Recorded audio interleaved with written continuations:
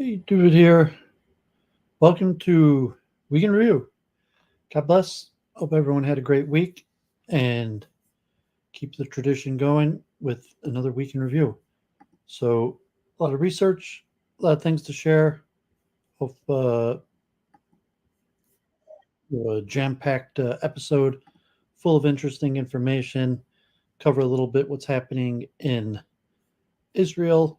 Talk a little bit about my stream this week on portraits and biographies in metaphysics and the philosophy of science, specifically German idealism, idealism in general. I have some books on narcissism and personality disorders to show. Some new books I just got in that I'll show after I do a little bit of a screen share.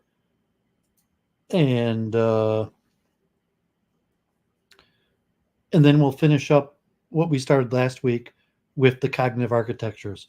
So I read that long article of the overview of cognitive architecture theory from last week, and Jenny Simon joined, so she's welcome to join again if she's around. But you read through an overview of 26 theories of cognitive architecture. So this week we'll look at another article that doesn't go one by one into overviews, but looks at the various subdisciplines of what cognitive architectures cover, like attention, memory, perception, and the varying schools. And why are there so many different theories of cognitive architecture? Why can't we unify and just get one major school of cognitive architecture? Little deep dive that we started last week. And then if there's time, we'll do two more articles by Miriam Francella from Italy. And I had shown some slides of hers in last summer about kind of like counter-Semitism in science and math in Germany. So she's Italian, but we're talking a little bit about the schools of math and logic and related to German idealism, but specifically related to math and logic, and some man named Brouwer and Hating. And one of those will also deal with Judaism. And, as I mentioned in my stream this week on portraits in metaphysics, why were so many of these great thinkers of the Western tradition counter-Semitic, and their view of their project of enlightenment, specifically in terms like German idealism, logic, mathematics, metaphysics. Did they look at Judaism as an opposition to their understanding and truth theory? So we talked about that a little bit last summer. So since I'm doing these portraits, you'll cover a little bit more of that. So let me go into screen share. And so here was my Wednesday stream where we covered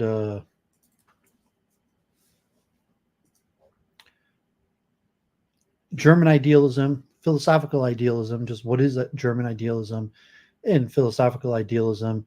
And then we looked at Gottlieb Wilhelm Leibniz, Bernard Bolzano, Johann Gottlieb Fichte, Hermann Latz, Wilhelm Windelband. All those are pretty interesting thinkers. And just as a review, and this coming week, hopefully I started, but it's not going to happen this Wednesday. So I've had other things to do, and I could tell my preparation takes a lot of preparation for these streams. So Plato's this coming week after, I'll return to Metaphysics Part 2, and we'll go back to the Greeks, and we'll look at Plato, metaphysics and epistemology, Aristotle's metaphysics, and I started looking at the going over these already. Skepticism and the historical controversies surrounding innateness that will go from ancient Greek times to modern times, and then Platonism in metaphysics that will look at the broad view of Platonism from ancient times till today. So that will be next week, Wednesday, not this Wednesday. So idealism in general, just on that topic, is even the German school of idealism is generally considered a form of Platonism in terms like idealism, meaning like you might today use the word like, oh, he's idealistic, and that means just the person believes in higher truths, universal laws that govern activity. So if a person's idealistic, they might really care about helping the poor, or certain social moral values, and they really believe in their cause. But historically, idealism was from this starts relatively with Leibniz, and then Christian Wolff, who we'll look at later in the Portraits series, with the concept that these universal ideals are not the product of experience. So somewhat parallel to the schools of Neoplatonism and Neo-Aristotelianism, later you have the continental idealists of mostly German, but like some French or other schools, versus the British empiricist, with the continental idealist being Neoplatonic and the British empiricist being Aristotelian. And the British empiricist based on like Locke, Newton, Hume, largely believing that the scientific method and experience is the only way to determine knowledge. And then you have Kant with the a priori knowledge, coming from the earlier German idealists like Christian Wolff and Leibniz, that held that certain ideas could not be derived from experience and experimentation, but were determined from the mind, and somewhat like a pre-existent way, like the Platonic forms, that these ideas exist and could either be discovered by the mind, recollected by the mind, like a Platonic form that always existed, or something that could be discovered through pure thought. And so idealism in that sense, and then you have German idealism, which mostly is associated with Kant, but their whole school from like 100, 200 years. And then you have other forms of idealism, and idealism in that sense is not quite Cartesian dualism, because you have Cartesian dualism, which generally idealism is considered a push away from Cartesian dualism. So there's not saying that ideas come from a separate non-material realm, just that ideas don't come from experience, don't come from the scientific method. And so like idealism is some sort of middle ground. And having gone through this portrait series, I've mentioned many times that this rise of materialism somewhat comes from Descartes and then Kant, where because Kant is pushing back at dualism in this German idealism and talking about, well, how does the mind construct universal laws, scientific principles, assuming that it can't completely be done based on empiricism, but with also without necessitating that the mind is completely non-physical, separate from the material realm. And so that's a topic we'll go much more into detail, and people check out this week's portrait series. So we'll talk a little bit about that more in terms of Brouwer and the different schools of mathematics, which you have logicism, formalism, and intuitionism. And logicism was generally the school of Bertrand Russell and Gottlieb Frege that tried to reduce mathematics to logic. Formalism is the school of David Hilbert, and then intuitionism is maybe closer to a form of idealism of Brouwer, that is a little bit connected to Hinduism, the Bhagavad Gita, Schopenhauer.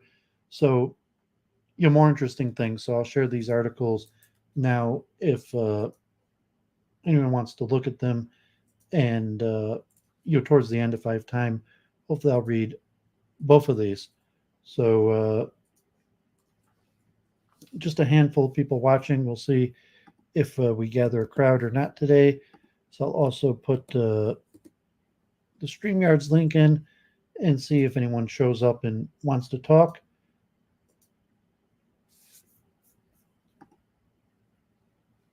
Okay, so a few random things. I was listening to a lecture series on the Islamic Golden Age.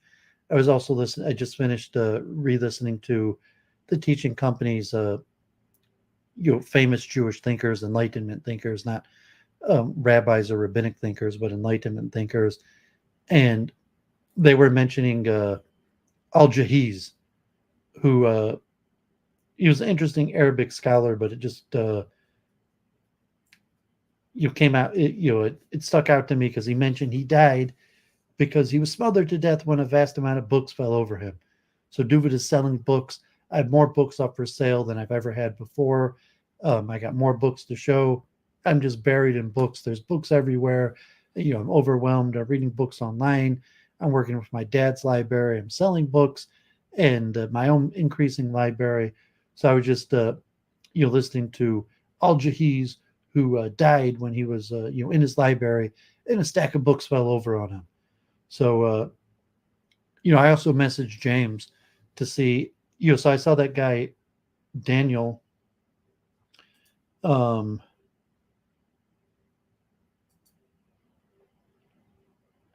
Hakakwacho, who just had this big event at Brooklyn University and debating. So I don't think he posted it yet, but if he posts the video, so I was mentioning to Daniel if he wants to, to James on Modern Day Debate, that I'm up for the debate. So, he said Daniel had requested the debate, but then it turned out he was busy, and maybe he was busy with this big event on Brooklyn CUNY, one of these CUNY campuses. So, we'll see if James replies or if that's going to happen. But I'm kind of excited about that, to defend Judaism and then lay out the truth claim. So if we're talking what's true, Judaism or Islam, this question, what are the actual truth claims of Judaism? And, so one aspect, Judaism doesn't have strong truth claims. So we look at like Maimonides' 13 Principles that I spoke about with Luke Ford from the Mark Shapiro book. But generally Judaism doesn't have strong truth claims, and there might be truth claims like that God chose the Jewish people, Maimonides' 13 Principles, the law is binding, but Judaism's more religion of practice than belief. The famous statement, "We will do, and then we will know." So how to express that, and so we'll see if that happens. Yeah, I'm ready at any time. So if James gets back and wants to set that up, anytime. So Tesla Space Neuralink. So I said Tesla Neuralink is doing human testing this year on Neuralink, and bigger questions about how it works. So basically they just hacked into the area of the brain that controls certain sensory parts and are attaching a transmitter to it. So the relevance to how Neuralinks in relationship to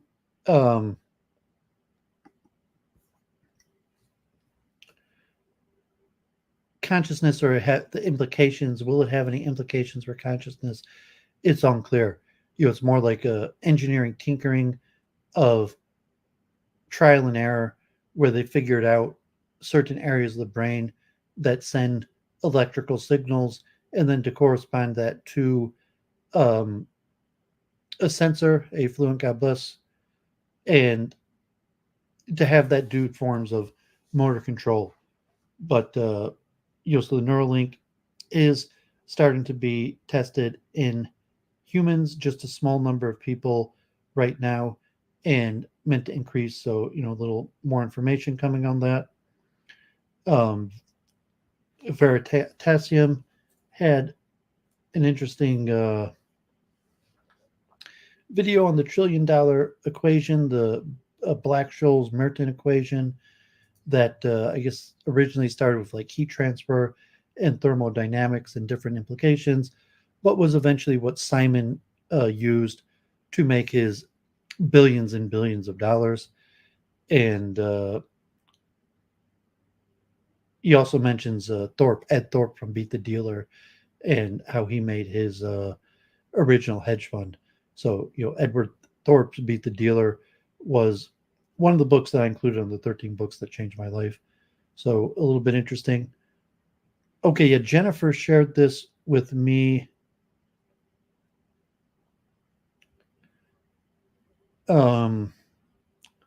this week, and it was pretty interesting. I'm not sure if it's a certain web page, summarize.tech, and if you could just enter YouTube videos, and she said it was relatively quite quick, where you just enter a YouTube video and it gives summaries. So yeah, Lambie. So when Jennifer was on 3 weeks ago, this was the summary. So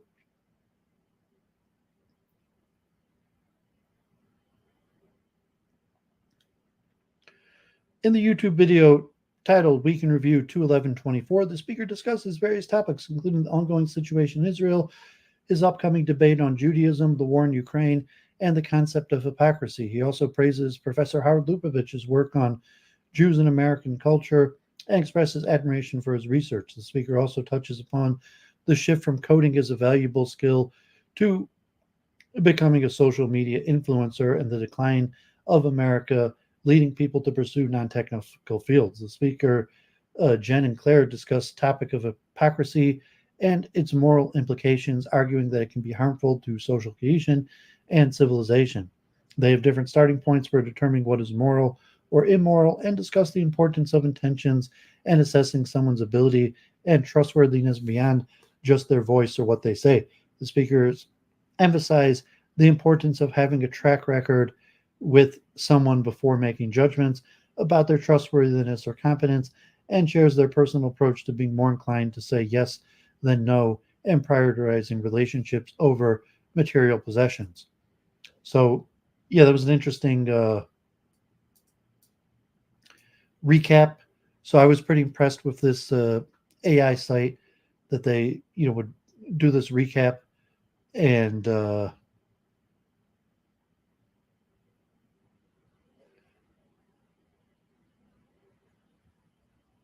goes over, picked out pretty well. And I think it only took a few minutes. I didn't use this, but Jennifer, I guess, did, and shared it with me. So perhaps that looked pretty interesting. Charles Moskowitz was on Ethan Ralph. I guess that was the week before, but I just saw it this week.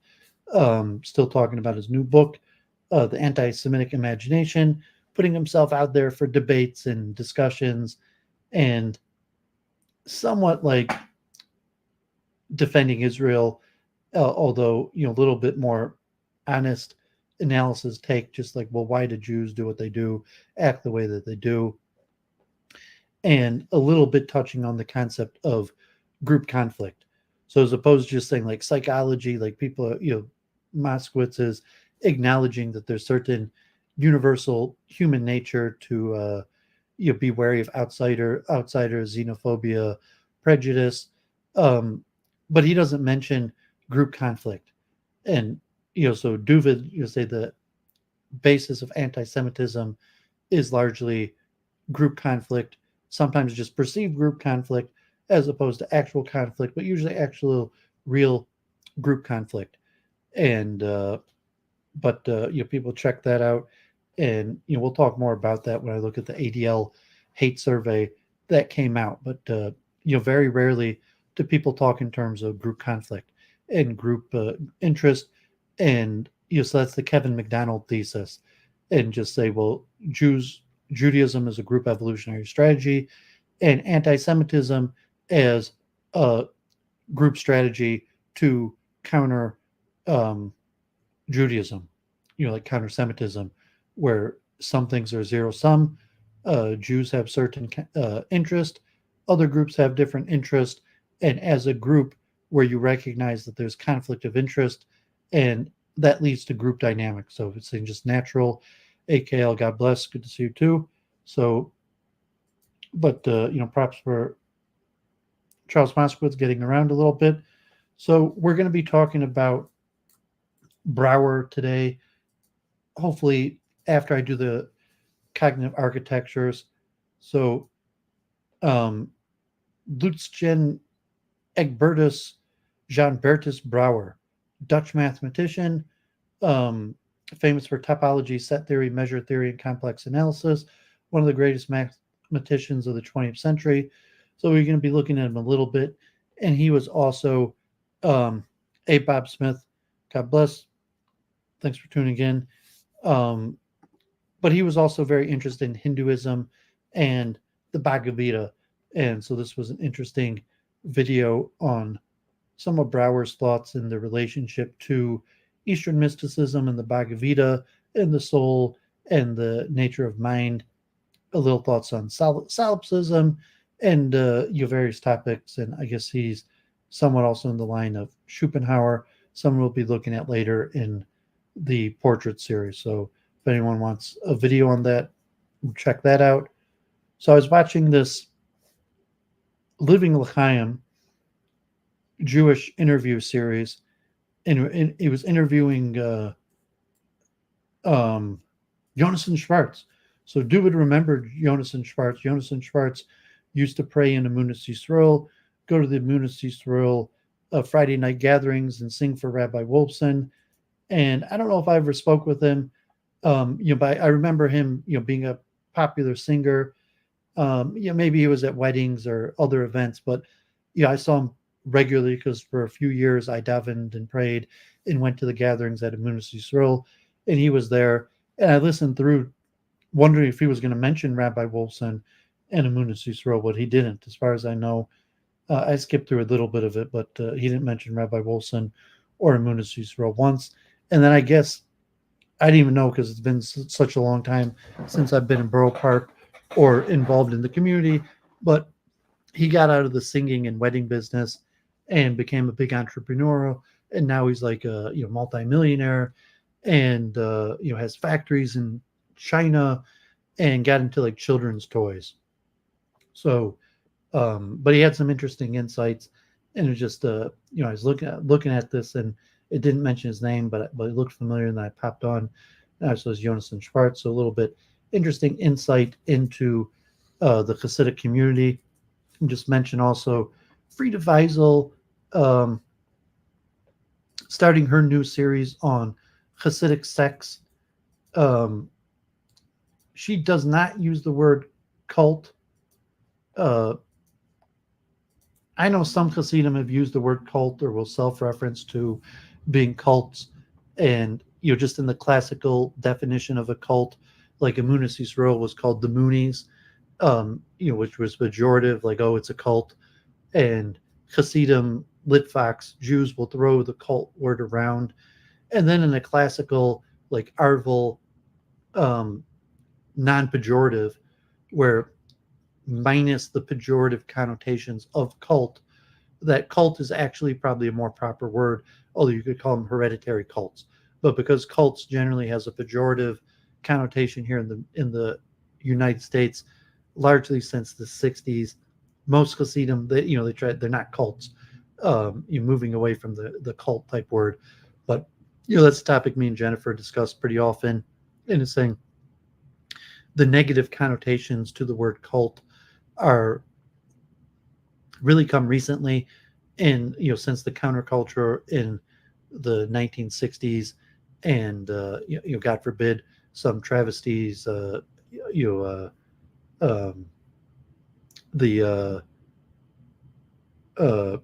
name slipping me, the Gandalf's research, the the ones where they had the mass suicide, the Moonies, the Helter Skelter.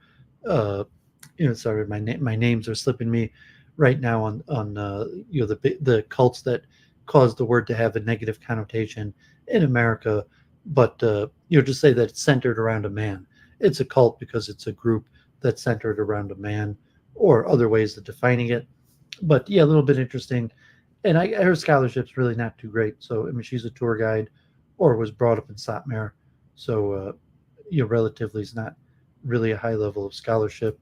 But she does seem to have the most popular YouTube channel around. Yeah, Charles Manson. Um, and I forget the other one where they went to the Caribbeans or south of the border and all killed themselves. Jim Jones. Yeah, Jim Jones coming to me. But I think that historically, cult was just a word for like a society uh, separated, centered around a person, and it didn't have a negative connotation. So, like in theological works, that different groups, Mormons, Christianity, Hindu groups, even Jewish groups, used to be just classified as cults, and it didn't have any negative connotation until the '60s with like Manson and Jones and a few others. That then cult had like a negative connotation, and now groups like um, Hasidic groups like Lubavitch and so I mentioned once Rabbi David Gottlieb of Or Samak, and he talks about cults, and he also has like a more positive view on cults, and he defends cults, and he mentions a few things. Like one thing, he'll be like, everything's a cult. Like the football team's a cult, your university's a cult, the local bar's a cult, America's a cult, and from like some sort of definition. So you're just like, oh, that's a cult, but that's not a cult. But how do you even define a cult? And then if you try to precisely define a cult, it's going to be very difficult to like say like, okay, like Jim Jones or even Charles Manson's a cult, but like your local football team's not. And then also he mentions that Israel for a period of time wanted to crack down on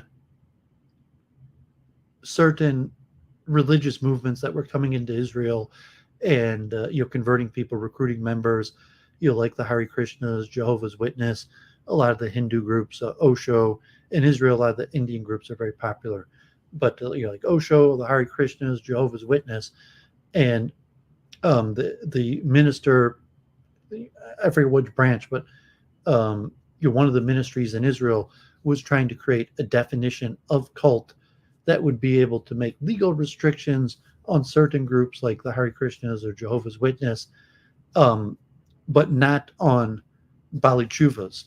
That so Israel, where you have Jews, like Duvid, or that grew up secular and then become more Orthodox, that they wanted to define cult in a way that they could make certain regulations against groups that they were trying to slow down, but not against Bali Tshuva, born again Jewish movements.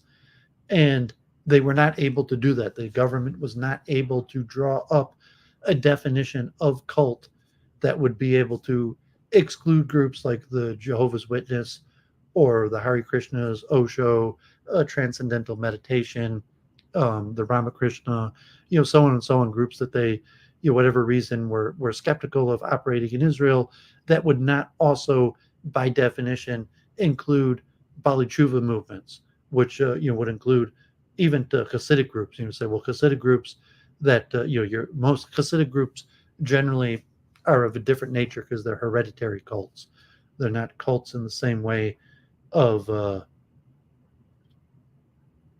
cults that recruit its members from the outside. You're born into it. But if you defined a cult in any terminology, uh, there's basically no way to define a cult that wouldn't include Hasidic groups as cults. So rather than try to say like we're not a cult, say, well, what's so bad about being a cult? So a lot of, like in the Hasidic world, you have a lot of people like that who are like who will embrace the title like the cult.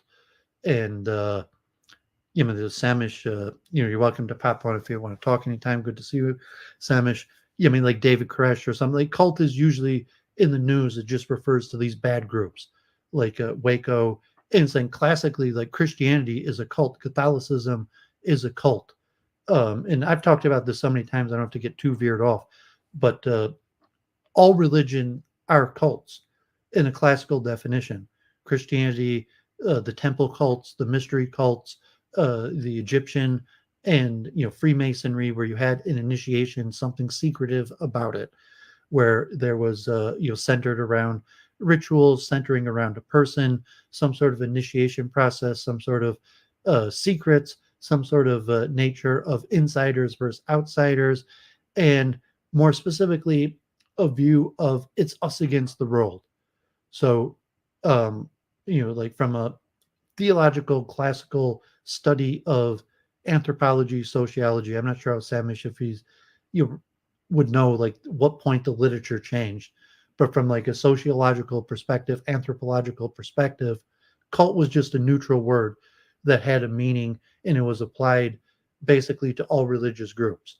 And then the '60s, with the Moonies, uh, Jim Jones, and Charles Manson, cult became like negative, and they were worried like, oh, your kids, they're going to steal your kids, and your kids going to end up dead, or in some crazy thing, as opposed to just like getting baptized or normal Christianity. And then like Rabbi David Gottlieb from Orsamaic, and his basic claims is that like a football team, even your local university, fraternity, almost any club is going to fit the definition of a cult. And like if you make the extreme form, it's like, well, it's involuntary. It's only a cult if they're like brainwashing or forcing people. But from that perspective, like very rarely, cults aren't like kidnapping and forcing people. Almost all cults are voluntary, and even levels of so just mentioning it, but she mentions in the video, like I guess just trying to make the word uh appear more amenable, to try to go away from the word cult. Although from I remember in the Hasidic world, a lot of Hasidim didn't mind the word cult, and they even self-refer or joke to each other about calling each other cults. But if you're trying to portray yourself to the outsides, or portray yourself as normal, then you're going to try to shy away from the word cult, or like I said, to just say just give some sort of historical analysis where cults aren't bad. Just the pejorative. There's a difference. Not all cults are going to end up like David Koresh. Okay, so I'm going to show the new books. Let me just show. God forbid, God forbid. So, Duvid's um, picture that I've been using for a long time now is the World Sabbath event when it was at Temple Bethel in Metro Detroit, where I had my bar mitzvah.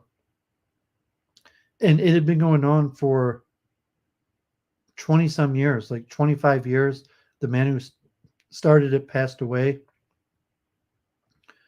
But this year it was going to be at the Bharti temple, a Hindu temple in Metro Detroit. Duvid has many events on the YouTube page at there, and they have canceled. And it's almost certainly they've canceled it because of the war in Israel and politics and the inability to bring together the Muslim and Jewish community, maybe other sources, the Hindu. So, update to the 2024 annual World Sabbath. Given the current global situation and ongoing concerns surrounding world events, we have made the difficult decision to cancel the event in the interest of safety and well-being for all involved. We sincerely apologize for any inconvenience this may cause. We understand the disappointment this news may bring, especially considering the anticipation and preparation many have undertaken. Please know that this decision was not made lightly, and we are exploring alternative options for the event or potential rescheduling. We're actively working to host World Sabbath Day, and will provide further updates as soon as possible. Your patience and understanding during this time are greatly appreciated. So, unfortunately, World Sabbath canceled. The war in Israel and the nature of interfaith and activism, and certain groups I mentioned like the AJC, or like Robert Kraft and the money ruining um ruining interfaith.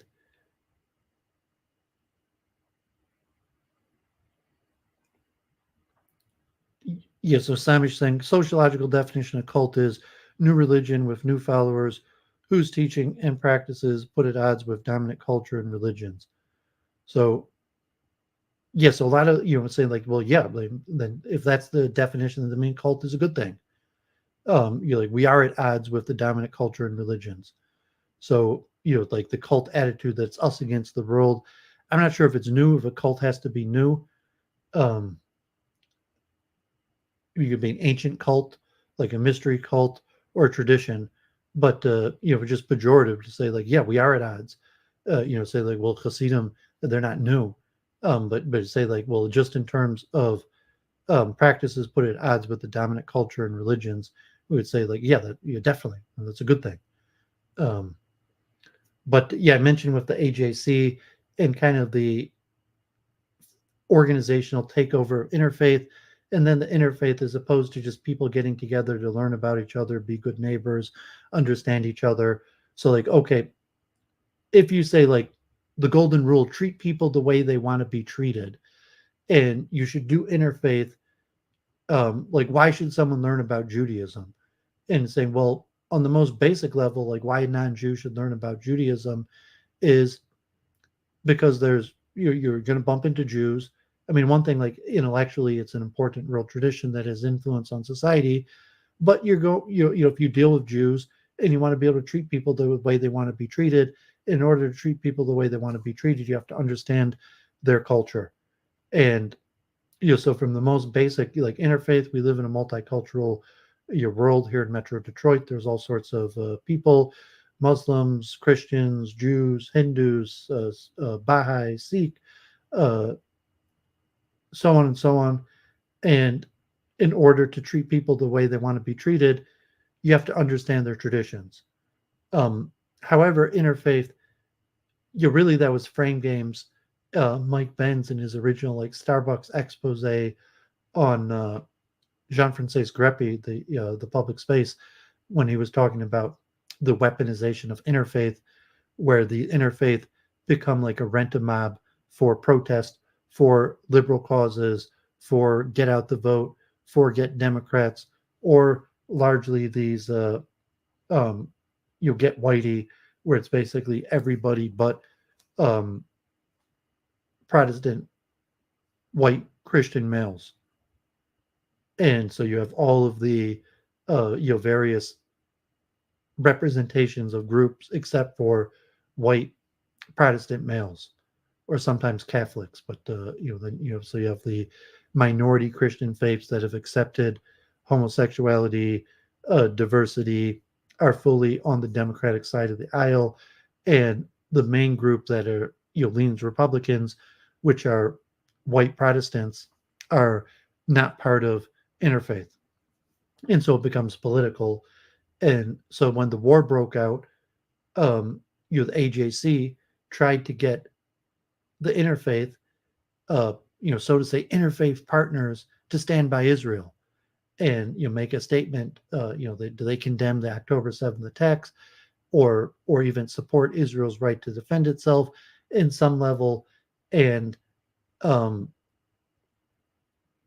then you have your Muslim groups, and it basically pulled apart the interfaith community, because it's not just like, okay, like there's a war on the other side of the world going on, but I still have my Muslim neighbors, and we might be on different, but we were also pushing, because the war in Israel is dependent on American policy.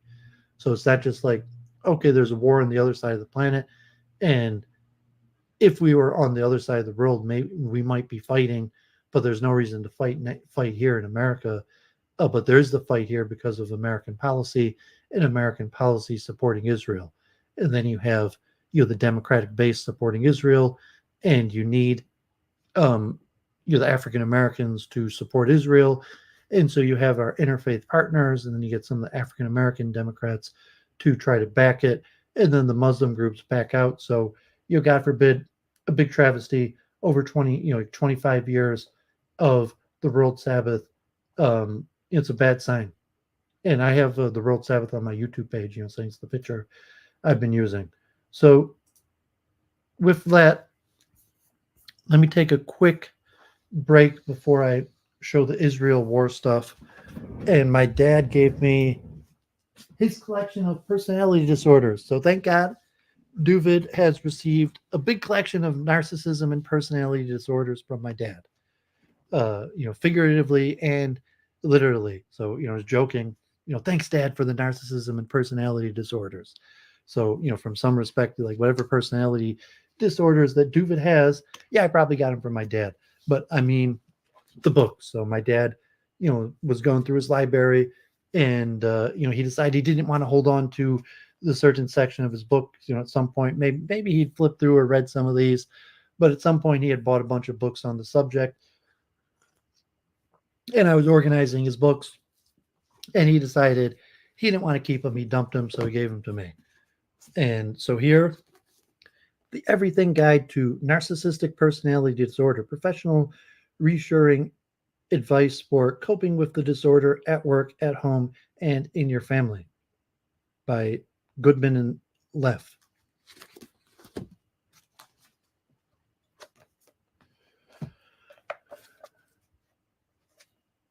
The Clinician's Guide to Diagnosis and Treatment of Personality Disorders.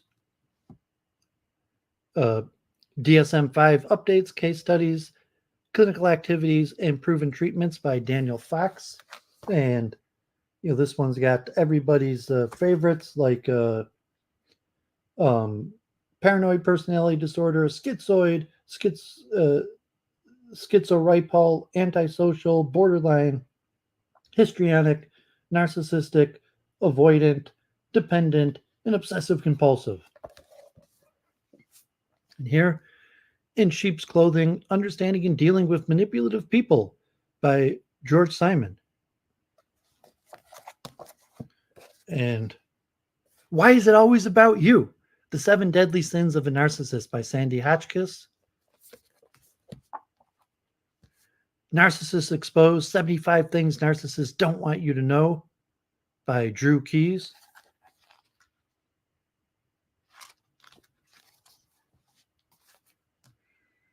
The Basics of Personality Disorders by Jean van Dijk.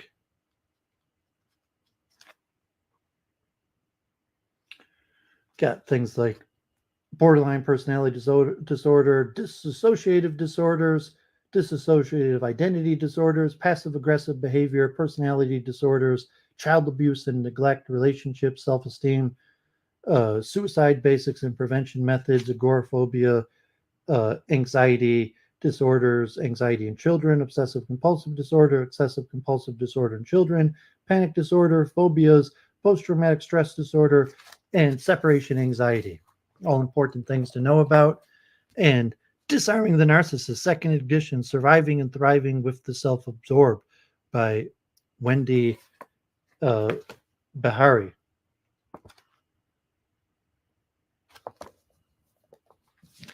And last but not least, The Object of My Affection in My Reflection, Coping with Narcissist by Raquel Lerner. So there's Duvid's collection of narcissism and personality disorders. So I'll be adding that to my library. I have a few books on the subject, but thanks to my dad for kindly giving me his collection of narcissism and personality disorders. Thanks, Dad. So with that, if there's anyone in the chat, I guess the link's in the chat. Otherwise, I will get to the Israel war update. So Katie Halper had Rabbi Yaakov Shapiro on, who, I've read his book, The Empty Wagon, and his take on anti-Zionism is a little bit interesting, and I don't really agree with his point. Personally, I kind of, as I mentioned, he's more based on like the theological, as opposed to like Notori Karta, Rabbi Weiss, Rabbi Feldman are kind of humanitarians. So I saw actually, both Rabbi Weiss and Feldman, are getting big now. Like they spoke at some of these Aaron Bushnell ceremonies, vigils, even in Washington the day after, flying around Texas, all over the world. As these rallies, the pro-Palestinian rallies, are probably the biggest they've ever been. Like, God forbid, Aaron Bushnell's self-immolation this week. This question, like, now is the time. Is it genocide? Is it really that bad? Are we supporting it and complicit? What would you do? And the uncommitted vote, Michigan this week, over 100,000 people voted uncommitted. Just this last Saturday, probably the biggest marches since the beginning of the war, related specifically probably to Aaron Bushnell's self-immolation, God forbid, and God forbid the crisis with the alleged Israelis gunning down Palestinians trying to get food from aid coming into northern Gaza, which Israel has rejected. Although, so I mean, God forbid, but that precipitated probably the biggest protests since the beginning of the war, coordinated in every major city. I think thousands of people were in Metro Detroit, Hart Plaza, tens of thousands of people in New York, Los Angeles, Chicago, San Francisco, small cities, big and small cities, hundreds of cities across the U.S., globally. Thousands of people marched yesterday. You're trying to get Israel to stop what it's doing. God forbid, the genocide in Gaza, and so we'll look into this. So Jacob Shapiro's approach is like, okay, Zionism is heresy, but Israel is basically a fake Jewish state. And so he's pushing like Katie Halper and liberal anti-Zionists that they shouldn't call themselves anti-Zionists. They just say Israel has nothing to do with Judaism. It's like China. And and also the point is, even if Israel was not doing human rights abuses with the Palestinians, even if there was a two-state solution, even if the Palestinians were completely happy with Israel, that he would still oppose Zionism, would still be heretical from a Jewish rabbinic Orthodox point of view, at least from his statement, his scholarship. I mean, obviously, a lot of Jews and rabbis would disagree, but he's saying that okay, like Katie Halper, Jewish Voice for Peace, if not now, liberal Jews are only opposing Israel because the human rights abuses to Palestinians, and not in our name, that God forbid, non-Jews who protest Israel could be labeled as anti-Semitic, especially now with the the IHRA definition everywhere, where anti-Zionism is anti-Semitism. So Jews lending their voice to protesting Israel. So your Rabbi Jacob Shapiro is making the point that no, even if Israel was not doing human rights abuses against Palestinians, you should be against Zionism. You should be against Israel. And because Israel is a false Jewish state, and you'd be better off as opposed just looking at Israel like like he says China. It's got nothing to do with me. And as opposed to Notori Karta, who are more Palestinian human rights activists. And so I don't buy his full argument. Like, I read his scholarship, but like Rabbi Jacob Shapiro is probably more indicative of Orthodox anti-Zionism than Notori Karta.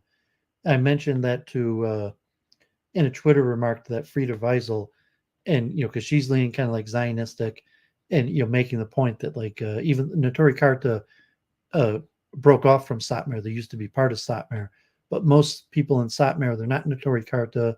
Most anti-Zionist Orthodox people are not concerned about Palestinian human rights. They more have a theological concern that Israel as a secular state or as a form of nationalism is heretical, but it's not based upon Palestinian human rights abuses. So, Rabbi Shapiro is basically he doesn't seem to care that much about Palestinian human rights abuses. He just cares that Israel is a false representation of Judaism. And Katie Helper, on the other point, like she seems to like Israel, the idea of Israel. She's not opposed to Israel in theory. She's just opposed to the Palestinian human rights abuses. So, he made her think about that and was saying, well, I mean, and you might still argue if you're not religious, you say, well, I still oppose ethno-nationalism. So even if there were no Palestinian human rights, okay, Judas, God bless you, Tov, even if there were no human rights abuses going against Palestinians, you might still reject Zionism because I oppose ethno-nationalism. And that'd be from like a liberal Katie Helper point of view. So it's saying, well, she said, like, no, I'm against ethno-nationalism and like ethno-nationalism because of like what Israel is doing and the human rights abuses or, God forbid, genocide against Palestinians is along with one of the reasons why people should oppose ethno-nationalism. But even if somehow Israel could have ethno-nationalistic Zionism without human rights abuses, that I still just oppose it in principle. I don't want to be part of an ethno-nationalistic project. Rabbi Shapiro is not concerned with any of those. If you're talking about like, okay, so what's the intersectionality between liberal anti-Zionism and Haredi anti-Zionism? And saying basically none. Because liberal anti-Zionists are anti-Zionist for completely different reasons than Haredim are anti-Zionist. Liberal Jewish anti-Zionist are anti-Zionist for two main reasons: opposing ethno-nationalism and the human rights abuses against Palestinians. And so, some liberal, say, well, okay, that you're liberal on everything besides for Israel, where it's like, well, I support immigration and multiculturalism in America, but I support ethno-nationalism in Israel. But if you're at that point, you probably don't care that much about Palestinian human rights abuses either.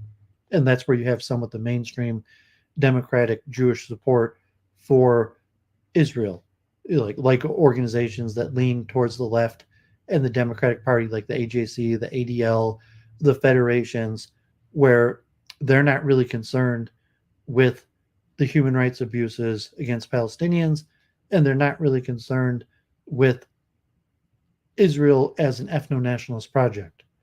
And that's where you get like, well, the hypocrisy. Why is America different and than in Israel? But the new progressive liberal Jewish left, like Katie Helper, some of Duvid's associate, and Judas, this is just important analysis. So I mean, this is just this basic analysis. It should be obvious to everybody in terms of why these different schools feel the way they do about these issues. So if you're a young millennial Generation Z, millennial, whatever, Jew who opposes Israel, you oppose it for two reasons. You oppose the whole concept of an ethno-nationalist nation. What's the purpose of his, like the whole concept of a state for the Jews? You're like, no, I support multiculturalism and people living together. I don't need a nation of people just like me.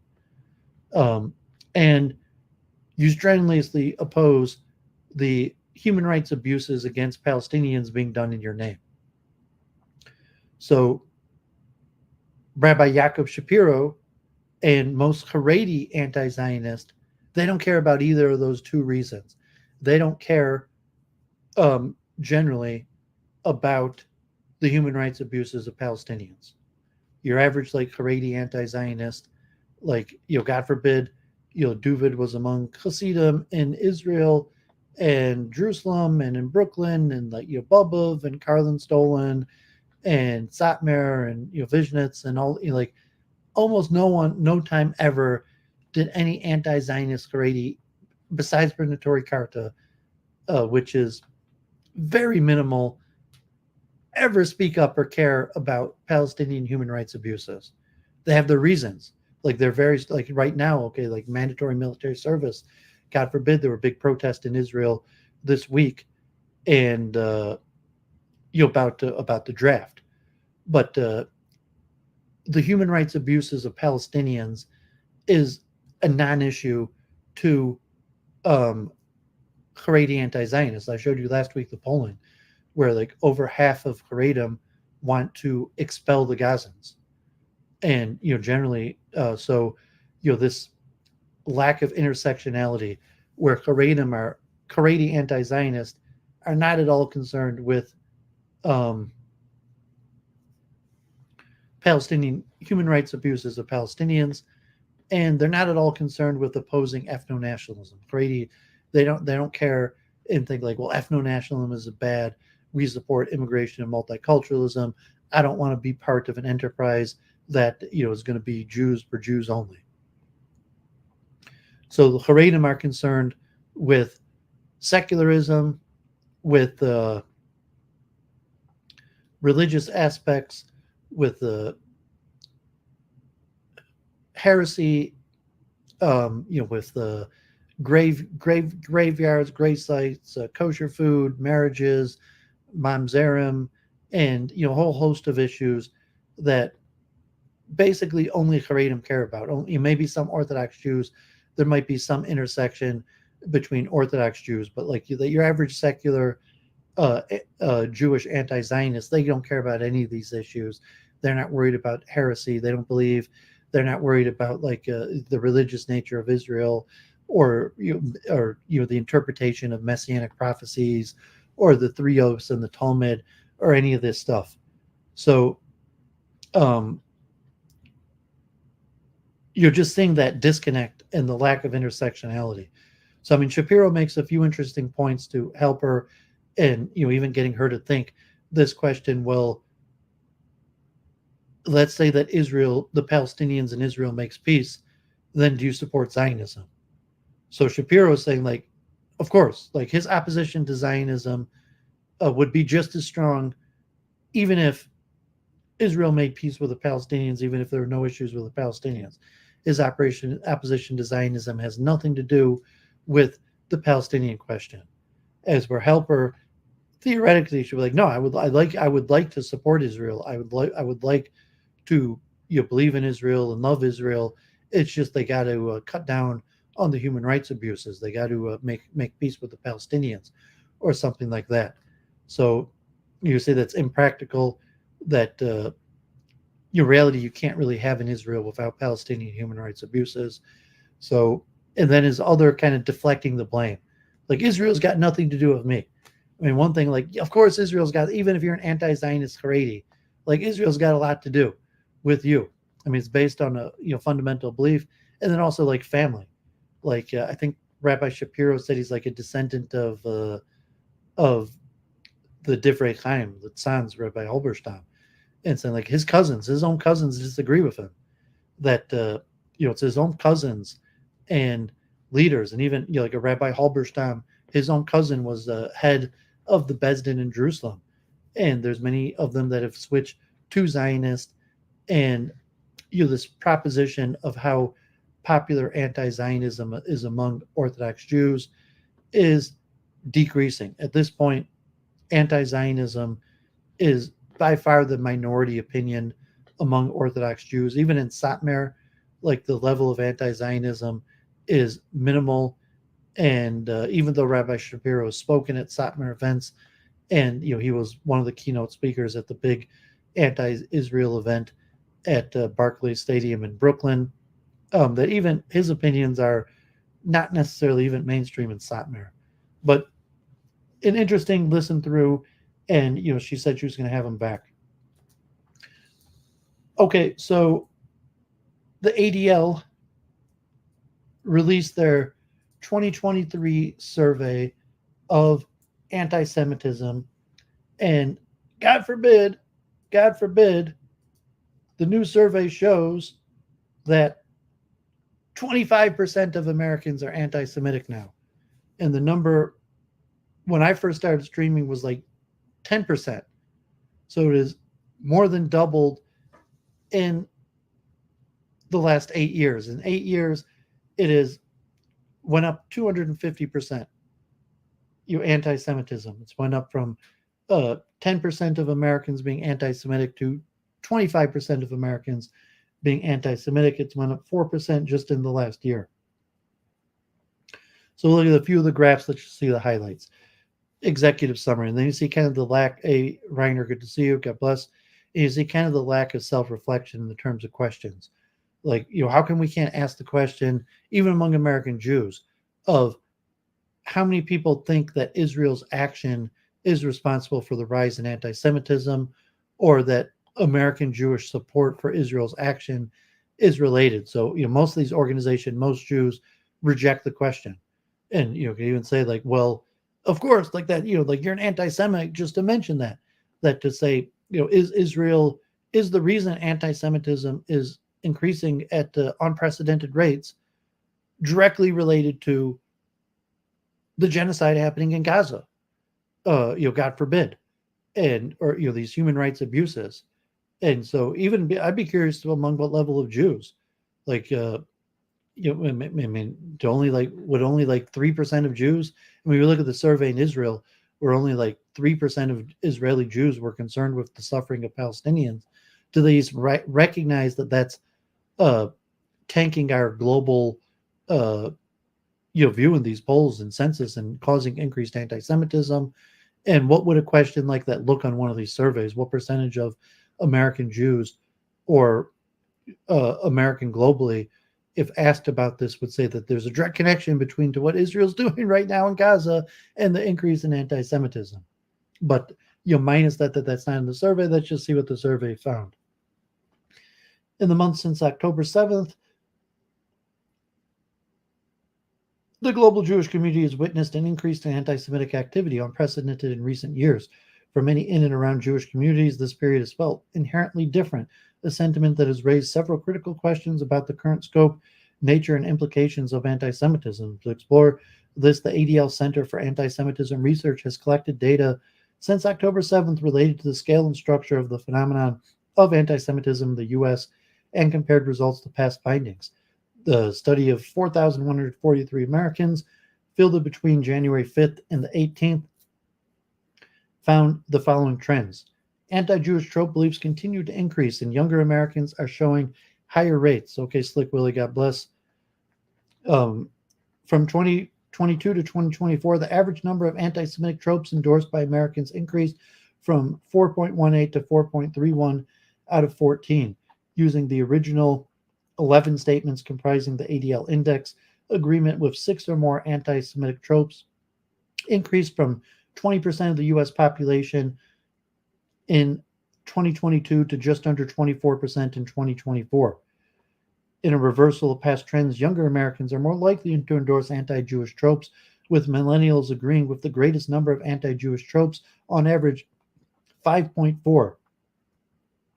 There's followed by Generation Z at 5, Generation X at 4.2, and Baby Boomers at 3.1. In addition to individual attitudes, more than 42% of Americans either have friends or family who dislike Jews, 23.2%, or find it socially acceptable for a close family member to support Hamas, 27.2%. Conspiratorial thinking and social dominance orientation are key predictors of anti-Jewish belief. Belief in conspiracy theories continues to be one of the main correlates of anti-Semitic attitudes, with an overall average correlation of 0.378 with anti-Jewish trope belief. Respondents who fall in the upper quartile of conspiracy theory belief endorse over twice as many anti-Jewish tropes on average as those with the least conspiracy theory belief.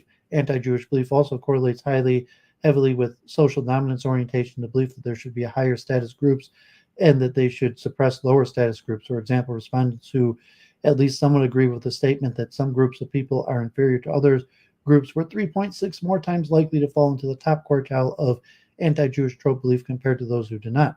There's also a strong correlation with the belief that the problems in the world come down to the oppressor versus the oppressed. Those who at least somewhat agreed with this belief were 2.6 times more likely to fall into the top quartile of anti-Jewish trope belief compared to those who disagreed with the statement. A significant percentage of Americans hold anti-Israel positions, but also support a Jewish state's right to exist. Significant percentage of Americans hold certain anti-Israel positions, such as 20.1% who expressed support for removing Israel products from local grocery stores, and 30.4% who said supporters of Israel control the media. Younger Americans take these positions at significantly higher rates. However, support for an independent Jewish state remains high, with 88.8% saying Jews have the right to an independent country. This is true even among those who take other anti-Israel positions. For example, 83.8% of people who believe that Israelis intend to cause as much suffering to Palestinians as possible believe that there should be a Jewish state. October 7th, ensuing Israel-Hamas war has not resulted in major changes in the percentage of Americans who hold anti-Israel positions. However, in just about every anti-Israel position assessed, increasing polarization appears evident. The proportion of respondents strongly agreeing or strongly disagreeing with Israel-related policies grew from the summer of 2023 to the present, whereas the proportion of those who somewhat agreed or somewhat disagreed shrank. Individuals who held negative attitudes towards Israel-related policies, Israeli people, and Israel-oriented conspiracy theories were significantly more likely to believe anti-Jewish tropes. Respondents not comfortable buying products from Israel were 3.4 times more likely to be among the top quartile believers in anti-Jewish tropes. Respondents who do not think Jews have the right to an independent country were 3.7 times more likely to be among the top quartile of believers in anti-Jewish tropes. Respondents who believe Israelis intend to cause as much suffering to Palestinians as possible were 4.6 times more likely to be among the most anti-Semitic Americans. Respondents who believe that Israeli operatives are secretly manipulating U.S. national policy through AIPAC and other influential tools were 7.5 times more likely to be among the top quartile believers in anti-Jewish tropes. Views of Hamas are also deeply concerning, with more than half of Gen Z expressing some degree of comfort being friends with a Hamas supporter. So, we've looked in the past at the Jewish stereotypes, the 11 questions of Jews stick together more than other Americans. Jews have too much power in the business world. Jews have a lot of irritating faults. Showing that the questions that a person's considered, fully anti-Semitic if they believe in 6 or more out of those. So here, from the first time they started conducting the survey in 1964, which was the highest, and you can see the decrease, the smallest amount, to now going back up to the amount of people who endorse 6 or more anti-Semitic anti-Jewish tropes. And here the tropes with the dark blue being mostly true, a light blue somewhat true, gray somewhat false, dark gray mostly false. So you say the highest one, Jews stick together more than other Americans. 66% of Americans agree with, 2/3 of Americans agree with that. So if you're going to say that's an anti-Jewish trope, 2/3 of Americans agree with that anti-Jewish tropes. Jews in business go out of their way to hire other Jews. That also over half of Americans agree with. Jews are more loyal to Israel than to America. About 45% of Americans agree with that. Jews always like to be the head of things. Only like 37% of Americans agree with that. Jews do not share my values. Now you're getting a decrease where only 1/3 of Americans agree with that. Jews have too much power in the business world, down to 1/4 of Americans.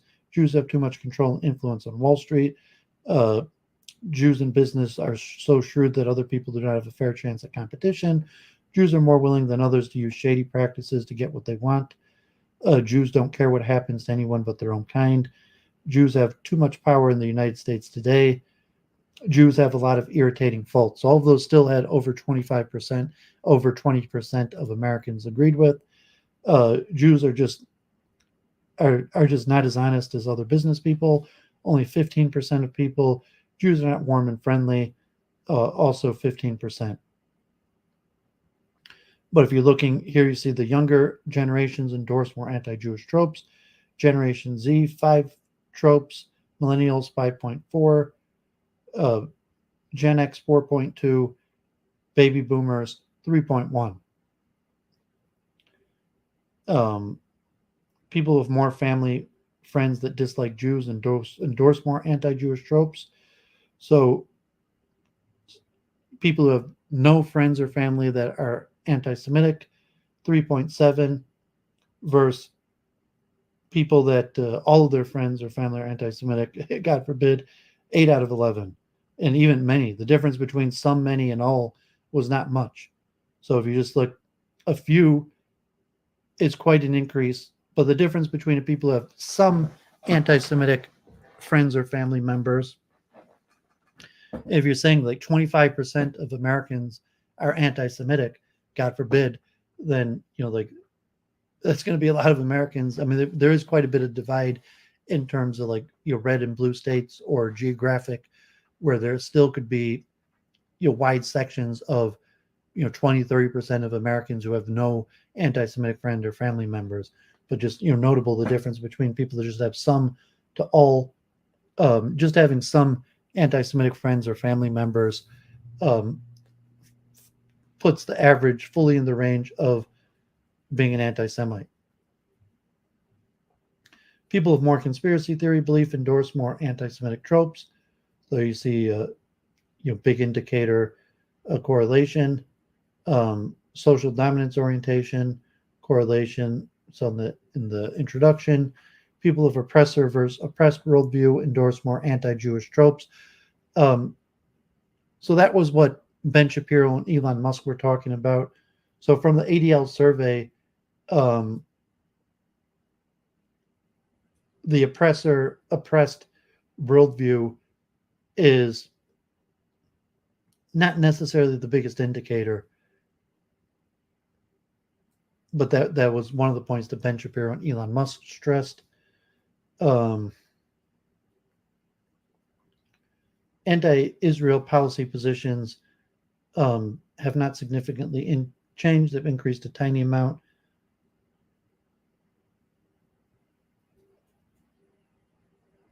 Oppose Congress passing a bill providing military aid to Israel. 38% of Americans now oppose, as opposed to last year was 36%. Somewhat uncomfortable buying products from Israel,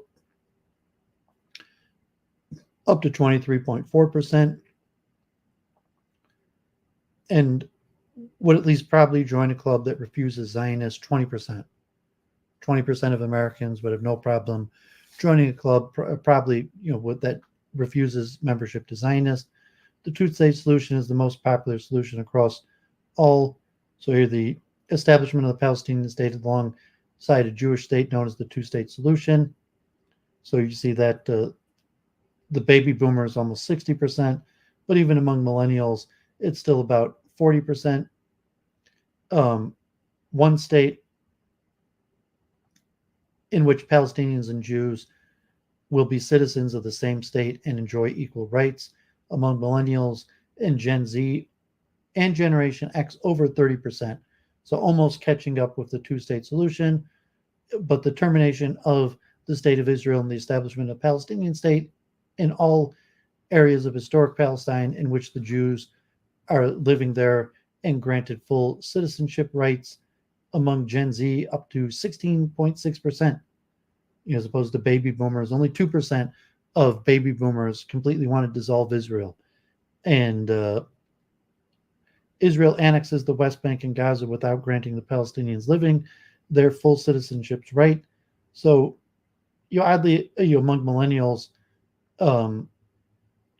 you also have like an increase in the right pushback of the, about 9% of people like the extreme Zionist position. People more opposed to military aid endorse more anti-Jewish tropes. More uncomfortable buying Israeli products. Some of these are somewhat obvious.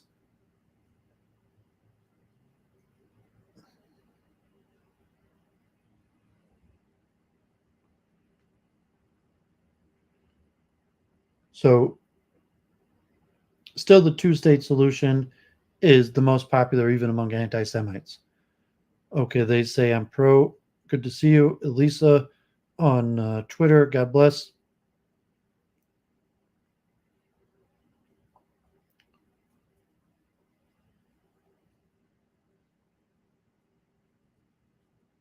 Over 40% of Americans think that Israelis intend to cause maximal suffering to the Palestinians. So Israel intends to cause as much suffering to Palestinians as possible. Israelis are indifferent to Palestinian suffering. So a little bit higher. If Israelis had their way, they would live in a world where all Palestinians were killed. God forbid that 36% of Americans basically believe that Israelis have genocidal intent towards Palestinians. God forbid. A third of Americans think Israel operatives are manipulating the U.S. national policy.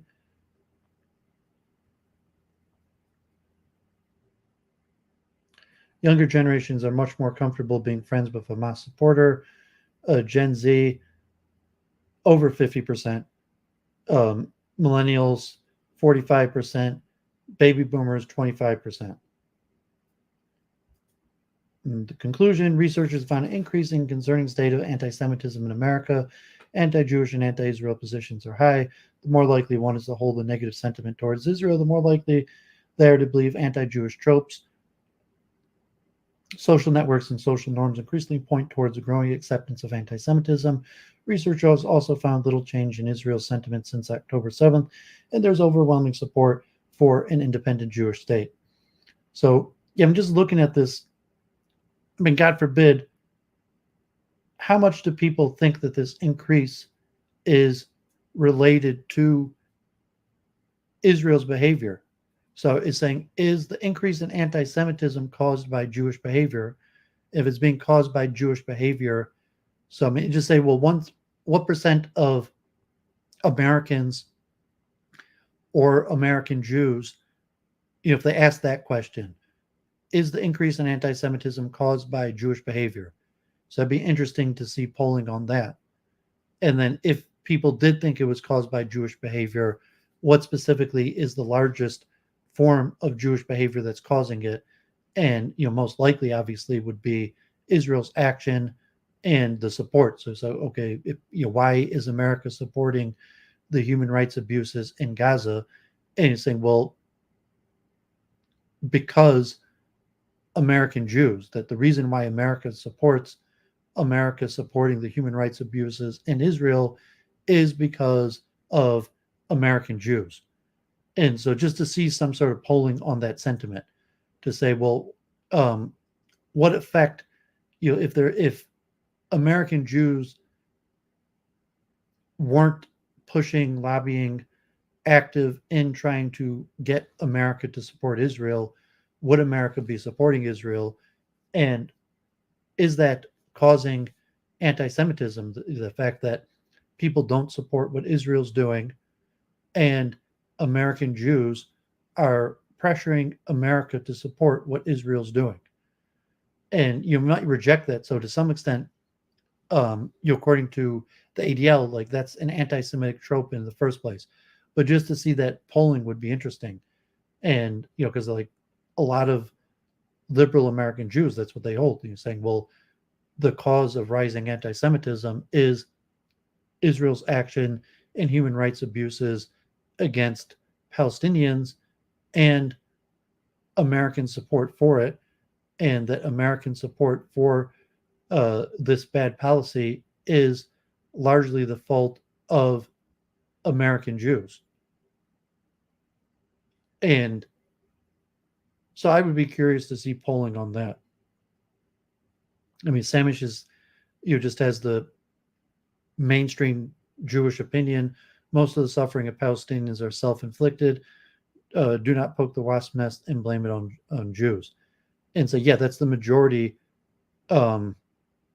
Jewish opinion. I mean, that's the majority Israeli opinion. Like the Israeli opinion, that's overwhelming. So, we looked at the polls from Israel. Like only like 2 or 3% of Israelis are concerned with Palestinian suffering. American Jews, I've seen polling like maybe it's like 20%. So, I mean, you could say like, well, I'm concerned with it, but it's their own fault. You're like, I hate to see them suffering, but what can I do? It's their own fault. They poked the bear, and now they're suffering. Like October 7th. So yeah, I mean, that like, but like Samish, even if he leans leftist liberal, that's still probably the majority opinion. So I mean, like the younger American Jews, we've looked at the surveys in the past of anti-Zionist, progressive, liberal Jews, Haredi. But yeah, I mean, most Jews and Israelis don't have any sympathy for Palestinians, and largely, just think that it's their own fault, their own problem, and don't look at Israel or Jews to blame, as opposed to a wider perspective does not agree. They think that Israel is more to blame for Palestinian suffering than Palestinians themselves, and they might even hold that American Jews are relatively to blame, especially if you're involved in policy, democratic policy, or trying to get support. If you're an organizational Jew and you're members of organization that is pushing, like God forbid, the U.S. vetoing the UN Security Council resolution.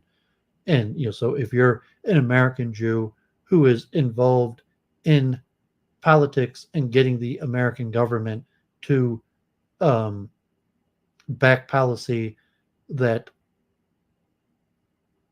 causes or doesn't stop or prevent, that helps Israel, that it's increasing sentiment that American Jews are also to blame for Palestinian suffering. So, I mean, like the truth value, what's the absolute truth? How does God run the world? Like a metaphysical, like truth valuation versus just statistics, what people polling shows. So I mean, the polling would show, very clearly that like maybe half of Americans largely blame Israel for the Palestinian suffering. An ever increasing amount of Americans are blaming also American Jews, not just Israel, and seeing American Jews complicit in what's going on. And so these trends, pretty alarming, pretty concerning. 25% of American are anti-Semitic, and say that's why I mentioned the cult. Saying like, well, it's me against the world. Like, yeah, I'm right, the world's wrong.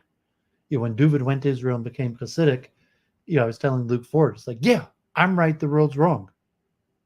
So you see an ever increasing amount of Jews, definitely Israelis, but even American Jews coming down to this pattern, like, I'm right, the world's wrong.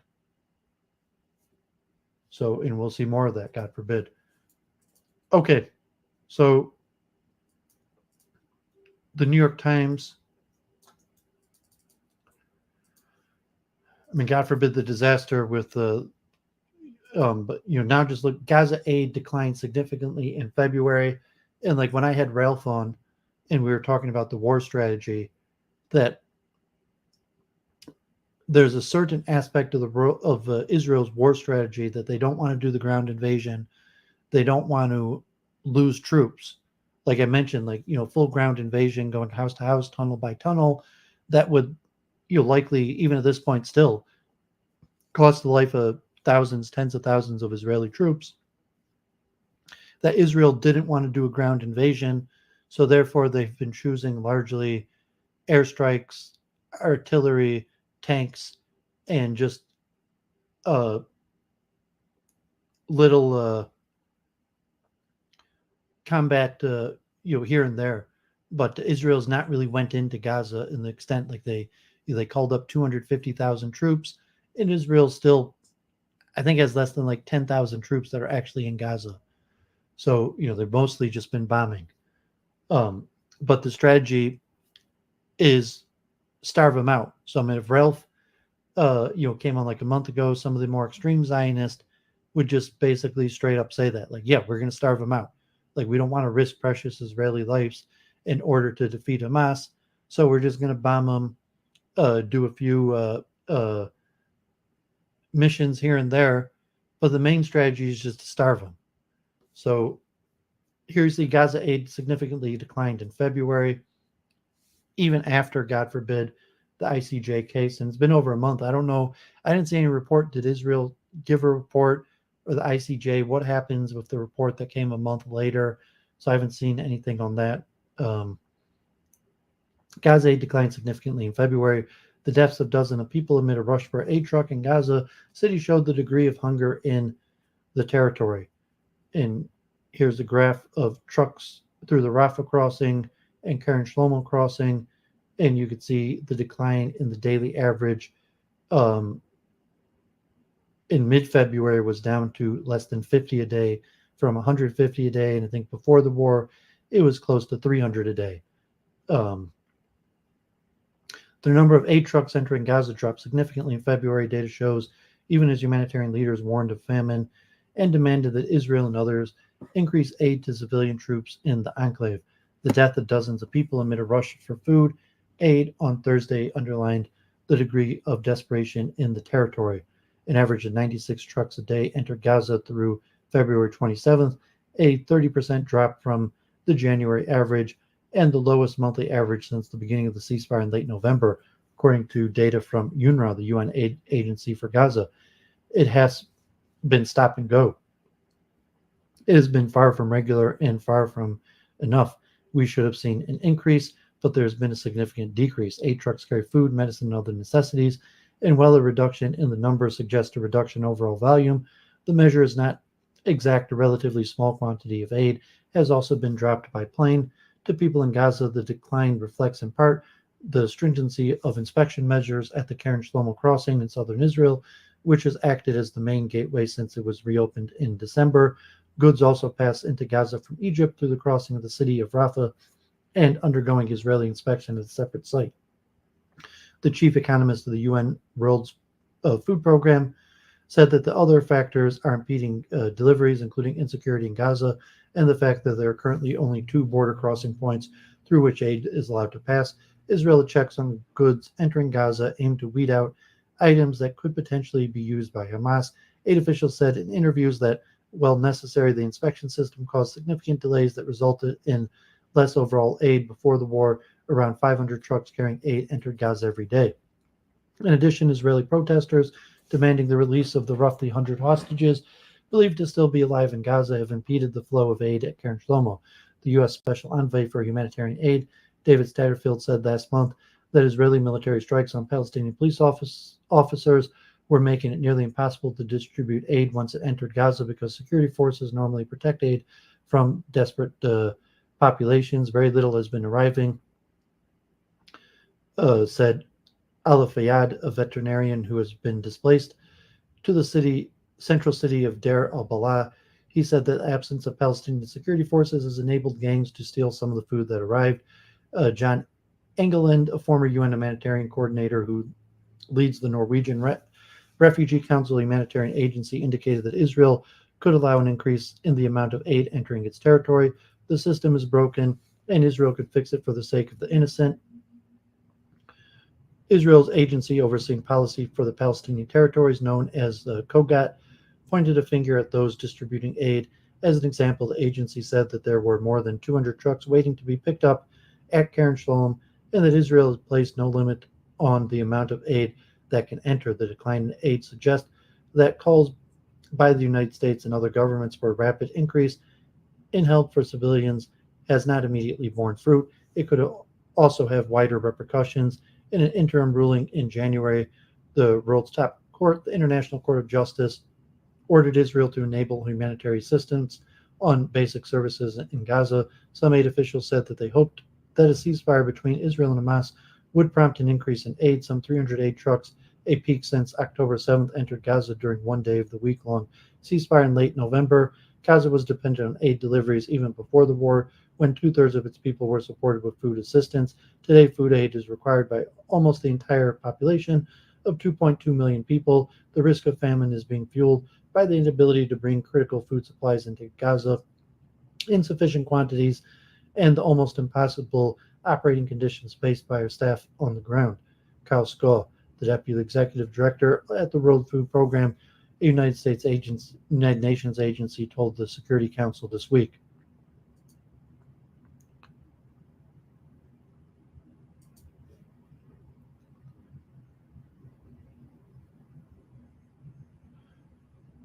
Okay, so I just have 4 more articles. So this one I thought was a little bit interesting. I mentioned Jewish observance, and so Call of War, have Orthodox Israelis been on phones on Shabbos since October 7th, where now you have kind of like Orthodoxy, where Judaism, like you live by the law, and law could change for business changes and most definitely security. The Haredim are much more stringent on violation of the Sabbath, but even the Haredim are becoming less religious in the state of the war. Call of the War, have Orthodox Israelis been using phones on Sabbath since October 7th? Survey conducted by the Jerusalem Post revealed a significant shift in cell phone usage on Sabbath since October 7th that shed some light on evolving attitudes towards technology and religious practice. On Simchas Torah, October 7th, 2023, our world changed forever. As Israelis and Jews all over the world, we have tried to come to grips with the trauma we collectively suffered that day.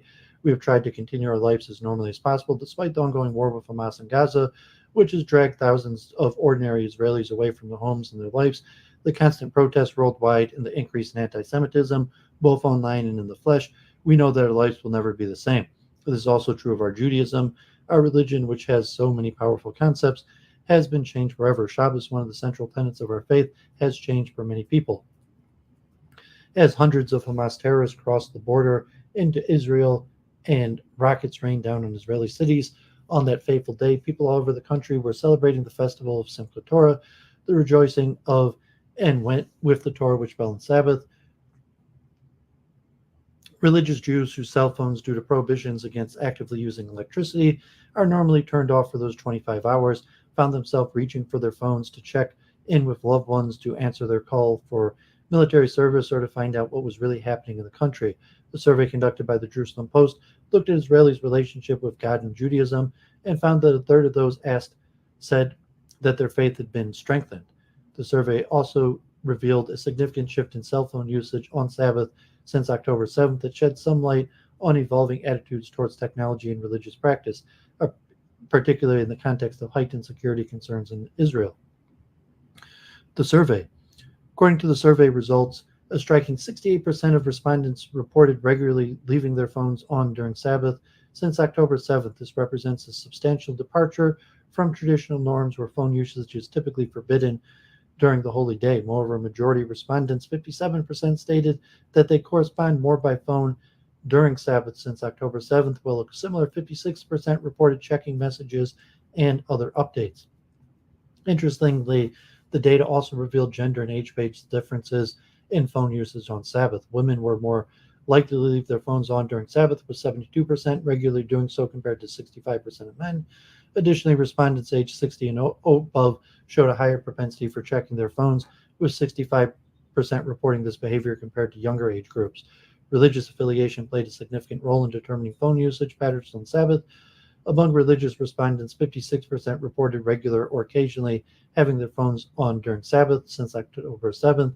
This trend was particularly pronounced among the Masorti, traditional Jews, indicating a willingness to adopt religious practice in response to changing circumstances. Regarding correspondence, 11% of religious respondents and a staggering 76% of traditional Jews reported corresponding by phone on Sabbath at least once.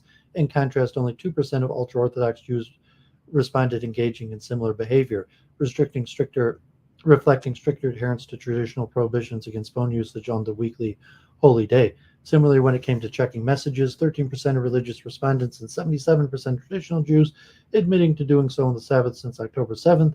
Conversely, only 6% of ultra-Orthodox Jews respondents acknowledged checking messages during this time, underscoring the divergent approaches to technology within the different religious communities. The study was spearheaded by Dr. Menachem Lazar of the Lazar Research in collaboration with Panel for All, an internet respondent panel, Pikuach Nefesh. One of the key concepts that keep appearing during the magazine's investigation, and a major notion to understand since October 7th, is that Pikuach Nefesh, a fundamental principle in Jewish law that prioritizes the preservation of human life above almost all other religious commandments. Pikuach Nefesh literally means saving a life. In Hebrew, the concept stems from understanding that human life is sacred and must be protected and preserved whenever possible. The obligation to save life overrides virtually all other religious laws, including the prohibitions against certain actions on Sabbath and other holy days, such as not using one's cell phone. It is why medical first responders, such as those who volunteer for Magen David, Adam, United Salah, and soldiers in the IDF, are allowed to use their phones on the Sabbath for that purpose. This unusual security situation we are currently in expands the definition threshold of Pikuach Nefesh, writes Rabbi Menachem Pearl, the head of the Zomet Institute, a national center that brings together halakhic Jewish law authorities and technology experts to integrate new technologies into the halakhic parameters of day-to-day Jewish life in Israel and around the world. In a location where the home front command siren is not heard, one must ensure the presence of an activated cellular phone with a fully charged battery before the Sabbath. The public's view. The magazine asked several people for their thoughts about the cell phone usage since October 7th, most of whom wanted to remain anonymous. The overwhelming response showed that most people are comfortable with having their phone turned on for emergency situations when previously it may have been off, but that actively using it is still something people are struggling to get used to. Starting from October 7th, when I heard the multiple sirens in Jerusalem, I realized it was very unusual and worrying.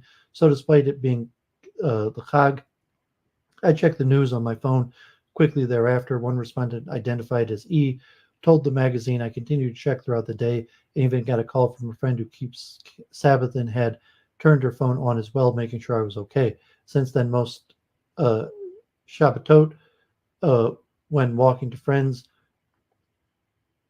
homes for meals on Friday night, particularly in the winter dark, I've kept my phone on. I usually take it with me when I leave my house on silent. I like the security of knowing I'll be alerted of a siren and can also call for help if it need be. One Shabbos in particular, a few months ago, we hadn't had a siren for a while in Jerusalem. I thought about keeping my phone off, but an instinct told me to leave it on. Lo and behold, not long after I lit candles, my siren went off, and with a warning, off to the shelter I ran. When asked what prompted this change, she stated, a general sense of increasing my personal security and having a communication device at my fingertips should the worst happen. Pikuach Nefesh comes before everything. Also, as a woman, I feel safer in general with it. And what of the future? Could personal phone usage possibly go back to the way it was before October 7th? I'm not sure. I probably will keep it on, at least as necessitated by the specific situation in the country. My perception of Israeli security will likely never go back to the way it was pre-October 7th. There's no doubt in my mind I'm doing the right thing. I'm not scrolling for the fun of it. I'm protecting the life God gave me, which is a mitzvah. Keeping the phone on may feel funny at first, and it's natural to have a neurotic Jewish guilt, but it's a smart thing to do for many. And the journalist, the first Shabbos in Simchas Torah, so I'm not going to read through all of these. People could read through on their own of the testimonials, but just interesting of the main concept in Judaism of Pikuach Nefesh and that overriding Sabbath. You have the big three that you have to die for, God forbid. And, the big three is idol worship, sexual immorality, and murder, but not Sabbath. So, the Haredi, saying it literally has to be death. You have to literally be basically on the verge of death to violate Sabbath.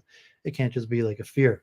So you see that among Haredim, that hasn't changed that much, although even among Haredim, it's changed significantly, 2%, 6%. But among less than Haredim, it's basically became the norm. Everybody now is checking the news and alerts on Sabbath. Okay, another big news story this week was the impending draft on Haredim. And, saying the war, historically, Israel has applied has relied on technology supremacy, but with the northern front still open, and the Gaza war appearing to be endless, likely to go on for months, maybe years, it's hit ahead with the Haredi draft, which has historically been the biggest consensus issue in Israel. Is talked about it quite a bit in the past, that the Haredim have the exemption for studying in yeshiva, and most Israelis are bitter about that and don't think it's fair. And it's been a consensus issue. And now, as opposed to just being unfair or causing ruptures in the Israeli society, it's hitting a point where they actually need the Haredim. With the ongoing war for almost half a year now, and the likelihood that the war is going to go on, might even get worse, might start in Lebanon. Netanyahu still might invade Rafah. There still might be an expulsion. Things might pop off in the West Bank. God forbid, God forbid.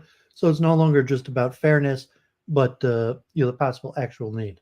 So Israel's post-October 7th reality, the urgent need for ultra-Orthodox conscription.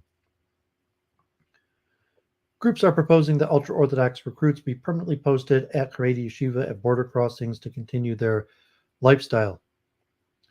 The October 7th earthquake will fundamentally change Israel's landscape for generations. It will change the country's security doctrines. It will change how it views the prospects of peace, and it will change the army.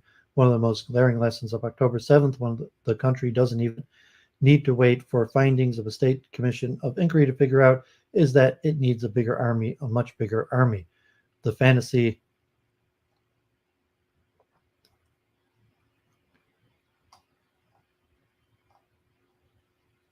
that after 75 years and numerous wars, Israel's enemies realized that the Jewish state can't be defeated, and that Israel has achieved a level of deterrence to keep any actor, even a non-state actor, from doing anything crazy, because they know that they would get clobbered in return, crashed and burned on October 7th. One of the outgrowths of this fantasy was that though Israel is surrounded by enemies ideologically committed to its destruction, it could suffice with a small, super technologically smart army with state-of-the-art bells and whistles and sensors and super sensitive fences. But on October 7th, the more than 3,000 bloodthirsty Hamas terrorists who invaded proved all that to be an illusion. Within minutes, all the high-tech bells and whistles and sensors were neutralized, and there was too few soldiers, too few boots on the grounds to block their murderous advance. Israel found out on October 7th that it needed bodies to fight the enemy, and that moment simply did not have enough. So the terrorists sacked kibbutzim and cities and even army bases that did not have enough soldiers to defend them. To prevent that from ever happening again, the IDF needs soldiers, lots of them. If on October 7th there are only 4 battalions in the Gaza division protecting that border, and 2.5 battalions in the northern border facing off against Hezbollah, those numbers need to be increased exponentially. Only if residents on the northern border and Gaza border communities feel the presence of literally thousands of soldiers near their communities, not just a few hundred, will they feel safe to return to their homes, and even after Hamas is dismantled and Hezbollah is pushed further north of the border. More soldiers are desperately needed, and they can't be pulled from the 24 battalions currently in Judea and Samaria, because the residents there need security too. But where does the army get the additional manpower? Where does it find those feet to fill the boots desperately needed on the ground? Immigration, forget about it. It's not a realistic option. Despite the rise in anti-Semitism, real Jewry won't be moving here en masse anytime soon to fill in the gaps in the military. The army needing a quick fix solution, put forward some earlier this month, added to the burden already carried by those carried to the IDF, both regular soldiers and reservists, extend the regular tour of duty, add more days of reserve duty each year for the reservists, and make them serve not until they're 42, but rather 45 or even longer. But that is an unfair solution, since it means adding to the load of those already carrying more than their fair share of the country's security burden. The other idea is to widen the circle of conscripts, and is that idea which yet again came before the High Court of Justice on Monday, when a panel of 3 judges heard a petition against the government's decision not to draft yeshiva students. The question of the draft exemptions for yeshiva students is old as the state itself, and the failure to reach an equitable solution has dogged the country and been a recurring source of friction between the secular and ultra-Orthodox communities for decades. But this time it is different. This time, the issue is not a political one. It's not being used merely as a club to bludgeon the Haredi population. This time, the issue is taking on existential dimensions. Despite what many thought, Israel's security is not guaranteed. October 7th rammed that message home. The country no longer has the luxury of exempting 13% of the Jewish population from carrying out the security burden. The counter argument that the IDF has enough soldiers and does not really need the Haredim, but just wants to conscript them to make a point, no longer holds water. The IDF really does need more soldiers. The Haredi community realizes this, which is why some voices have been raised inside Shas saying that those not studying in yeshivas should be serving. This is also why there is a trickle of Haredim who, after October 7th, volunteered for a Shlav Bet service, a truncated army service followed by years of reserve duty. Something is starting to move, but it's not enough. According to the testimony given by the IDF official last week at the Knesset State Committee control, some 66,000 Haredim aged 21 to 26 were exempted from conscription this year on the grounds of being yeshiva students. Each year, some 12 to 13,000 Haredim get yeshiva draft exemptions. According to the 2020 report, some 33% of draft-age Jewish males who should be reporting for Army service are not doing so, while the ultra-Orthodox account for 16% of this figure. Some 8.3% of Army-aged youth are also getting out of service based on mental health exemptions. The rest either have to run into trouble with the law, are exempt because of physical health issues, or are abroad. Israel no longer has the luxury to afford this. Neither Haredim who are not serving nor allowing more than 8% of the eligible conscripts out of service based on mental health exemptions, many of which are believed to be fictitious.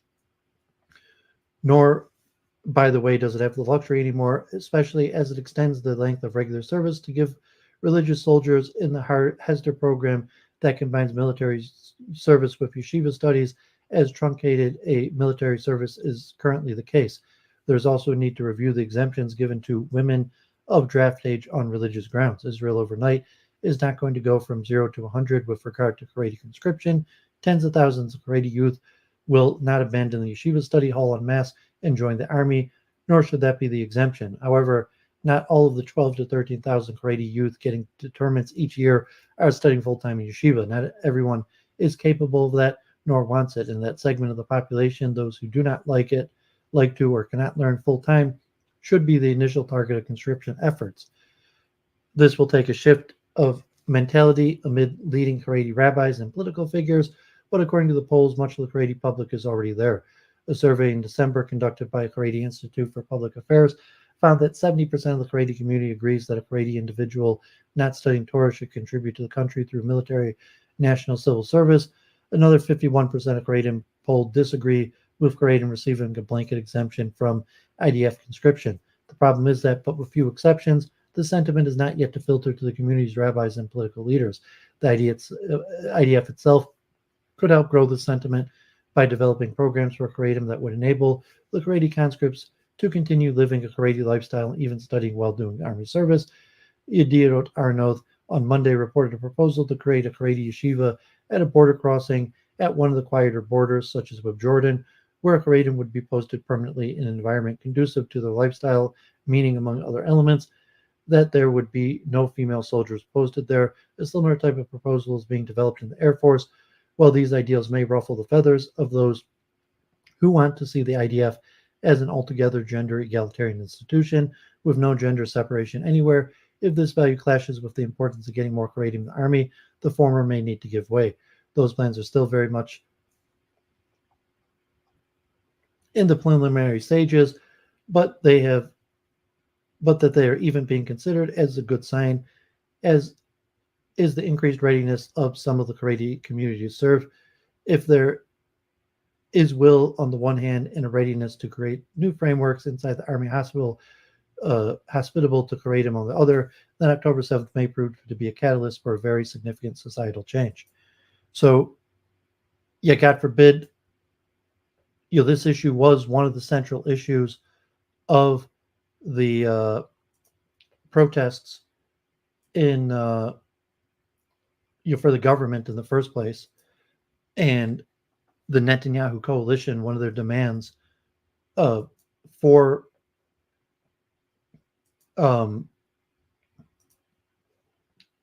limiting the Supreme Court was to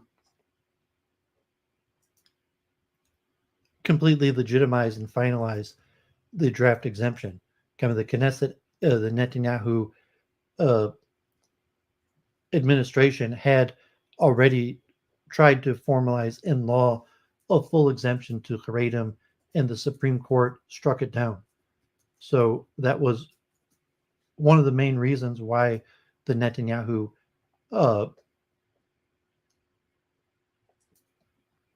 administration was trying to pass the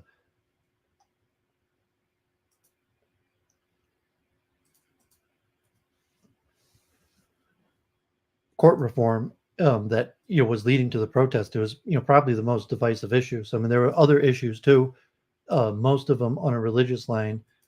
There's also Haredi, but probably the single biggest issue with the Supreme Court reform would have been the draft exemption. So that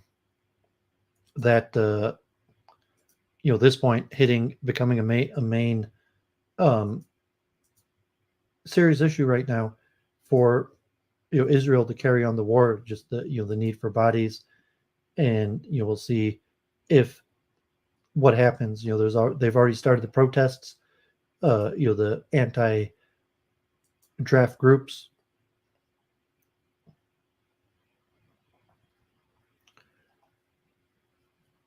Samishton, the main argument is Torah study helps save Israel.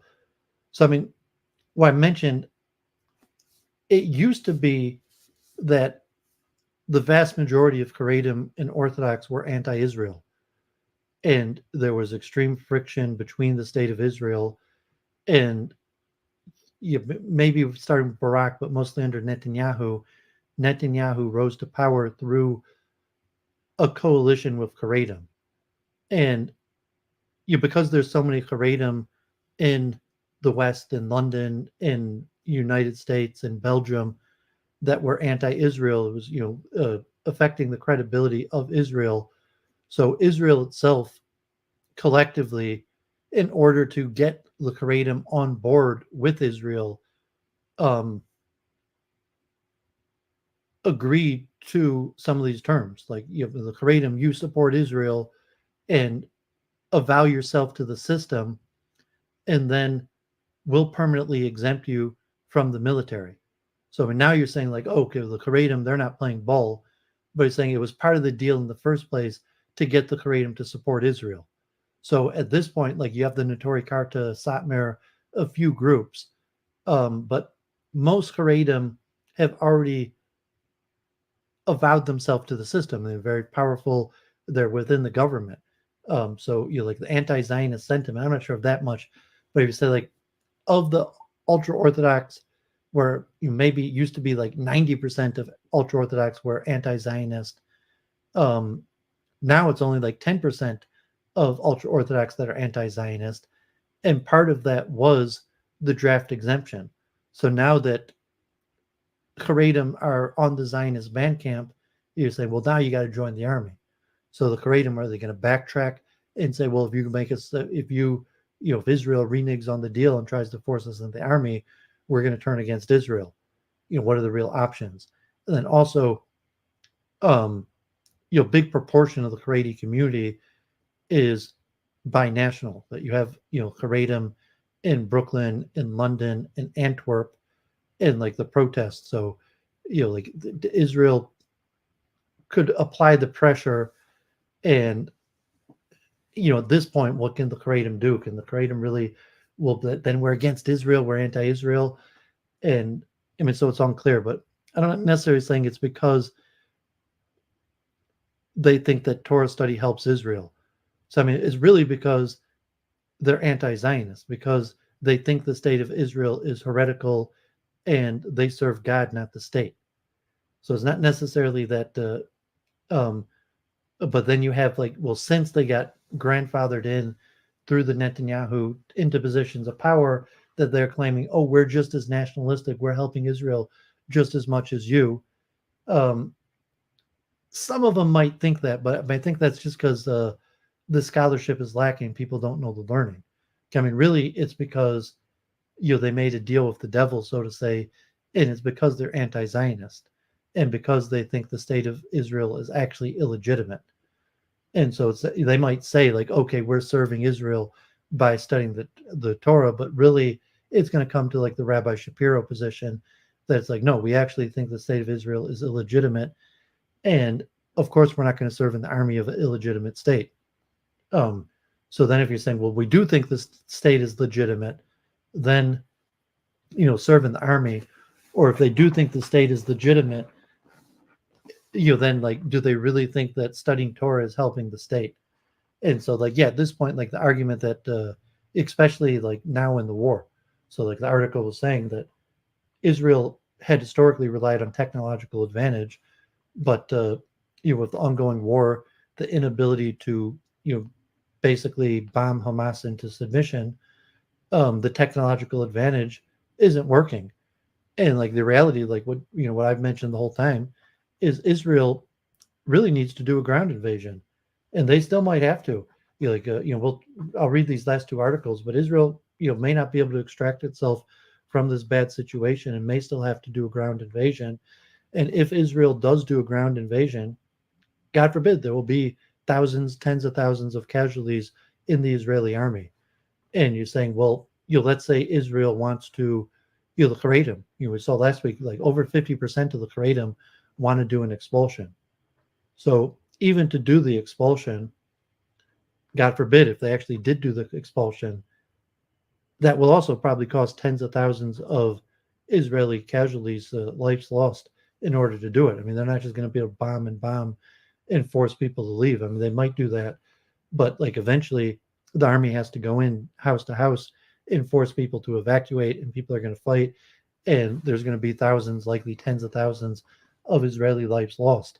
And so, if the Haredim really wanted to invest in the Zionist project, they would have to sacrifice their kids' lives in the matter of tens of thousands. And we'll look at these last two articles, but you say that's the disaster of the situation Israel is in, where they're not really accomplishing anything. Like they're so let's look at the Wall Street Journal. And Hamas is losing every battle in Gaza. It still thinks it could win the war. Senior members of Hamas leadership in exile met in Doha, Qatar earlier this month amid concerns that its fighters were getting mauled by an Israeli offensive in the Gaza Strip. Enemy troops were killing dozens of militants each day as they methodically overran Hamas strongholds. Then a courier arrived with the message from Yahya Sinwar, the head of Hamas in Gaza, saying, in effect, don't worry, we have Israel right where we want them. Hamas fighters, the Al-Aqsa brigades, were doing fine. The upbeat message said the militants were ready for Israel's expected assault on Rafah, a city on Gaza's southern edge. High civilian casualties would add to the worldwide pressure on Israel to stop the war, Sinwar's message said, according to people informed about the meeting.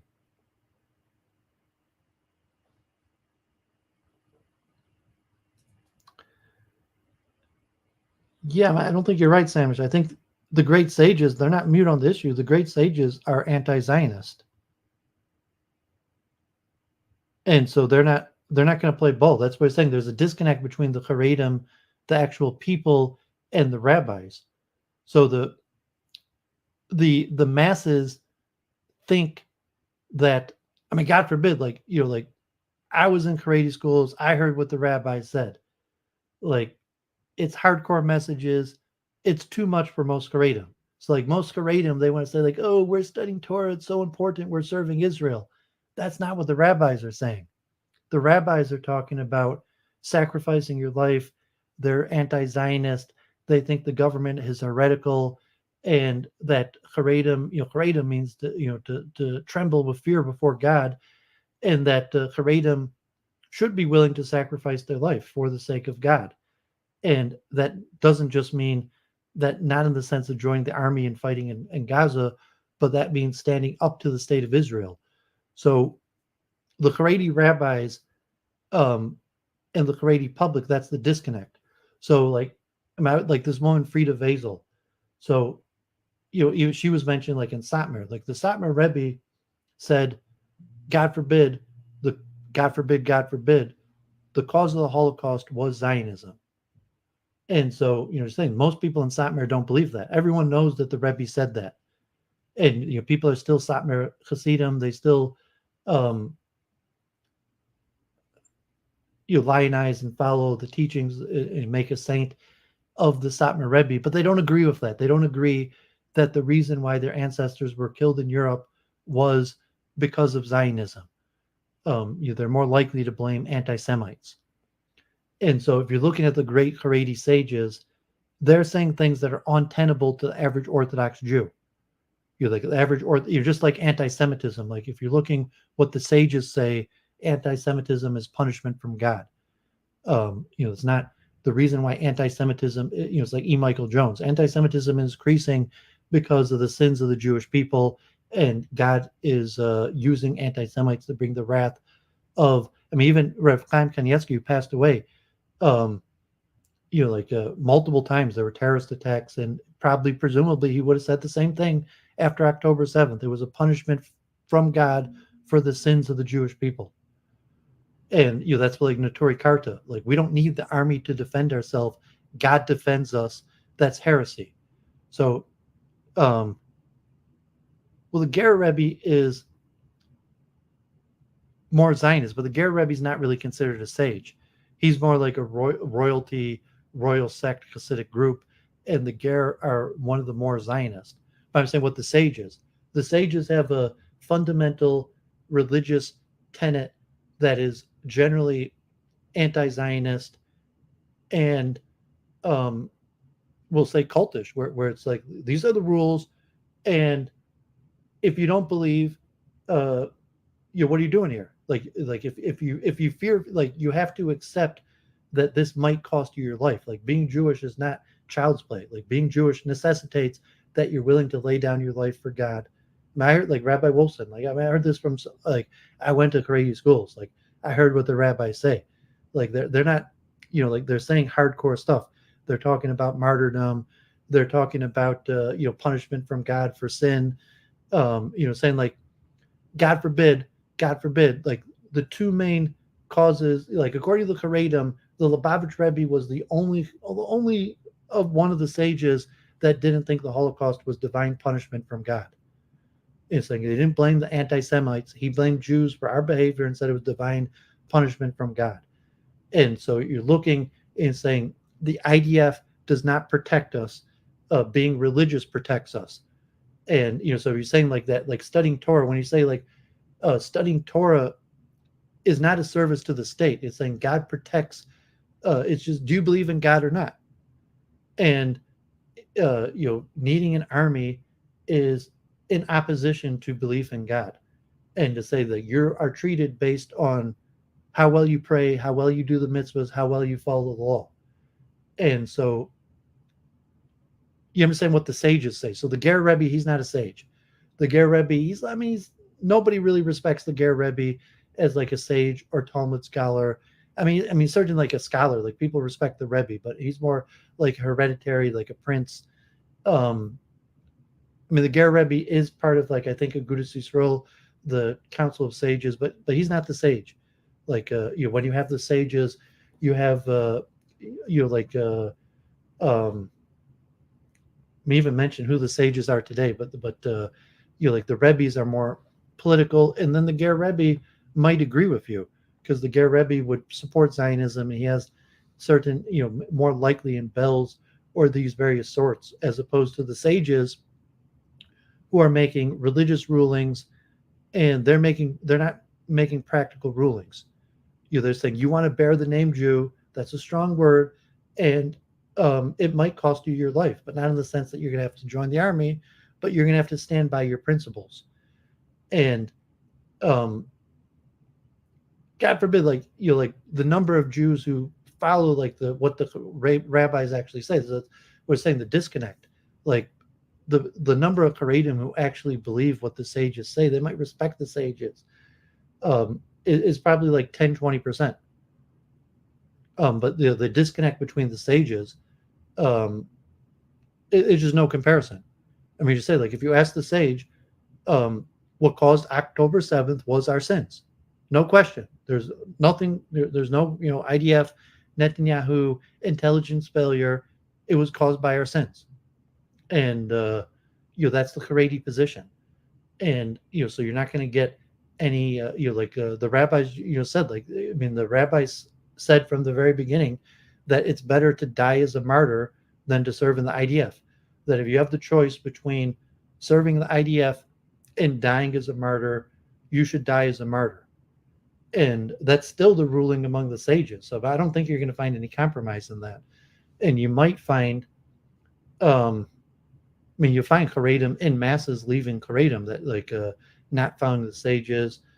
But yeah, it's going to be hard to see. But it doesn't. I mean, if you didn't go to yeshiva, you didn't hear what the rabbis had to say. Like, the rabbis say these hardcore things, and that's why I always mention, like, arguing with counter Semites. Like, God forbid, like, nobody is harsher on the Jewish people than the Haredi rabbis. And then our own text, like the Satmar Rebbe or something, like these deep theological concerns. But like, yeah, obviously most Haredim don't believe this stuff, and the level of respect for the sages, and even saying, like, okay, I follow the Ger Rebbe. And you're saying, well, is the Ger Rebbe a sage or not? Like, okay, doesn't matter. He's like, and it might, we'll see what happens, because like who the sages are this generation isn't even clear, because historically all of the sages were people that were learned and studied in Europe. So I don't even know if there's any sages anymore, at this point. Like, I haven't been in, Brooklyn or Israel, but like when I was in yeshiva in Brooklyn, even here in Metro Detroit, like all of the sages that were respected as sages were people that lived through the war and were trained in Europe. And there's not really any Israeli-born trained people that are considered sages. The number of people that survived the war. I mean, so like, okay, the Sklener Rebbe, Rabbi Wolfson was, like he was just a child during the war. We're talking like rabbis that were a rabbi before the war started. So none of those people exist anymore. So there's really not any sages anymore.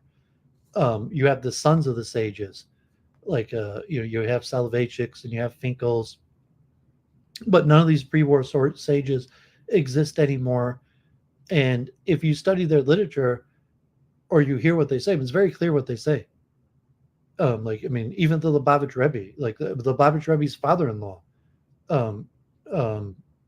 also largely said that the cause of the Holocaust was Zionism and lack of Sabbath observance.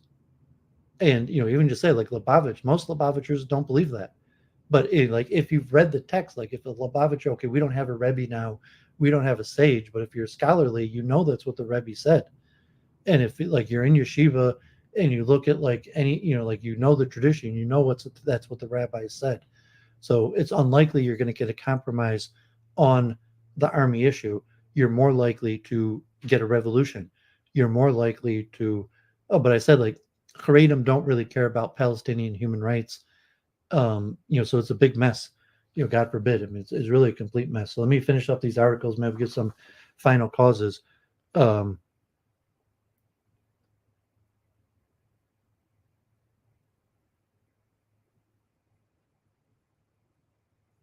sages, like the Rebbes.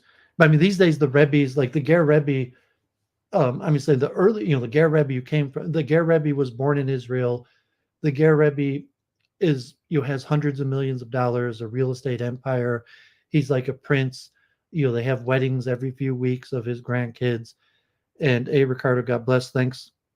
I don't want to reform Judaism.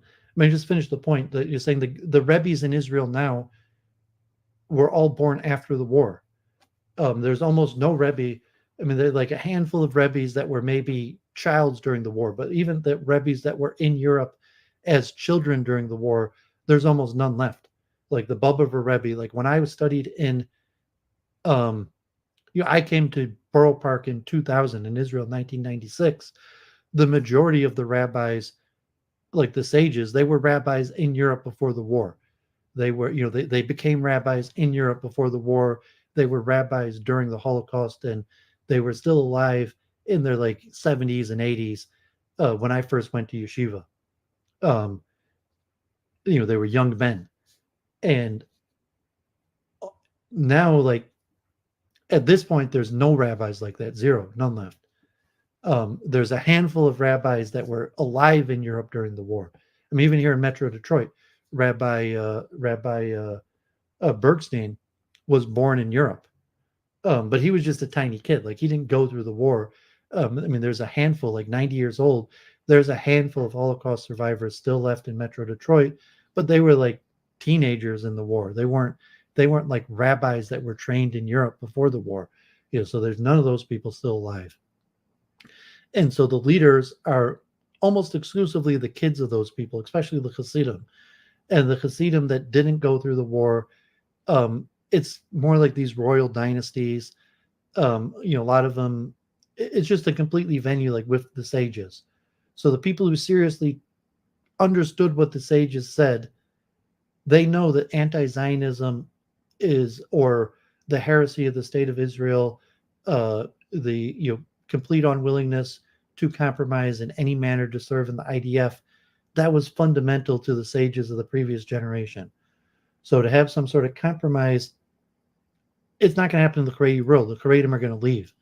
So, I mean, what would be more likely that you have a mass exodus of Haredim to something like modern Orthodoxy or, Kardel or these various things.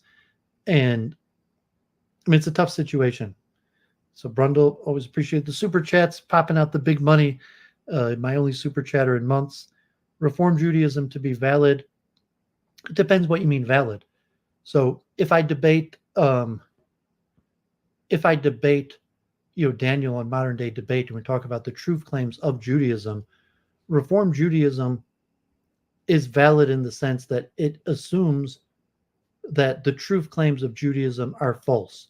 So say, okay, my ancestors were Reformed Jews because they still valued being Jewish and some ideals, but they rejected the historical truth claims. So in the sense, like, yeah, Reformed Judaism is valid in the sense that there's Jews who have some level of Jewish affiliation who reject the truth claims of Judaism. And that's like the Haredim. Like, if you actually knew what the sages said, you probably wouldn't want to be Jewish.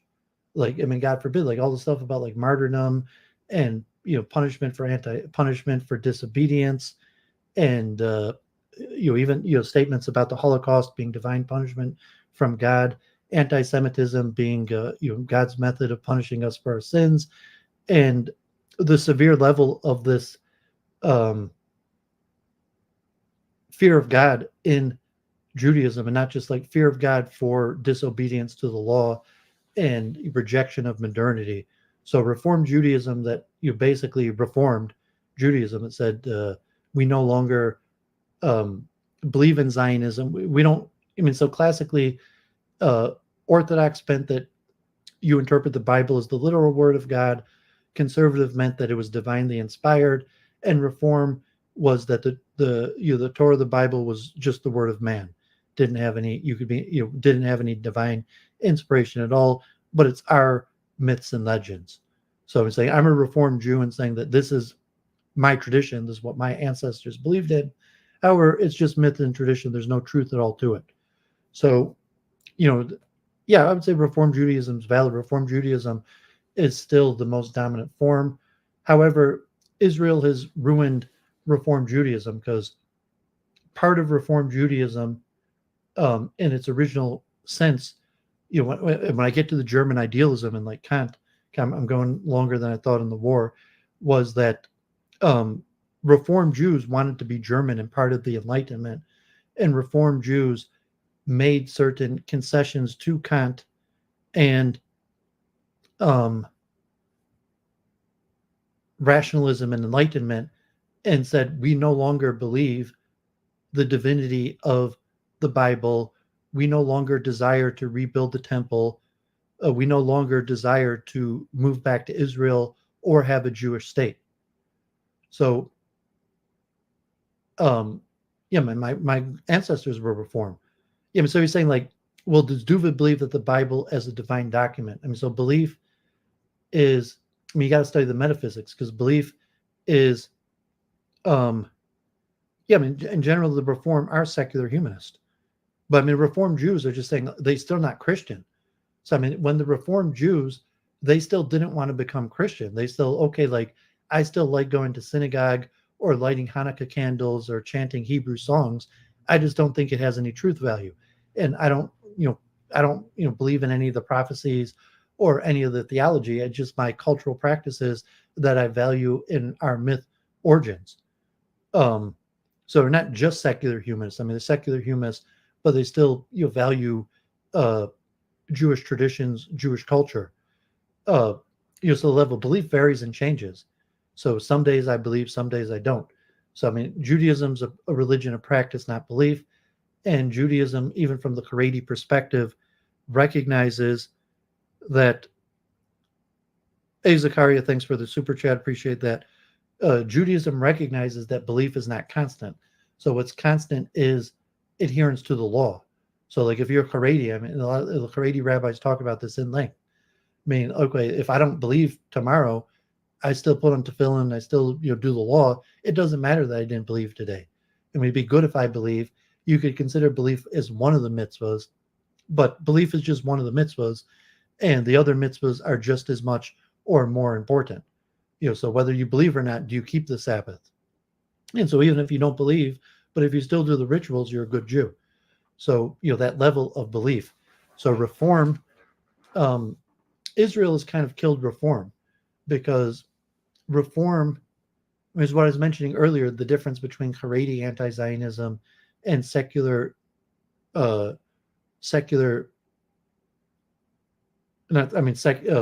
liberal, secular, reform Jewish anti-Zionism, where originally the reform were anti-Zionist, and they didn't want an ethno state. Like, I'm a reform Jew. I want to be a Westerner. I want to espouse the values of the Reformation, Enlightenment, rationalism, and science. And Judaism is a detriment to that.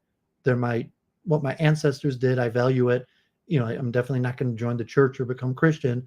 But yeah, I'm willing to reject. So it's like Adam Green or the counter-Semites. Do you renounce what it says in the Talmud? Do you renounce? Do you renounce? And so the Reformed Jews, they were Reformed. Like, yes, I denounce this belief. The Reformed, I denounce, like, as the Reformed, God forbid, so Duvid, became a Baal Tshuva, and, now I'm kind of like a failed Baal Tshuva. I don't even know, my belief varies, but, from the Reform perspective, do you denounce the desire to build the third temple? The Reform, yes, we absolutely disavow. We have zero interest in rebuilding the third temple, and even the return to Israel. So, originally when the Reform were in Germany or America, do you denounce the desire to go back to Israel? And it comes back to the ADL anti-Semitism survey, where the Jews care more about Israel than America. And so the original Reform denounced the belief in wanting to return to Israel. Say, we're good Americans, we're good Germans, we have no desire to go back to Israel. And they denounced that belief. That was just some superstition that our ancestors believed. It was false. Our ancestors didn't know any better before we had like T-jump, before there was science and enlightenment and rationality. Our ancestors had a bunch of superstition and myths, and they actually believed this stuff. But now that society's advanced, we no longer believe this stuff, and we've reformed ourselves. Reform implying that we changed, that we used to be bad, and we needed to reform ourselves. And so they made reforms. They denounced the literal interpretation of the Bible. They denounced the desire to go back to Israel, so to say, Zionism. They denounced Zionism.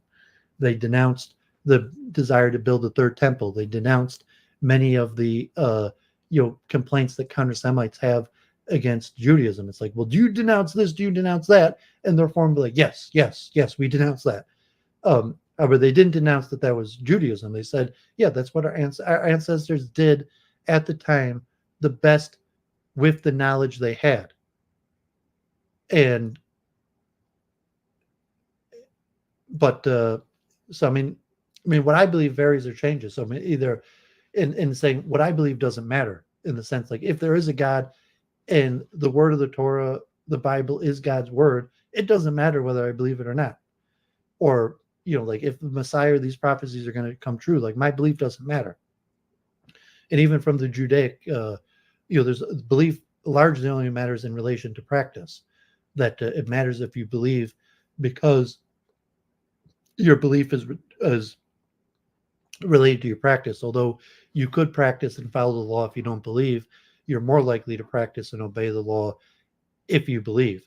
But in comparison, a person who doesn't believe and follows the law is better than someone who believes and doesn't follow the law. That's the difference between Christianity and Judaism. You're a good Jew. You could be a good Jew by following the law and not believing. You can't be a good Jew by believing and not following the law. And so that's one of the key things. If I have that debate on modern day debate, that I'll express. But the Search and Truth Claims. So let's finish up with this war. Appreciate the super chats. Well, if you mean the reform, so now reform has largely been taken by being pro-Israel. So part of being reformed necessitated anti-Zionism. So after Israel succeeded in one, especially after the 67 war, Zionism crept into Reform Judaism, and Reform Judaism, so you have this ethno-nationalism for Israel, but not for, the dissonance between having a reform state to see, well, no, I don't believe that. It's not true. We want rational enlightenment values that include multiculturalism, liberalism. So your level where you're saying reform. So the reformer is democratic. I've mentioned this in the past. The reform have their committee and they vote. They have 1.5 million members. And if you're a paying member, they have the issues that they care about and they vote.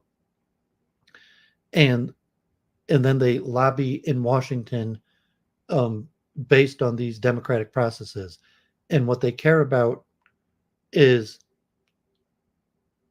the issues that the woke agenda.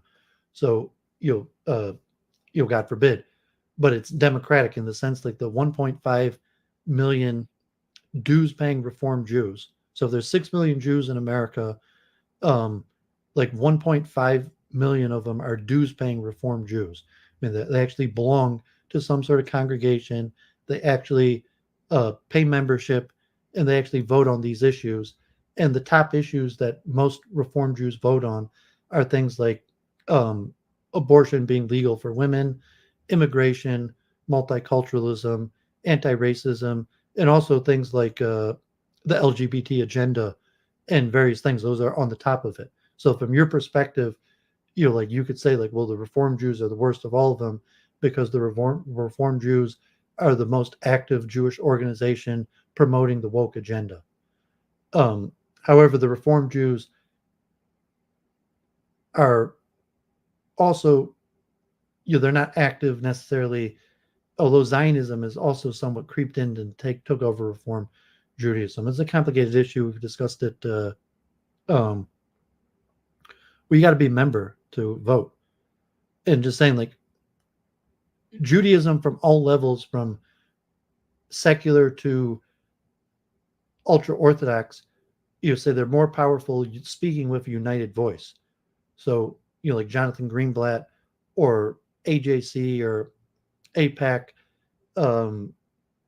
liberal organizations, they're all more powerful when you have a unified voice.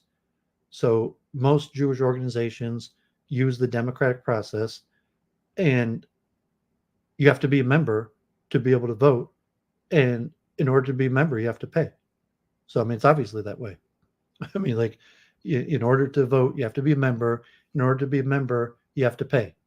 So, say when you say half of American Jews are part of organizational Jewry, that means that they actually pay membership to some Jewish organization. And even Orthodox Jews, a lot of Orthodox Jews, you don't actually have memberships like that. So if you have 10% of American Jews are Orthodox, and another 50% of American Jews are part of some Jewish organization, and then you have 25, 40% of American Jews that are not affiliated at all. They don't belong. It's I don't know, Samish or something like that. It's unclear. If you're listening, are you a dues-paying member of any Jewish organization? And then if you are, they have elections and you vote. And if you're part of even Jewish Voice for Peace, and I don't know if you were actually ever, I'm not a dues paying member of anything. But like, okay, I used to go to Jewish Voice for Peace. I never paid dues. But if you pay dues, they have like elections and they have the national organization. And then you vote in like, the national organization has their mission statement of the issues that they care about. And, so if you're Orthodox, you might, pay for your kids' education, but they're usually not the same membership based things like secular organizations. But almost half of American Jews are part of organizations. I mentioned this in the past. The Conference of Presidents of Major Jewish Organizations that includes APAC and ADL and AJC and all the others, and those are all democratic. Those are all organizations that you have memberships and they have elections and they have board of directors, and the leadership, including the ADL, represent American Jews through democratic processes, through dues-paying members. I mean, there's also a different model of major donors. So, like, you could become a member of the ADL. Maybe it only costs you $20 a year, and then you get like a vote. So, like, if your local ADL has a board of directors and you're a member, you get to vote. Um, and then there might be like someone who donates $1 million a year. So, I mean, there's two different levels to Jewish organization. There's the membership where you just have, $40 a year or whatever it is to be a member, and then you get to vote versus like the donor. And so, I mean, synagogues are like that. You have a synagogue, they have a board of directors, and whatever the minimum fee to be a member is, then you get to vote. But if you give like huge amounts of money, you're going to have much more power in the organization, but you still only have one vote. But, once elections are done with, it's usually the major donors and players that have the influence. So the polling, that's why I look at the polling and the sentiment.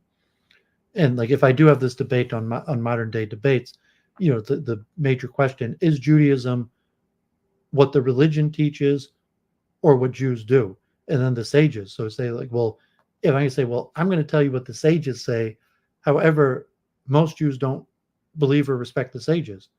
Like, of Orthodox Jews, like only 10% of Jews are Orthodox. And even among Orthodox Jews, like probably only half of Orthodox Jews in reality even respect the sages. So if you're talking like the sages and you're saying they're the authoritative position of Jews, however, only 5% of Jews actually follow the sages. So, it creates a complicated way. So let's get through this Wall Street Journal on the actual facts on the ground, and get one more article, and then, I mean, the link's in the chat too, so if you really want, you can just grab the link. Hamas's military wing in Gaza is waging an unequal fight with the strongest military in the Middle East, a war brought on by the U.S. designated terrorist group October 7th on Israel. But Sinwar, the mastermind of the attack and one of Israel's prime targets, is playing a different game. His goal is for Hamas to emerge from the rubble of Gaza after the war, declare a historic victory by outlasting Israel's firepower and the claim of the leadership of the Palestinian national cause. The militants, commanded day by day by Sinwar's brother Mohammed, have changed their tactics since short ceasefire in November. Hamas fighters are now trying to avoid large firefights and instead use small-scale ambushes using tools ranging from rocket-propelled grenades to recorded voices of hostages to lure Israeli troops into traps. The ambushes have little chance of holding territory against Israel's armed maneuvers, but they're tailored to Hamas's limited capabilities and to Sinwar's war aim. It's a very sound tactical logic, says Eyal Berlovich, a civilian analyst for Israel's armed forces and a military historian of Jerusalem's Hebrew University. Their strategic goal is to survive. Many in Israel's military, from senior commanders to ordinary soldiers, who spoke to the Wall Street Journal, worry that the accumulation of tactical wins on the battlefield might not add up to the lasting strategic victory.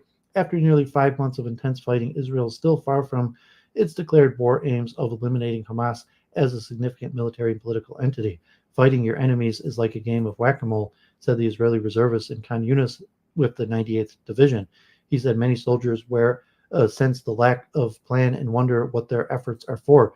It would be very hard to destroy Hamas.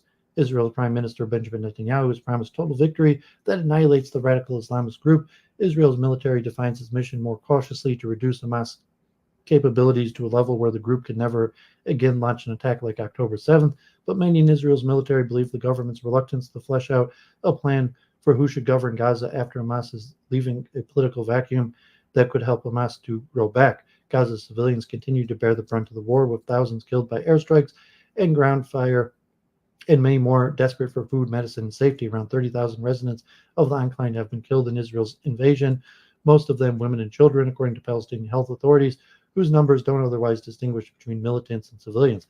Israeli officials privately say the total death count is roughly accurate, but dispute the composition, saying over one-third of those killed were Hamas fighters. Hamas leaders in Gaza have told Egyptian officials and the group's political wing in exile to the Al-Qassam brigades have lost at least 6,000 men killed out of an estimated 30,000 fighters before the war. Israel says it has killed about 12,000 Hamas militants in Gaza so far, plus another 1,000 during the fighting in Israel on October 7th.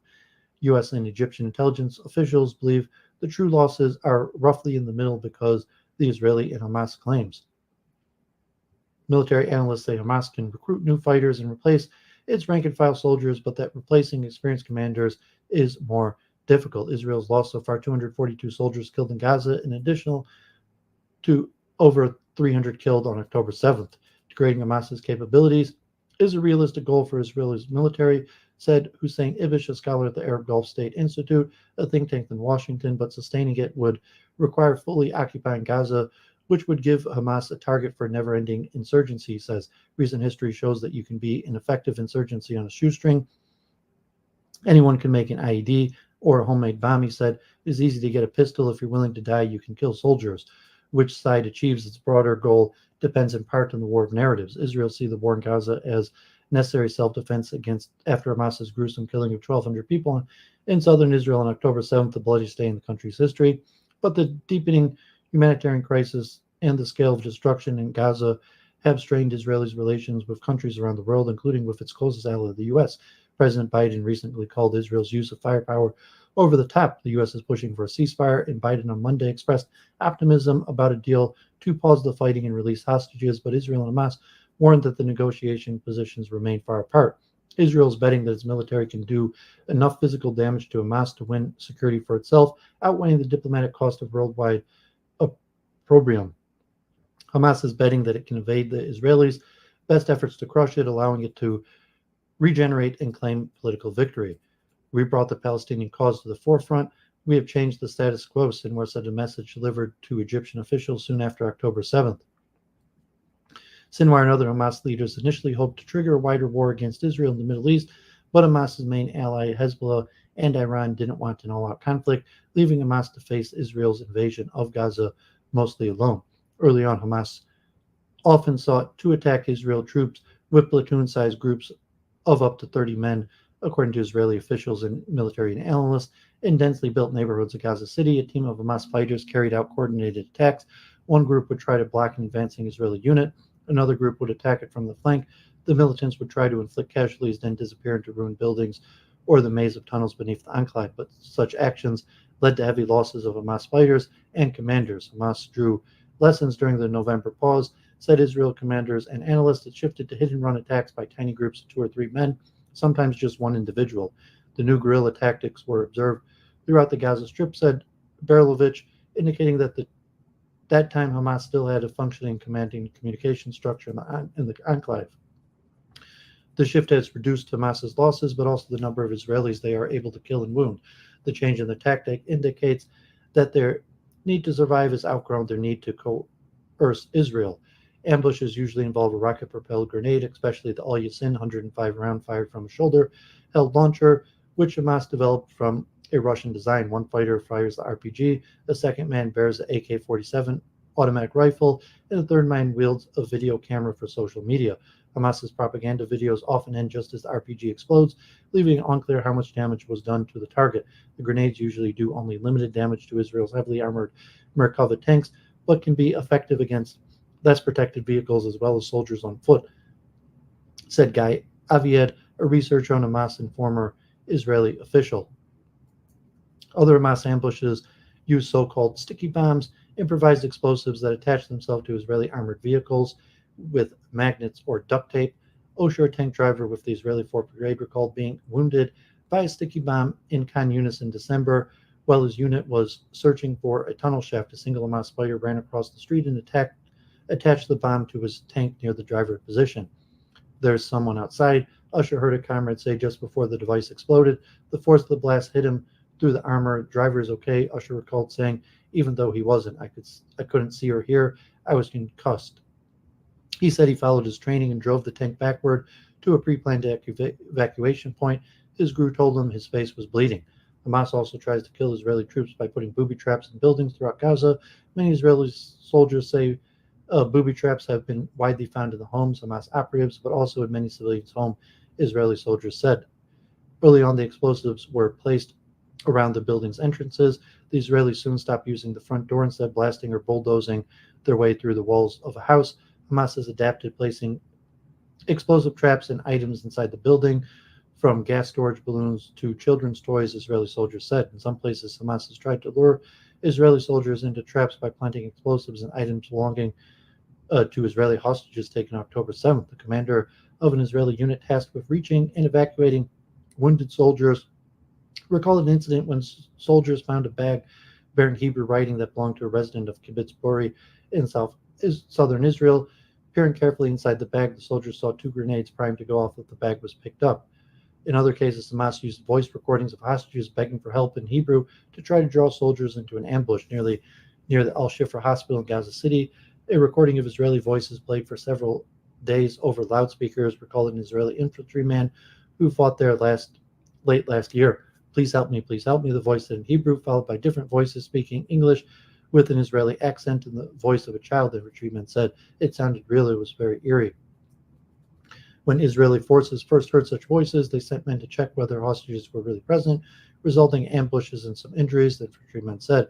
The troops soon switched to using robots to investigate the sources of the sound. The Israelis reduced Hamas's opportunities for ambushes by pulling out of Gaza City in the enclave north in January, but Hamas soon began filtering back into areas that Israel's troops had left. Israel's military conducted a series of raids to clear neighborhoods of Gaza City for the second time.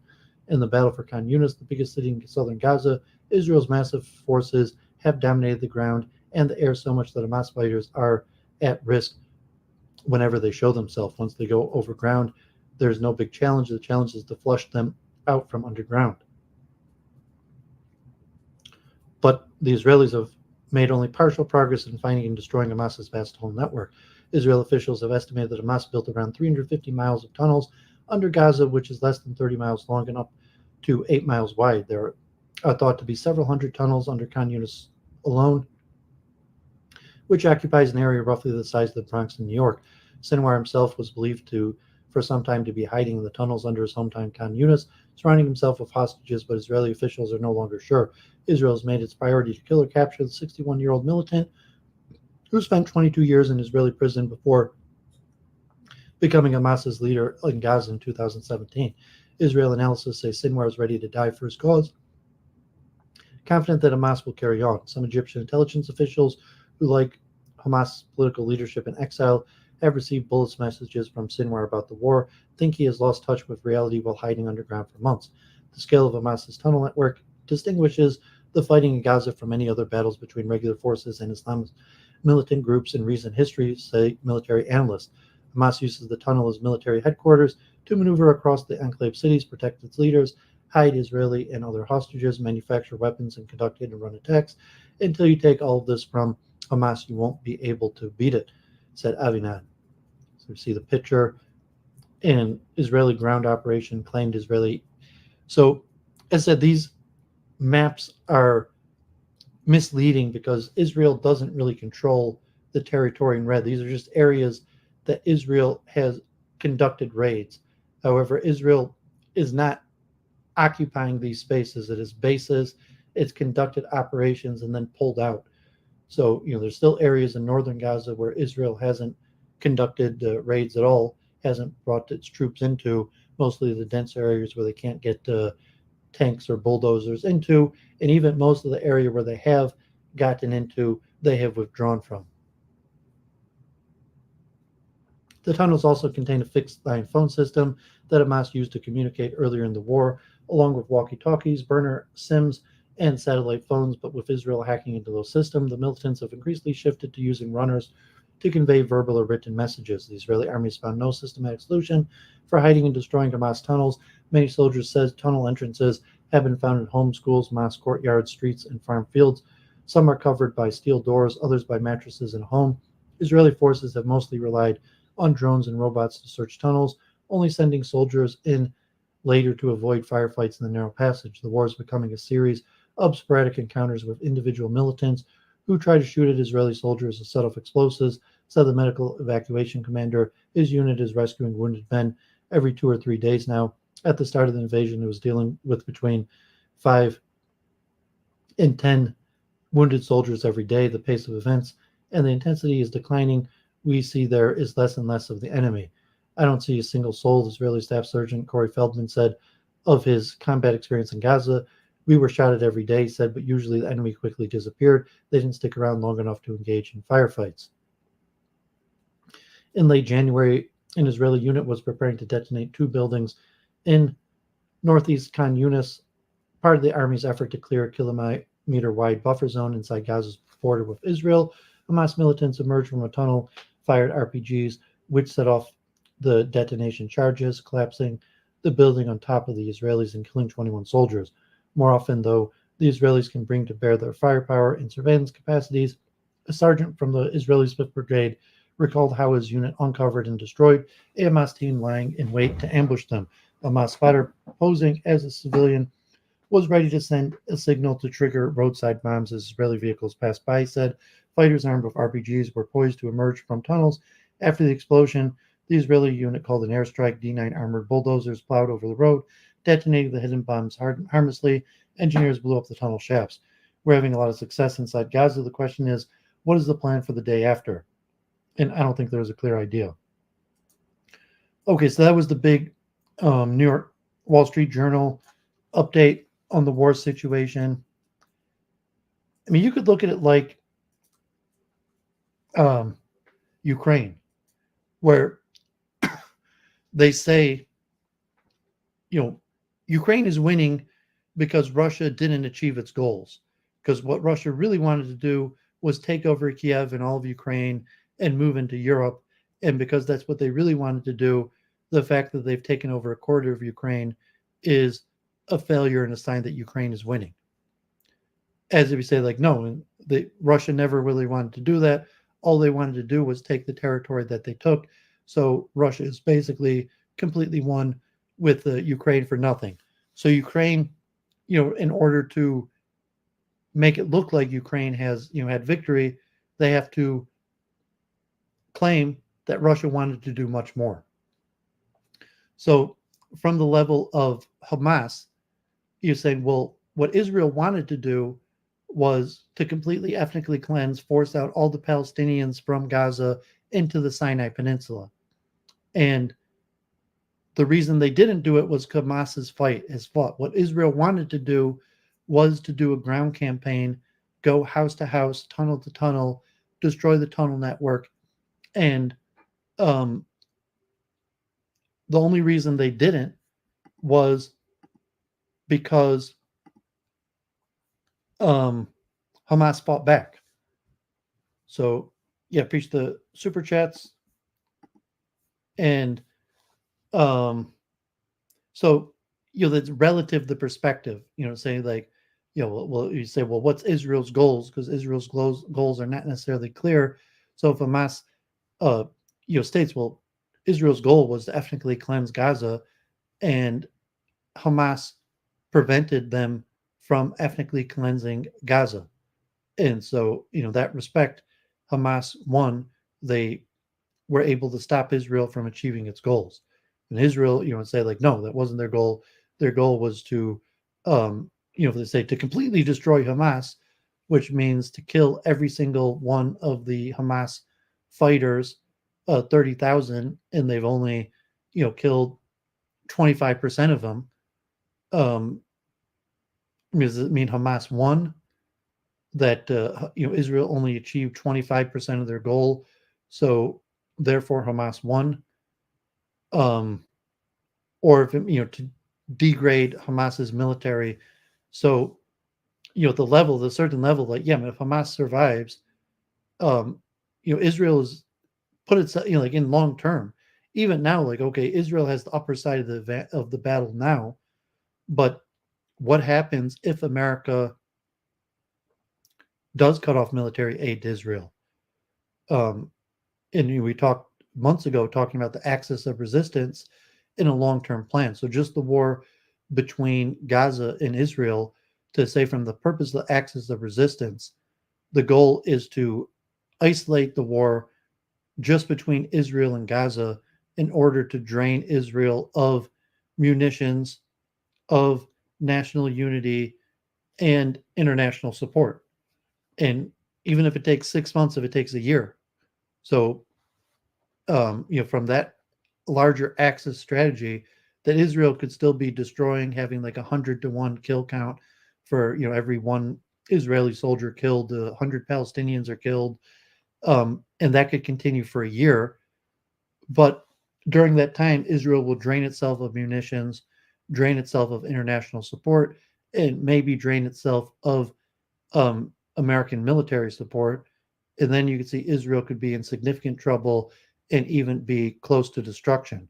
So, in that sense, like Hamas, in terms of the greater axis, you say, well, Israel is actually much nearer to destruction than it's ever been before.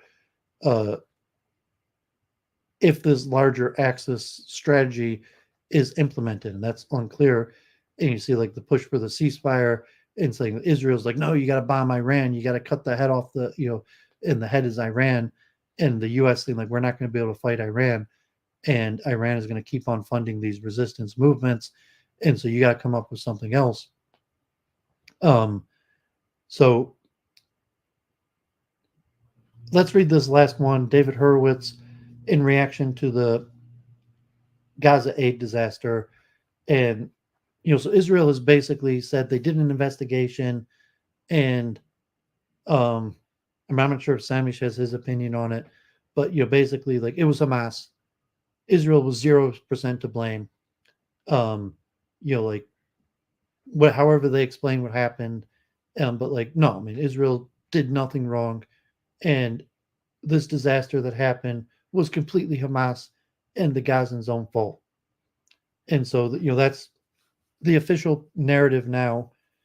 But David Horowitz, editor of the Times of Israel. So let's read what he has to say. And mention that this comes the day after Aaron Bushnell's self-immolation. So, like, God forbid, Aaron Bushnell saying, "What would you do if you were, in apartheid, in Jim Crow, in during slavery?" And like that time is now. Genocide is occurring. Israel's committing genocide now. And then the day after, this huge disaster with the hungry people, starving people looking for food, getting shot at by machine guns, probably led to the biggest protest we've seen since the beginning of the war on Saturday. The far-reaching consequences of Thursday's Gaza aid disaster. Deadly incidents will likely complicate both war aims, dismantling Hamas and returning the hostages, exacerbate friction on other fronts, boost global calls for permanent ceasefire. From early on in Israel's vital war to dismantle Hamas and ensure it could not rise again to commit further October 7th atrocities, the United States, Israel's key supportive ally, implored the government to do its best to ensure sufficient humanitarian aid was brought into the Gaza war zone and to give thought to alternative civil governance for the Strip to replace Hamas. Both of these concerns were also shared by Israel's own security authorities.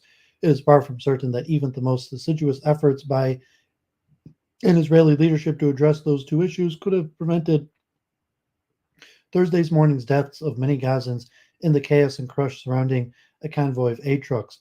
Both Israel widely regarded and regarding itself as the only non-Hamas address for mid-war Gaza, it is Israel that the international community, relentless enemies and broad supporters alike, consider to be ultimately responsible for the incident.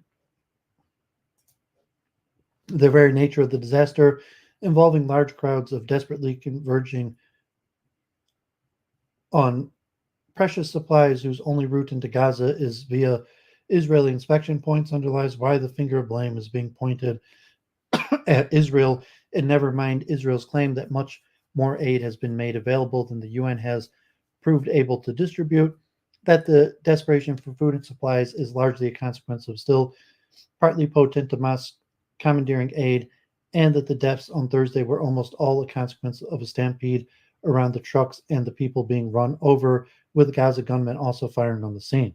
On October 17th, Hamas claimed that Israeli airstrike had struck Gaza City Ali Hospital, killing hundreds, and was initially widely reported and may still be widely believed among Israel's detractor, but was credibly and fairly rapidly debunked, with the blast shown to have been the result of misfired Islamic Jihad rocket. The specifics of the context of Thursday's incidents are more complex and potentially much more far-reaching. U.S. President Joe Biden has already stated that it will complicate the realization of one of Israel's two prime aims of the war, achieving the return of 130 hostages still held by terrorists in Gaza since October 7th. It will also likely to complicate the second core goal, the full dismantling of Hamas, for the president from the president down on. The U.S., on which Israel heavily depends for both military and diplomatic support, has been warning that it has yet to see an Israeli plan for tackling the final Hamas stronghold, Rafah, on the Egyptian border, without causing heavy civilian casualties. IDF Chief of Staff Herzi Halevi presented his Rafah plan to the War Cabinet earlier this week, and Prime Minister Benjamin Netanyahu, at a press conference on Thursday night, was adamant that Israel will tackle the 4 Hamas battalions entrenched there. We will do this by evacuating civilians from combat zones, he promised. We will do this by taking care of the humanitarian needs, and we will do this by following international law. Thursday, civilian deaths in northern Gaza area, where Israel has for weeks said that it attained overall control, will only deepen concerns among Israel's allies regarding potential further non-combatant deaths in an ongoing war, and especially in Rafah. The incidents will bolster pressure in virtually every international corridor for a permanent ceasefire, with Hamas undestroyed. Biden himself is already mistrustful of Netanyahu's handling of the war, is bitterly opposed to the prime minister's pro-settlement agenda, has been stepping up sanctions against violent Sadr extremists, and is publicly critical of Netanyahu's far-right coalition allies, and is convinced that Israel's ultimate survival depends on a viable accommodation with the Palestinians. For a president battling for re-election, finding the balance between his Zionisms, his antipathy to the prime minister, his base, and his campaign just got even more difficult. Hamas is Gaza chief Iuliia Sinwar, already reportedly bragging that he has Israel where he wants it, and assessing the international pressure will preempt the defeat of Hamas will only be too delightful. There must also be concern for the impact of the incident on the multiple other forums where Israel and the IDF are also engaged, or could be. This includes the countries north, where Hezbollah and Israel are gradually escalating the fighting towards war. It includes the West Bank, where a member of the Palestinian Authority's security forces killed 2 Israelis in a terrorist attack on Thursday afternoon. It most definitely includes the Al-Aqsa compound atop Jerusalem's Temple Mount, as well as East Jerusalem, where the advent of Ramadan always presages friction, but where Hamas has been relentlessly trying to stir trouble since the October 7th slaughter, which it branded Al-Aqsa flood, an effort to give religious legitimacy to barbaric mass murder. It could also include internal Israel, where Public Security Minister Itamar Ben-Gvir's efforts to impose unspecified restrictions on Arab citizens' access to Al-Aqsa Mosque has yet to be definitively quashed by Netanyahu. A tinkle tank, God bless. So Israel is sticking to it like they did nothing wrong. It was probably Palestinian Hamas that shot the people or ran over, and if 100 people were killed, it was all Palestinians' fault. Israel did nothing wrong, and Israel will probably keep that posture, and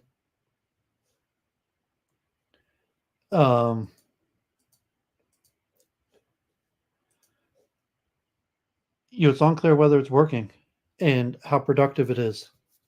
So, God forbid, I had expected some more developments, but it appears not much, in terms like, I mentioned the last, even 2 weeks ago, that, is that Egypt built the corridor right outside of the Israel and the Sinai to hold like 100,000 people, preparing for Israel to go into Rafah and start expelling Palestinians in the Sinai Peninsula. That would open Palestinians to becoming refugees and coming to the West. That still has not happened yet. Israel's been bombing in Rafah, but I guess they haven't declared an evacuation. Where they're going to do serious bombing and send in the tanks and level everything and order an evacuation, and where they're even going to evacuate them to. And kind of these false claims, like Duvid, largely feels that, okay, Tinkle, good, the dentist went well for you. It's good to be on good terms with your dentist. Take good care of your teeth. Largely, God forbid, at a certain point, the body starts getting worse, and we approach death in old age. There's nothing we can do to avoid that, and one of the first things to go bad is usually the teeth. So, got to care for those teeth. God forbid, the first thing in the body to usually, start having ailments are the teeth. So glad to hear that went well.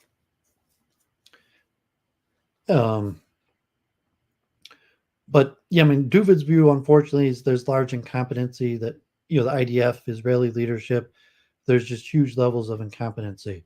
So you have like this messaging, and the overall messaging, from the media or the politicians, like Israel could do no wrong, and all of these things that happened, like, no, it wasn't Israel, it was all Gaza and Hamas, no responsibility. Not even like something went wrong and we take responsibility. The official message is like, no, we did nothing wrong. Like none of the soldiers will be reprimanded or punished. And most likely war crimes. Like in reality, that may come out that God forbid, Israel did open fire on civilians simply trying to desperately seek food aid from starvation.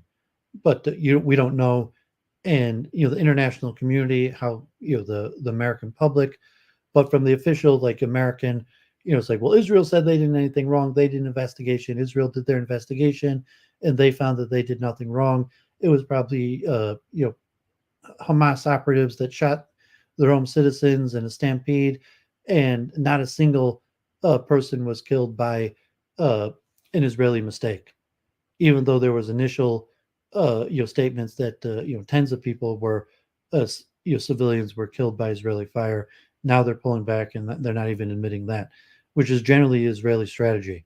And then even the initial, Israel, claimed that they basically finished up in northern Gaza, and even these ceasefires, like, okay, like Israel, you said you eliminated Hamas in northern Gaza, so let's allow Palestinians to go back into northern Gaza. When on the ground, we're getting reports. Well, reality is Hamas has retaken over, that Israel bombed, but they've largely pulled them out of most of the area of northern Gaza, and Hamas has recaptured the majority of northern Gaza. And we don't really have this information, the mapping, and there's really no way to know the details of this information. And then like the Ralph, and saying, well, is Israel's real strategy to starve them? Like the real strategy is still ethnic cleansing and expulsion, and what Israel says to the media and to the West isn't what their plans are. So the plan is to force them out, and so the strategy is starving them to death. That Israel figures it's going to be a few years to eliminate Hamas. It's going to be too risky to send in troops for a ground invasion, so they have to limit humanitarian aid, and basically it's going to be like a 2 or 3 year siege to starve them to death. And so certainly there's Israeli voices that are saying that, whether that's actually going to be the policy, whether the U.S. would support that policy, whether we're just being lied to completely by the media and the politicians, and really Israel does have a starvation, ethnic cleansing strategy, and that it's like Russia. It's like, well, Putin wanted to do this. Is there any evidence that? But that's the narrative that like Russia's losing because Putin really wanted to do this. And so on the other narrative, like the Hamas narrative is, well, Israel really wants to, do this, and the fact that it's not working is the sign that Hamas is winning. And then I've mentioned the last few weeks is that, God forbid, Israel has, damned itself really to an unwinnable war that it can't retreat from. That Israel has destroyed Gaza. There's nowhere for these people to come back to. They are unlikely to be able to expel them into the Sinai, and and so and Hamas is unlikely to be defeated. So, at some point, Israel could just declare victory, go home, and re-put up the apartheid wall and pray for the best. Station a bunch of troops along the wall and Iron Dome. But it will have lost all international credibility. Internally, Israel might fall apart. In the larger axis of resistance, Iran, the Houthis are still affecting shipping. I'd say Israel's definitely in the most precarious situation right now, and it's really just to its own blunders. Like if Israel had never went into Gaza, didn't bomb Gaza, it probably could have negotiated getting the hostages back, and just took the hit. October 7th, it was bad, it was horrible, and just took the hit. They didn't have to go for revenge. They didn't have to start an unwinnable war that they're not going to be able to extract themselves from. So, but now Israel did start this war. They're not going to be able to extract themselves from it. And so it's just a disaster. So we'll keep you posted on it. A mob true crime. Yeah, it's unclear what the end game is. What does winning mean? And then, like I said, it's this question of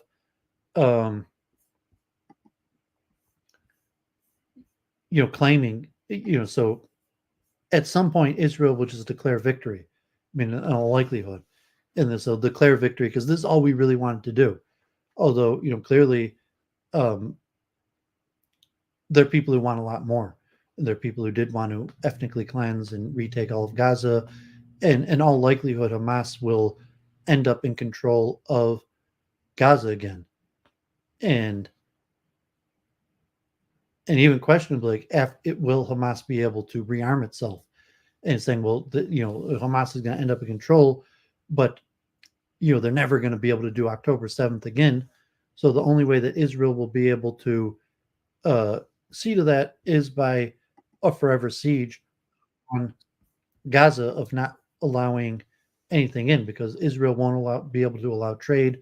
They'll have to have the continued monitoring of anything that comes in and out of Gaza, because Hamas will retake control, and Israel will desperately need to prevent Hamas from rearming itself.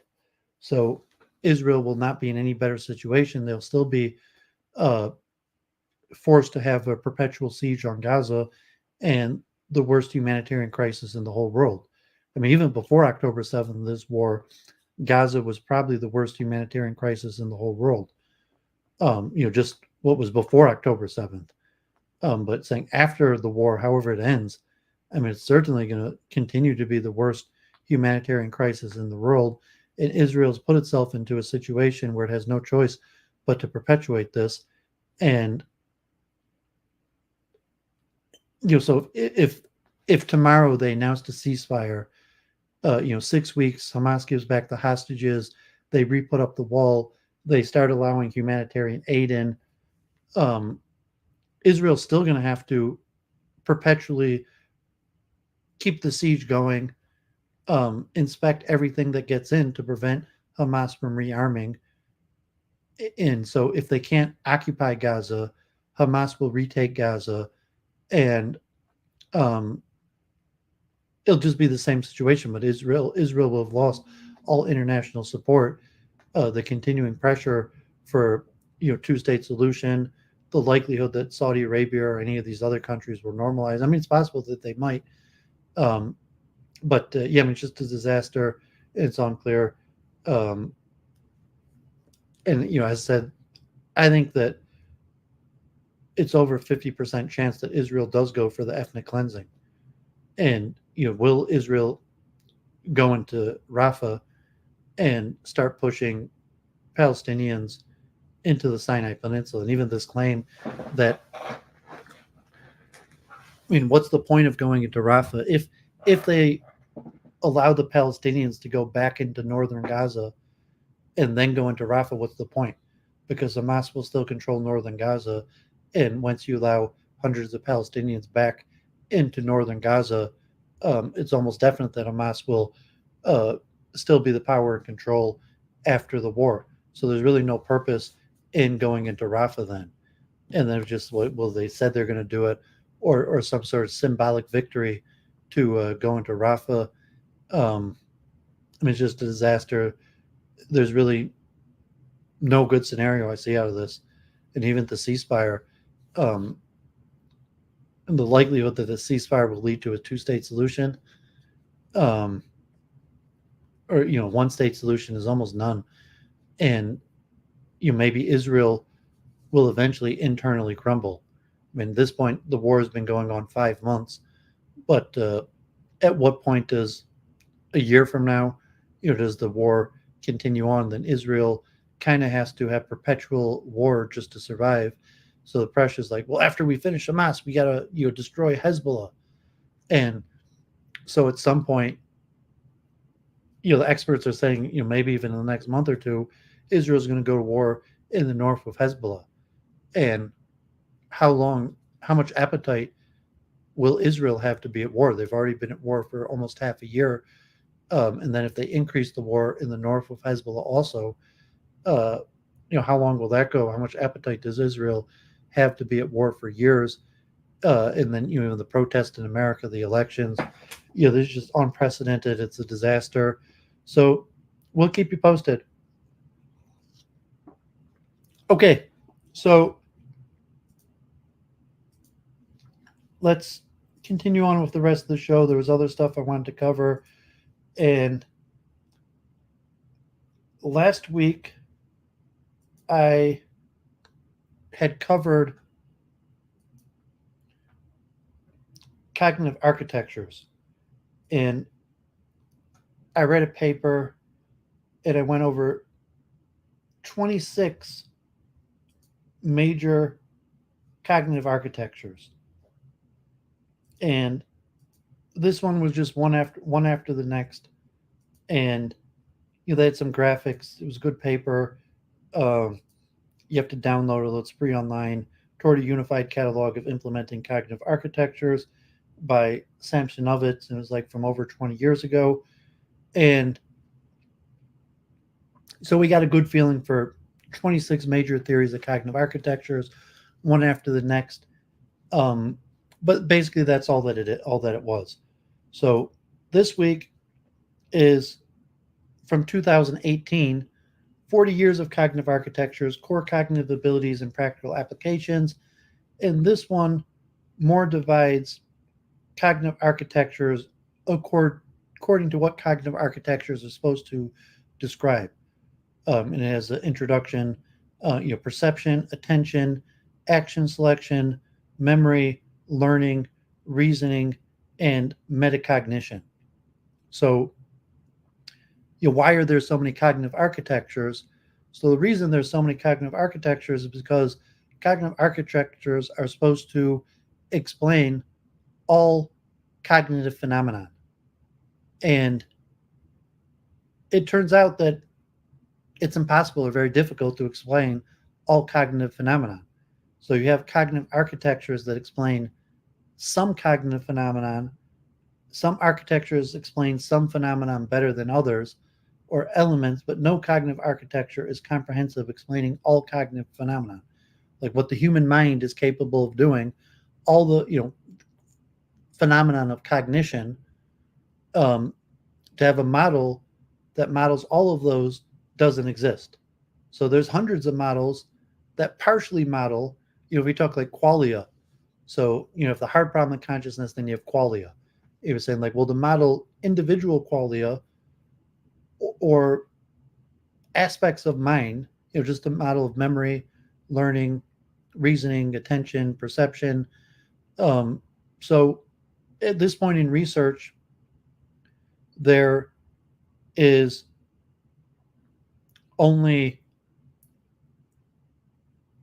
just a whole bunch of theories. So Claire in the chat, I didn't really discuss narcissism. I was just showing some books, So it was towards the beginning of the video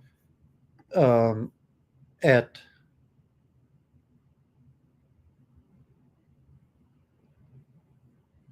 like 20 minutes in, I just showed a whole bunch of books on narcissism I just got.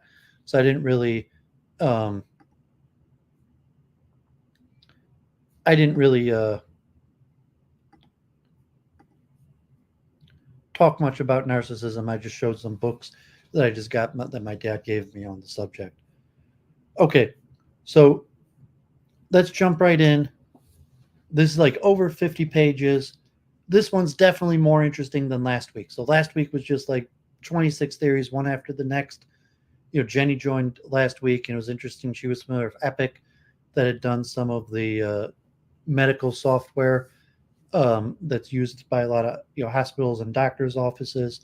So this one doesn't go theory by theory, but talks about different aspects that cognitive architectures are supposed to explain, and then looks at the benefits of different theories in terms of explanation. So 40 years of cognitive architectures, core cognitive abilities, and practical applications. Iuliia, Kotseruba, and John Tsotsos from the Artificial Intelligence Review in 2020. Abstract. In this paper, we present a broad overview of the last 40 years of research on cognitive architectures. To date, the number of existing architectures has reached several hundred, but most of the existing surveys do not reflect this growth and instead focus on a handful of well-established architectures. In this survey, we aim to provide a more inclusive and high-level overview of the research on cognitive architectures. Our final set of 84 architectures includes 49 that are still actively developed and borrow from a diverse set of disciplines spanning areas from psychoanalysis to neuroscience. To keep the length of this paper within reasonable limits, we discussed only the core cognitive abilities such as perception, attention, mechanisms, action selection, memory, learning, reasoning, and meta-reasoning. In order to assess the breadth of practical applications of cognitive architectures, we present information on over 900 practical projects implemented using the cognitive architectures in our list. We use various visualization techniques to highlight the overall trends in the development of the field, in addition to summarizing the current state of the art in the cognitive architecture research. This survey describes a variety of methods and issues that have been tried and their relative success in modeling human cognitive abilities, as well as which aspects of cognitive behavior need more research with respect to their mechanistic counterparts, and thus can further inform how cognitive science might progress. And I showed some of the graphics in this article last summer. Introduction. The goal in this paper is to provide a broad overview of the last 40 years of research in cognitive architectures with an emphasis on the core capabilities of perception, attention, mechanism, action selection, learning, memory, reasoning, meta-reasoning, and their practical applications. Although the field of cognitive architectures has been steadily expanding, most of the surveys published in the past 10 years do not reflect this growth and feature essentially the same set of comprising a few established architectures. The latest large-scale study was conducted by Samsonovitz in 2010, that's what I read last week, in an attempt to catalog the implemented cognitive architectures. This survey contained descriptions of 26 cognitive architectures submitted by their respective authors. The same information is also presented online in a comparative table of cognitive architectures. In addition to surveys, there are multiple online sources listing cognitive architectures, but they rarely go beyond a short description and a link to the project site or software repository. Since there's no exhaustive list of cognitive architectures, their exact number is unknown, but is estimated to be around 300, out of which at least one-third of the projects are currently active.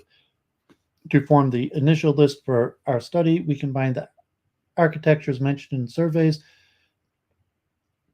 published within the last 10 years in several large online catalogs. We also included more recent projects not yet mentioned in the survey literature. Figure 1 shows a visualization of 195 cognitive architectures featured in 17 sources, surveys, online catalogs, and Google Scholar. It is apparent from the diagram that a small group of architectures such as Actar, SOAR, Clarion, Icarus, Epic, Lida, and a few others are present in most sources, and all other projects are only briefly mentioned in online catalogs. Even though the theoretical and practical contributions of the major architectures are undeniable, they represent only a small part of the research in the field. Thus, in the review, the focus has shifted away from a deep study of the major architectures or discussion of what could be the best approach to modeling cognition, which has been done elsewhere. For example, in a recent paper by Liard, 2017, Actar, SOAR, and Sigma are compared based on the structural organization and approaches to modeling core cognitive abilities.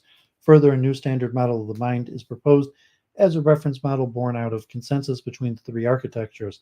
Our goal, on the other hand, is to present a broad, inclusive, judgment neutral snapshot of the past 40 years of development in the field. We hope to inform the future cognitive architecture research by introducing the diversity of ideas that have been tried and their relative success. To make this survey manageable, we reduced the original list of architectures to 84 items by considering only implemented architectures with at least one practical application and several peer-reviewed publications. We do not explicitly include some of the philosophical architectures such as Kagef, Society of Mind, Global Workspace Theory, and Pandemonium Theory. However, we examine cognitive architectures heavily influenced by those theories. We will exclude large-scale brain modeling projects, which are low-level and do not easily map onto the breadth of cognitive capabilities modeled by other types of cognitive architectures. Further, many of the existing brain models do not yet have practical applications and thus do not fit the parameter of the present survey. Figure 2 shows, oh, Jenny, God bless, welcome. Figure 2 shows architectures featured in the survey with their approximate timelines recovered from the publications. The 49 are currently active. So figure 1, a diagram showing cognitive architecture found in literature surveys and online sources shown with blue and orange colors respectively. The architectures in this diagram are sorted in descending order by the total number of references in the surveys and online sources for each architecture. Titles of the architectures covered in the survey are shown in red.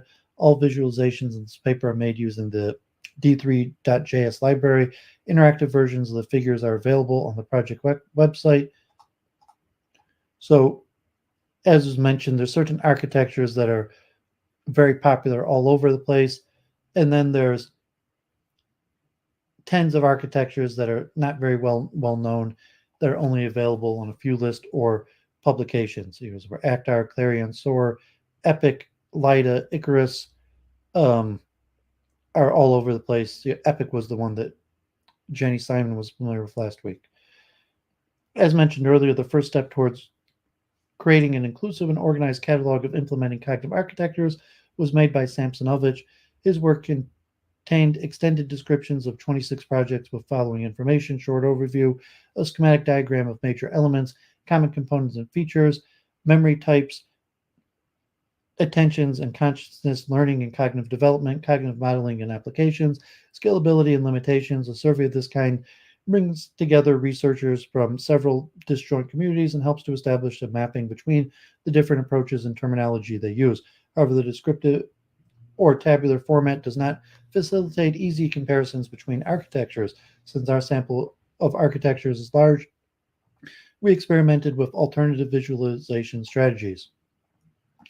So here's the timeline of 84 cognitive architectures featured in the survey. Each line corresponds to a single architecture. The architecture is sorted by the starting date so that the earliest architectures are plotted at the bottom of the figure.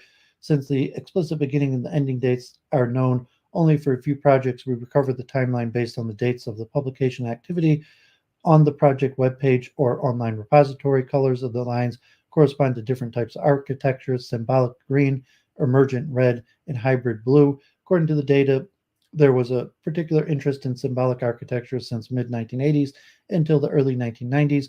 However, after 2000, most of the newly developed architectures are hybrid. Emergent architectures, many of which are biologically inspired, are more evenly distributed but remain a relatively small group. So you can see, even in recent years, new cognitive architectures are being developed, and a handful of cognitive architectures like Actar, SOAR, have been dominant since the 1970s, 1980s when they were created. Let me see where Epic is.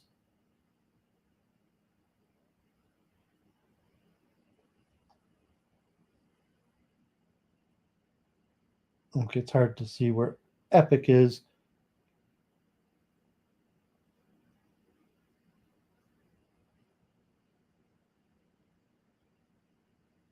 Oh, here's epic.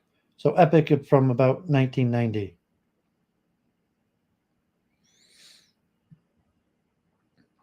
In the following sections, we will provide an overview of the definitions of cognition and approaches to categorizing cognitive architectures.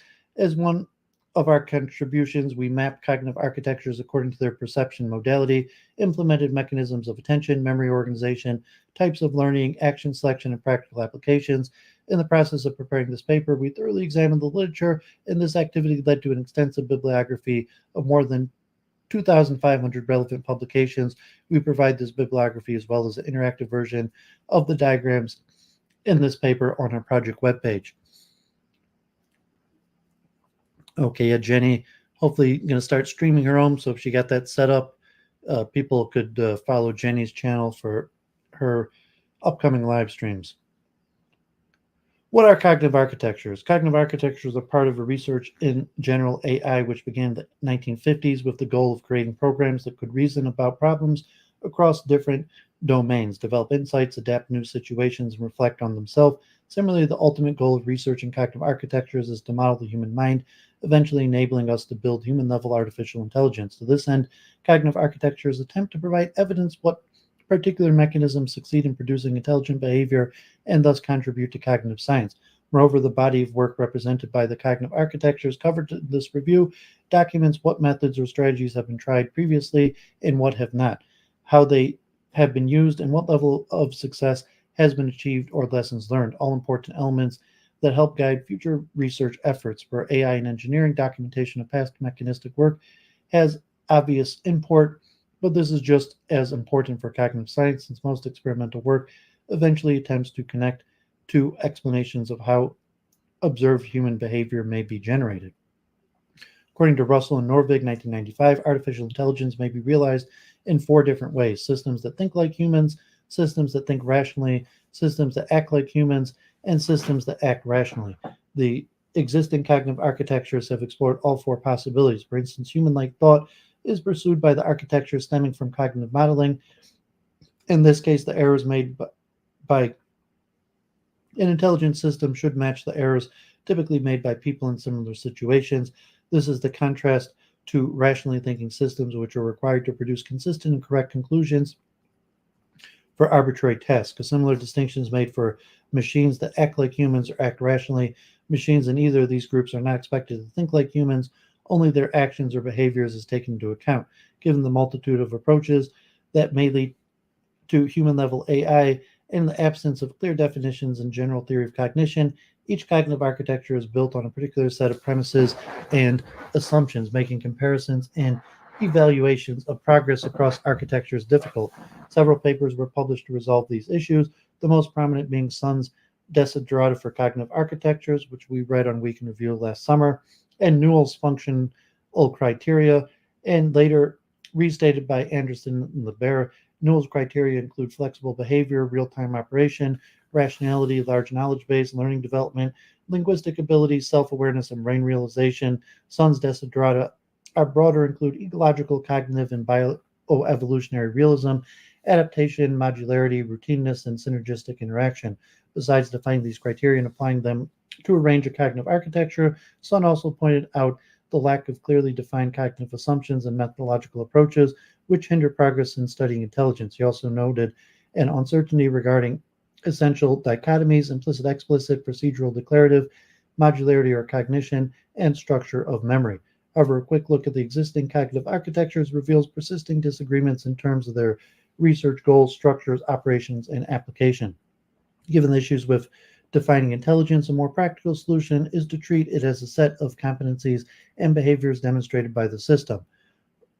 Well, no comprehensive list of capabilities required for intelligence exists. Several broad areas have been identified that may serve as guidance for ongoing work in the cognitive architecture domain. For example, Adams suggests broad areas such as perception, memory, attention, actuation, social interaction, planning, motivation, emotions, etc.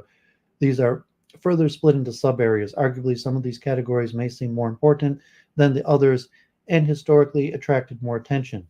At the same time, implementing even a reduced set of abilities in a single architecture is a substantial undertaking. Unsurprisingly, the goal of achieving general intelligence is explicitly pursued in a small number of architectures, among which are SOAR, ACTAR, NARS, LIDA, and several recent projects such as SEMA, Sigma, and CogPrime. Majority of architectures study particular aspects of cognition, attention, um, star emotions, perceptions of symmetry, or problem solving. There are also narrowly specialized architectures designed for particular applications, such as artist for visual inspection of services or musicog for musical comprehension and generation. In view of such diversity of existing architectures and their proclaimed goals, naturally the question then arises as to what system can be considered a cognitive architecture. Different opinions on this can be found in the literature. Lard discusses how cognitive architectures differ from other intelligent software systems. While all of them have memory, storage, control components, data representation, and input-output devices, the latter provide only a fixed model for general computation. Cognitive architectures, on the other hand, must change through development and efficiently use knowledge to perform new tasks. Furthermore, he suggests that toolkits and frameworks for building intelligent agents cannot themselves be considered cognitive architectures. Some researchers contrast the engineering approach taken in the field of artificial intelligence with scientific approach of cognitive architectures. According to Sun, psychologically based cognitive architectures should facilitate the study of human mind by modeling not only the human behavior but also underlying cognitive processes. Such models, unlike software engineering-oriented cognitive architectures, are explicitly representations of the general human cognitive mechanisms, which are essential for understanding of the mind. In practice, the term cognitive architecture is not as restrictive as made evident by the representative survey in the field. Most of the surveys define cognitive architecture as a blueprint for intelligence, or more specifically, a proposal about the mental representations and computational procedures that operate on those representations, enabling a range of intelligent behaviors. There is generally no need to justify the inclusion of the established cognitive architectures such as SOAR, ACTAR, EPTIC, LIDA, Clarion, Icarus, and a few others. The same applies to many biomimetic and neuroscience-inspired cognitive architectures that model cognitive processes on a neuronal level. Arguably, engineering-oriented architectures pursue a similar goal, as they have a set of structural components for perception, reasoning, and action, and model interaction between them, which is very much in the spirit of Newell's call for unified theories of cognition. However, when it comes to less common or new projects, the reason for considering them are less clear. As an example, Akira, a framework that explicitly does not self-identify as a cognitive architecture, is featured in some surveys anyways. Similarly, a knowledge-based psych, which does not make any claims about general intelligence, is presented as an artificial general intelligence architecture in Gortzel. Recently, claims have been made that deep learning is capable of solving AI by Google DeepMind. Likewise, Facebook AI research and other companies are actively working in the same direction. However, the question is, where does this work stand with the respective cognitive architectures? Overall, the DeepMind research addresses a number of important issues in AI, such as natural language understanding, perceptual processing, general learning, and strategies for evaluating artificial intelligence. Although particular models already demonstrate cognitive abilities in limited domains, at this point they do not represent a unified model of intelligence. Differently from DeepMind, Mikola from a Facebook research team explicitly discussed their work in a broader context of developing intelligent machines. Their main argument is that AI is too complex to be built all at once, and instead its general characteristics should be defined first. Two such characteristics of intelligence are defined, namely communication and learning, and a concrete roadmap are proposed for developing them incrementally. Currently, there are no publications about developing such a system, but overall, the research topics pursued by Facebook align with their proposal for AI and also the business interests of the company. Common topics include visual processing, especially segmentation, object detection, data mining, natural language processing, human-computer interaction, and network security. Since the current deep learning techniques are mainly applied to solving practical problems and do not represent a unified framework, we do not include them in this review. However, given the prevalence in other areas of AI, deep learning methods will likely play an important role in the cognitive architectures of the future. In view of the above discussion, and to ensure both inclusiveness and consistency, cognitive architectures in the survey is selected based on the following criteria: self-evaluation as cognitive, robotic or agent architecture, existing implementation, not necessarily open source, and mechanisms for perception, attention, action selection, memory, and learning. Furthermore, we consider the architectures with at least several peer-reviewed papers and practical applications beyond simple illustrative examples. For the most recent architectures still under development, some of these conditions were relaxed. An important point to keep in mind while reading this survey is that cognitive architecture should be distinguished from the models or agents that implement them. For instance, ACTAR, SOAR, HTM, and many other architectures serve as the basis for multiple software agents that demonstrate only a subset of capabilities declared in theory. On the other hand, some agents may implement extra features that are not available in the cognitive architecture. A good example is the perceptual system of Rosie, one of the robotic agents implemented in SOAR, whereas SOAR itself does not include a real perceptual system for physical sensors as part of the architecture. Unfortunately, in many cases, the level of detail presented in the publications does not allow one to judge whether the particular capability is enabled by the architectural mechanism and is common among all models or is custom-made for a particular application. Therefore, to avoid confusion, we do not make the distinction and list all capabilities demonstrated by the architecture. Note also that some architectures underwent structural and conceptual changes throughout their development, notably the long-running subjects such as SOAR, ACTAR, Clarion, Disciple, and a few others. For example, SOAR 9 and subsequent versions added some non-symbolic elements, and CAP-S4 better accounts for the time course of cognition and individual differences compared to its predecessors, 3 CAPs and CAPs. Sometimes these changes are well documented, but more often they are not. In general, we use the most recent variant of the architecture for analysis and assume that the features and abilities of the previous version are retained in the new versions unless there is contradicting evidence. Taxonomies of cognitive architectures. Many papers published within the last decade address the problem of evaluation rather than categorization of cognitive architectures. As mentioned earlier, Newell's criteria and Sun's Desiderata belong in the category. Furthermore, surveys of cognitive architectures define various capabilities, properties, and evaluation criteria, which include recognition, decision-making, perception, prediction, planning, acting, communication, learning, goal setting, adaptability, generality, autonomy, problem-solving, real-time operation, meta-learning, etc. While these criteria could be used for classification, many of them are too fine-grained to be applied to a generic architecture. Thus, a more general grouping of architectures can be based on the type of representation and information processing they implement. 3 major paradigms are currently recognized: symbolic, also referred to cognitivist, emergent connectionist, and hybrid. Which of these representations, if any, correctly reflect the human cognitive process remains an open question that has been debated for the last 30 years. Symbolic systems represent concepts using symbols that can be manipulated using a predefined instruction set. Such instructions can be implemented as if-then rules applied to the symbols representing the facts known about the world. Because it is natural and intuitive representation of knowledge, symbolic manipulation remains very common. Although by design symbolic systems excel at planning and reasoning, they are less able to deal with the flexibility and robustness that are required for dealing with changing environment and for perceptual processing.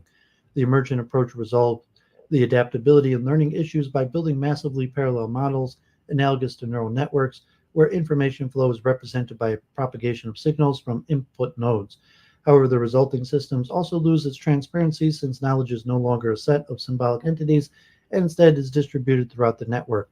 For these reasons, logical inference in the traditional sense becomes problematic, although not impossible, in emergent architectures. Naturally, each paradigm has its strengths and weaknesses. For example, any symbolic architecture requires a lot of work to create an initial knowledge base, but once it is done, the architecture is fully functional. On the other hand, emergent architectures are easier to design, must be trained in order to produce useful behavior. Furthermore, their existing knowledge may deteriorate with the subsequent learning of new behaviors. So figure 3, a taxonomy of cognitive architectures based on the representation and processing. The order of the architectures within each group is alphabetical and does not correspond to the proportion of symbolic versus sub-symbolic elements. The spatial proximity of Akhtar to Ikub to nodes representing symbolic and emergent architectures, respectively, does not imply that Akhtar is closer to symbolic paradigms and Ikub is conceptually related to emergent architectures. So you see you have emergent and hybrid. The emergents are connectionist logic systems or neural modeling, and the hybrid are fully integrated symbolic subprocessing or symbolic. As neither paradigm is capable of addressing all major aspects of cognition, hybrid architecture attempts to combine elements of both symbolic and emergent approaches. Such systems are the most common in our selection of architectures and likely overall. In general, there are no restrictions on how the hybridization is done, and many possibilities have been explored. Multiple taxonomies of the types of hybridization have been proposed. Besides representation, one can classify the systems as single or multi-module, heterogeneous or homogeneous, take into account the granularity or hybridization, coarse-grained or fine-grained, the coupling between the symbolic and sub-symbolic components, and the types of memory and learning. However, not all the hybrid architectures explicitly address what is referred to as symbolic and sub-symbolic elements and reasons for combining them. Only a few of them, namely Akhtar, Clarion, Dual, Cog Prime, Cap, Sigma, GMU, Bika, and Sigma, view this integration as essential and discuss it extensively. In general, we found that symbolic and sub-symbolic elements cannot be identified for all reviewed architectures due to the lack of such fine-grained detail in many publications. Thus, we will focus on representation and processing.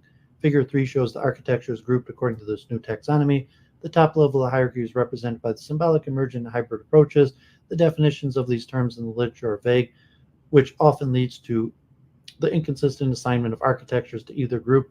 There seems to be no agreement even regarding the most known architectures, Sor and Akhtar, although both combine symbolic and sub-symbolic elements. Akhtar is explicitly self-identifies as hybrid, while Sor does not. The surveys are inconsistent as well. For instance, both Sor and Akhtar are called cognitivist in Vernon and Gertzel, while Asylum lists them as hybrid, further complicating our analysis of the fact that authors of the architectures rarely mention the types of representation used in their systems. Specifically, out of the 84 architectures we surveyed, only 34 have a self-assigned label. Fewer still provide details on the particular symbolic, sub-symbolic process or elements. It is universally agreed that symbols, labels, strings, or character frames, production rules, and non-probabilistic logical inference are symbolic, and that distributed representations such as neural networks are sub-symbolic. For example, probabilistic action selection is considered as symbolic in Caracas, Crest, and Cog Prime, but is described as sub-symbolic in Akhtar, Celts, Kojak, Copycat, Metacat, and ICUB. Likewise, numeric data is treated as symbolic in CAPS, IAS, and EPIC, but is regarded as sub-symbolic in SASE. Similarly, there are disagreements regarding the status of the activations, weights, and probabilities assigned to the symbols, reinforcement learning, image data, etc.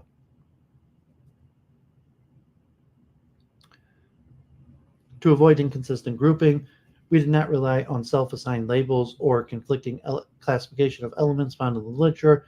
We assume that explicit symbols are atoms of symbolic representations and can be combined to form meaningful expressions and used for inference or syntactic parsing. Sub-symbolic representations are generally associated with the metaphor of a neuron.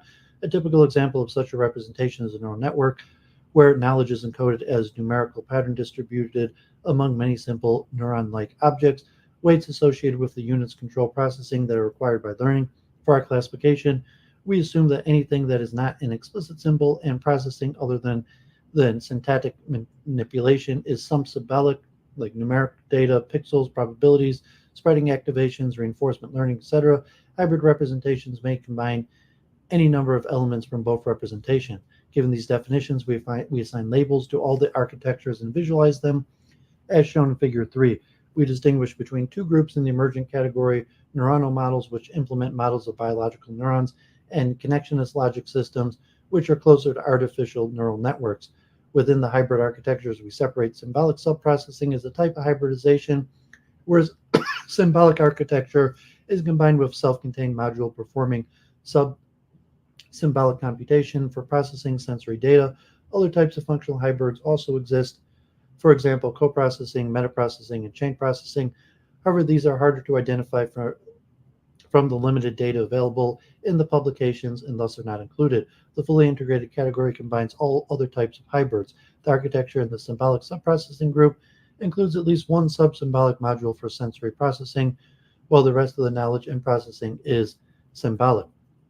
For example, 3T, Atlantis, RCS, DARC, Caracas, and COSI are robotic architectures where a symbolic planning module determines the behavior of the system, and one or more modules possess visual and audio sensory data using techniques like neural networks, optical flow calculation. Similarly, ARTIST and STAR combine symbolic knowledge base and case-based symbolic reasoning with image processing algorithms.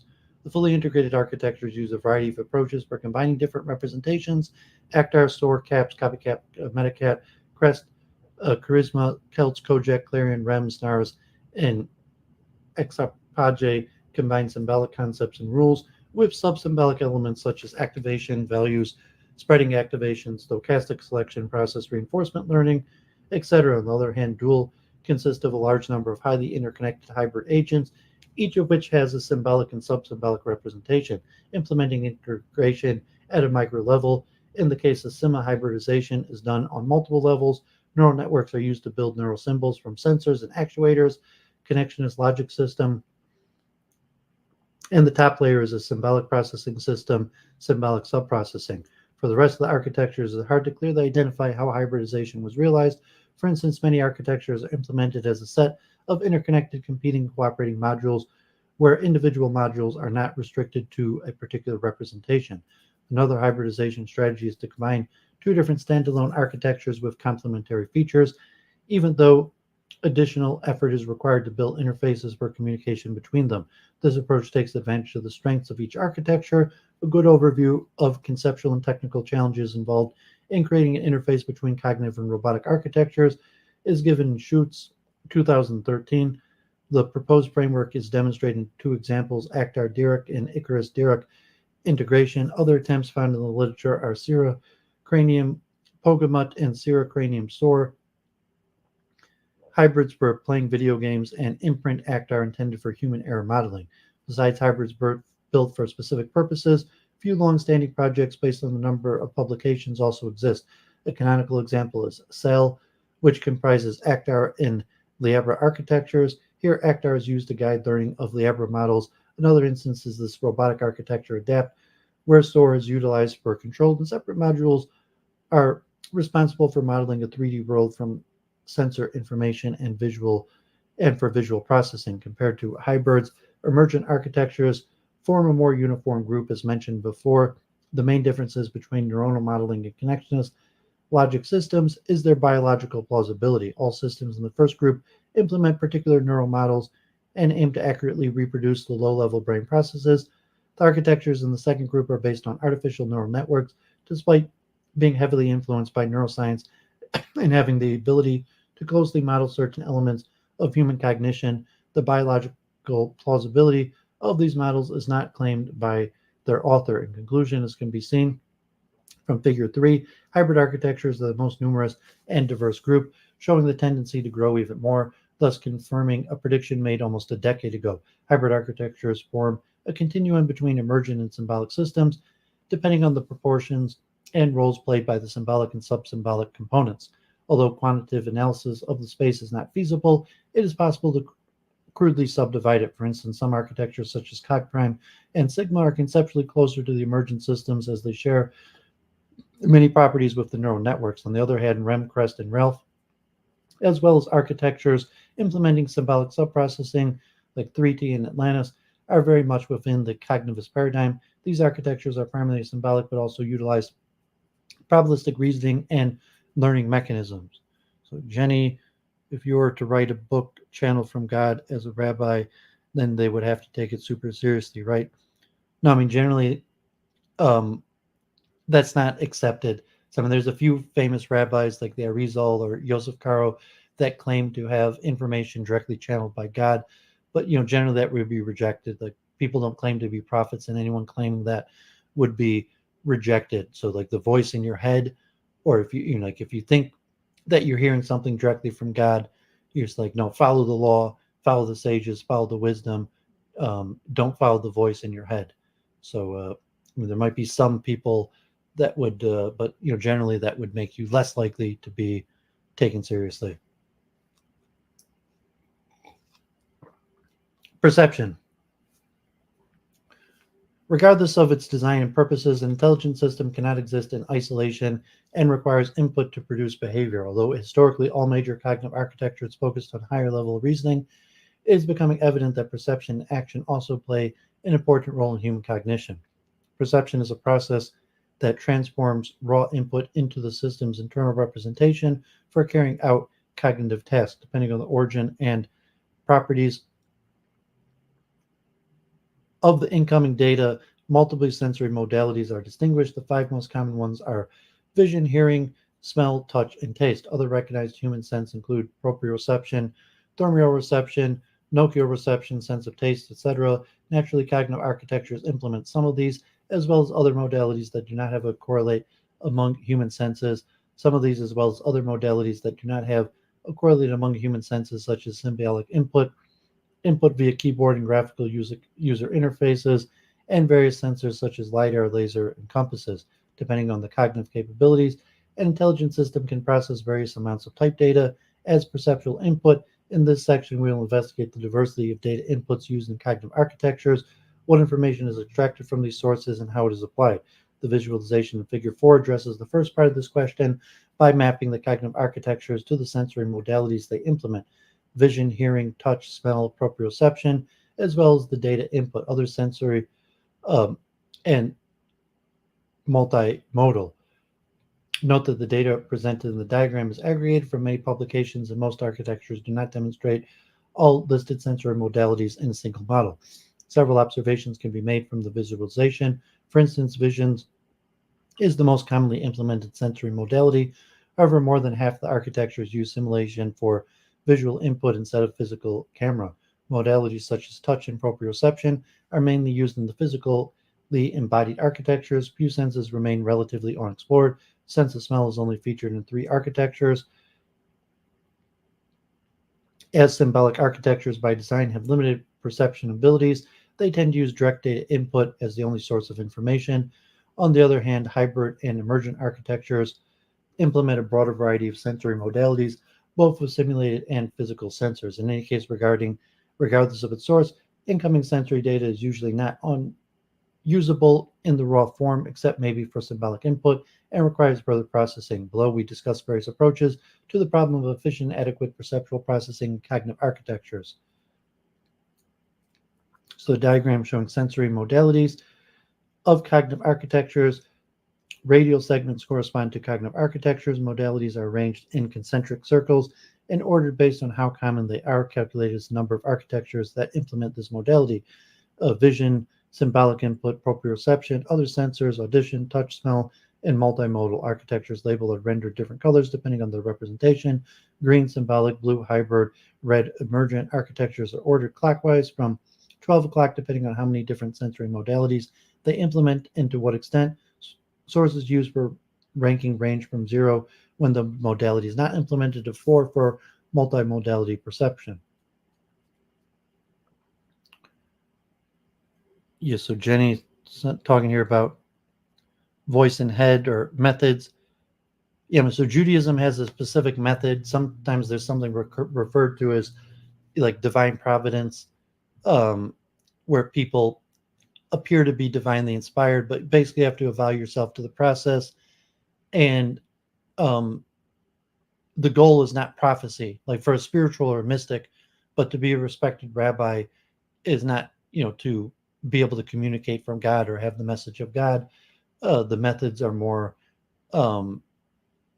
laid out in terms of scholarship, courts, consensus among sages. But I don't want to get too distracted from the article. Just discuss that at a different time. Vision. For a long time, vision was viewed as a dominating sensory modality based on the available experimental evidence. While recent work suggests a more balanced view of human sensory experience, cognitive architectures research remains fairly vision-centric. as it is the most studied and most represented sensory modality, even though in robotics various non-visual sensors, sonars, ultrasonic distance sensors, and proprioceptive sensors of gyroscopes and compasses are used for solving visual tasks such as navigation, obstacle avoidance, and search. Visual input still accounts for more than half of all implemented input modalities. According to Brouwer, visual processing is composed of 3 different stages: early, intermediate, and late. Early vision is data-driven and involves parallel processing of the visual scene and extraction of simple elements such as color, luminance, shape, motion. Intermediate vision groups elements into region, which are then further processed in the late stage to recognize objects and assign meaning to them using available knowledge. Although not mentioned by Mars, visual attention mechanisms, emotion, and reward systems also influence all stages of visual processing. Thus, perception and cognition are tightly interconnected throughout all levels of processing. We base our analysis of visual processing in the cognitive architectures on image understanding stages described by Tsotsos.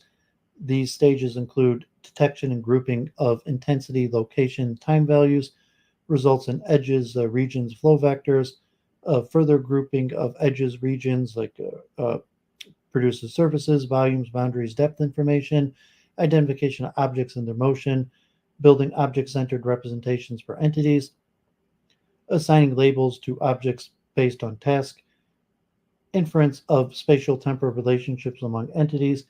Here, only stage 1 represents early vision. All the subsequent stages require additional task or world knowledge. Already at stage 2, grouping of features may be facilitated by the viewpoint information and knowledge of the specific objects being viewed. Finally, the later stages involve spatial reasoning and operate on high-level representations abstracted from the results of early and intermediate processes. Note that in the current computer vision research, many of these image understanding stages are implemented implicitly with deep learning methods. Given the success of deep learning in many applications, it is surprising to see that very few cognitive architectures employ it. Some applications of deep learning to simple vision tasks can be found in CogPrime, LIDA, SBA, and BECA. Diagram in Figure 5 shows stages of processing found in cognitive architectures with real and simulated vision.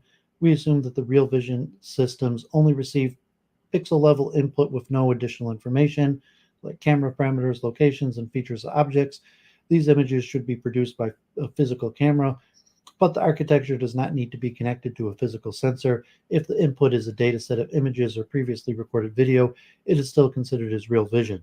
The simulated vision system is generally emit early and intermediate vision and receive input in the form that is suitable for the later stages of visual processing. Symbolic descriptions for shape and color, objects, labels, coordinates. Technically, any architecture that does not have native support for real vision or other perceptual modalities may be extended with an inference that connects it to sensors and preprocesses raw data in a more suitable format as demonstrated by SOAR and ACT-R. The illustration in Figure 5 shows what image interpretation stages are implemented, but it does not reflect the complexity and extent of such processing, as there are no quantitative criteria for evaluation. In the remainder of the section, we will provide brief descriptions of the visual processing in various architectures. Vision using physical sensors. The majority of the architectures implementing all stages of visual processing are physical embodied and include robot control, biologically inspired, and biomimetic architectures. The architecture in the first group operates in realistic, unstructured environments and approach vision as an engineering problem. Early vision stage 1 usually involves edge detection and disparity estimation. These features are then grouped stage 2 into blobs with similar features, color, and depth, which are resolved into candidate objects with centroid coordinates. Object models are often learned offline using machine learning techniques and can be used to categorize candidate objects. For example, in RCS architecture, the scene is reconstructed from stereo images, features of the transversable ground, and learned from LiDAR data and color histograms. Similarly, the Atlantis robot architecture constructs the height map from stereo images and uses it to identify obstacles. The Caracas architecture also computes a map for hazard avoidance From stereo images and range sensors, the location and types of obstacles are placed on the map relative to the robot itself. Spatial reasoning is limited to determining the distance to the obstacles of target locations for navigation. Biologically inspired architectures also make use of computer vision algorithms and follow similar processing steps. For instance, neural networks are applied for object detection.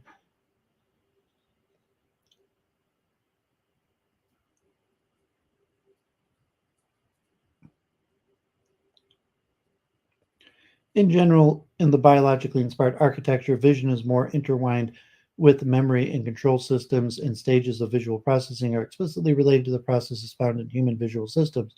One such example is saliency, which models the ability to prioritize visual stimuli based on their features or relevance to the task. As such, saliency is often used to find regions of interest in the scene.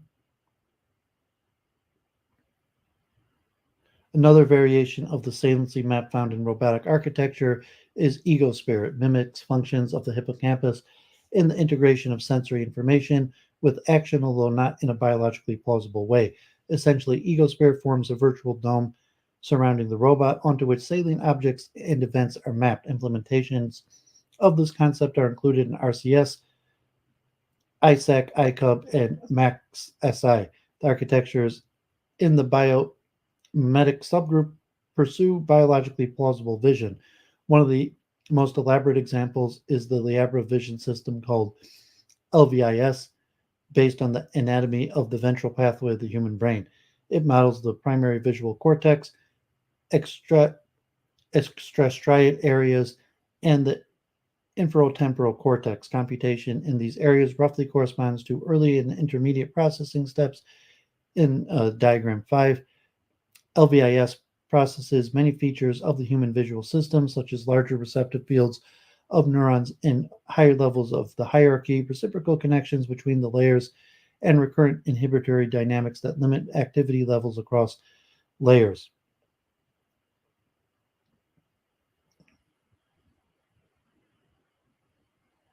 And ART are also modeled on the primate ventral visual pathway. The SASE architecture, also in this group, does not replicate the human visual system as closely. Instead, it uses hierarchical neural network with localized connections where each neuron gets input from a restricted region in the previous layer. The sizes of receptive fields within one layer are the same and increase at higher levels. This system was tested on a sail robot in an indoor navigation scenario. A similar approach to vision is implemented in MDB, BECA, and DAC. Although these emergent biomimetic systems do not explicitly assign labels to objects, they are capable of forming representations of spatial relations between the objects in the sense and use these representations for visual tasks like navigation. Simulated vision. Yeah, Jenny, I'm trying to write a book, but I'm doing the research, so check my blog for my writings right now. But yeah, we could collaborate, so got to do the research though. Simulated vision. Due diligence, that's what we're doing now. Simulated vision. As evident from Figure 5, most of the simulations support only late stages of visual processing. The simplest kind of simulation is a 2D grid of cells propagated by objects such as NASA tire roll used by ERE and PRS, a Wumpros world for glare agents, 2D maze for 4 and Arendne, and tribal simulations designed for clearing social agents. Agents in grid-like environments often have a limited view of the surroundings, restricted to a few cells in each direction. Block world is another classic domain where the general task is to build stacks of blocks of various shapes and colors. Overall, despite their varying complexity and purposes, simulations usually provide the same kind of data about the environment, objects, their properties, color, shape, label, locations and properties of the agent itself, spatial relations between objects and the environmental factors like weather and wind direction. As such, simulations mainly serve as a visualization tool and are not too far removed from the direct data input, since little to none sensory processing is needed. More advanced simulations represent the scene as polygons with color and 3D coordinates of corners, which have to be further processed to identify objects. Otherwise, the visual realism of 3D simulation serves mostly aesthetic purposes as the information is available directly in symbolic form. As mentioned earlier, the Figure 5 does not reflect the differences in the complexity of the environments or capabilities of the individual architectures.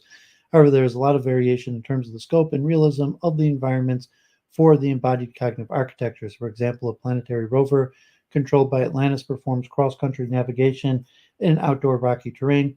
The salesman robot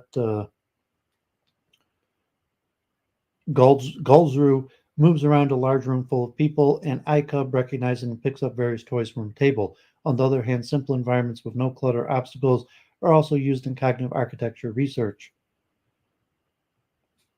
In addition, color coding objects is a common way of simplifying visual processing.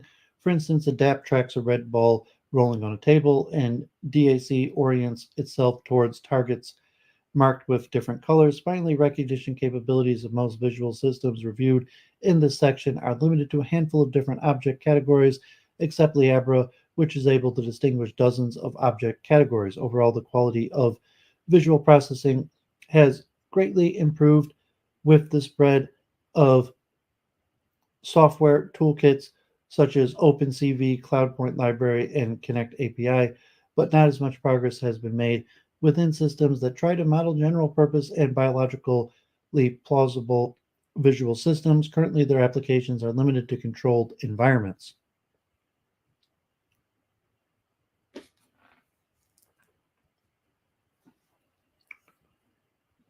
Audition. Audition is a fairly common modality in the cognitive architecture, so sound or voice commands are typically used to guide an intelligent system or to communicate with it. Since the auditory modality is purely functional, many architectures resort to using available speech-to-text software rather than develop models of audition. Among the few architectures modeling auditory perception are ACTAR, ART, SPA, and EPIC. For example, ArtWorld and ArtStream were used to study phonemic integration and source segregation, the cocktail party problem, respectively. A model of music interpretation was developed with ACT-R. Using dedicated software for speech processing and communication helps to achieve some degree of complexity and realism, having scripted interaction with people in a crowded room, or a dialogue about the objects in the scene in a subset of English.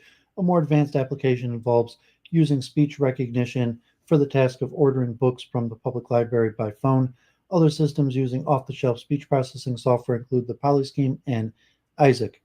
In our sample of architectures, most effort is directed at natural language processing, linguistic and semantic information carried by the speech, and much less attention is paid to emotional content, loudness, speech rate, and intonation.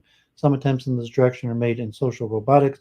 For example, the social robot Kismet does not understand what is being said to it, but can determine approval, prohibition, or soothing based on prosodic contours of the speech. The Ymir architecture also has a paucity analyzer combined with a grammatical-based speech recognizer that can understand a limited vocabulary of 100 words. Even the sound itself can be used as a cue. For example, the BBD robots can orient themselves toward the sound of a loud sound. Symbolic input. The symbolic input category in Figure 4 combines several input methods which do not fall under physical sensors or simulation. These include input in the form of text commands and data, and via a graphical user interface. Text input is typical for the architectures performing planning and logical inference tasks. Text commands are usually written in terms of primitive predicates used in the architecture, so no additional parsing is required. Although many architectures have tools for visualizing of results and the intermediate stages of computation, interactive GUIs, graphical user interfaces, are less common. They are mainly used in human performance research to simplify input of the expert knowledge and to allow multiple runs of the software with different parameters. Data input can be provided as text or any other format, like binary or floating point arrays, and is primarily used for the categorization and classification application. Other modalities. Other sensory modalities such as touch, smell, proprioception are trivially implemented with a variety of sensors, physically and simulated. Many robotic platforms are equipped with touch-sensitive bumpers for an emergency stop to avoid hitting an obstacle.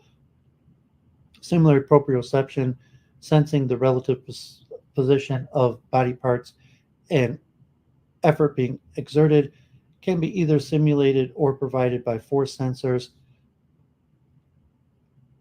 ICUB, MBD, MDB, subsumption, joint feedback, accelerators in 3D, etc. use this. Multimodal perception. In the previous sections, we have considered all sensory modalities in isolation. In reality, however, human brains receive a constant stream of information from different senses and integrates it into a coherent world representation. This is also true for cognitive architectures, as nearly half of them have more than two different sensory modalities.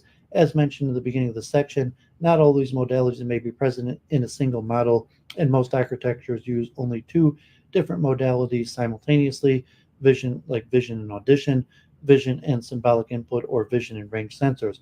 With few exceptions, these architectures are embodied and essentially perform what is known as feature integration in cognitive science, or sensor data fusion in robotics. Apparently, it is also possible to use different sensors without explicitly combining their output, as demonstrated by the subsumption architecture, but this approach is rather uncommon. Multiple sensory modalities improve the robustness of perception through complementarity and redundancy, but in practice, using many different sensors introduces a number of challenges, such as incomplete, spurious, conflicting data, data with different properties, mismatched dimensionality or value ranges, the need for data alignment and association. These practical issues are well researched by the robotics community. However, no universal solutions have yet been proposed. Eventually, every solution must be custom made for a particular application, a common approach taken by the majority of cognitive architectures.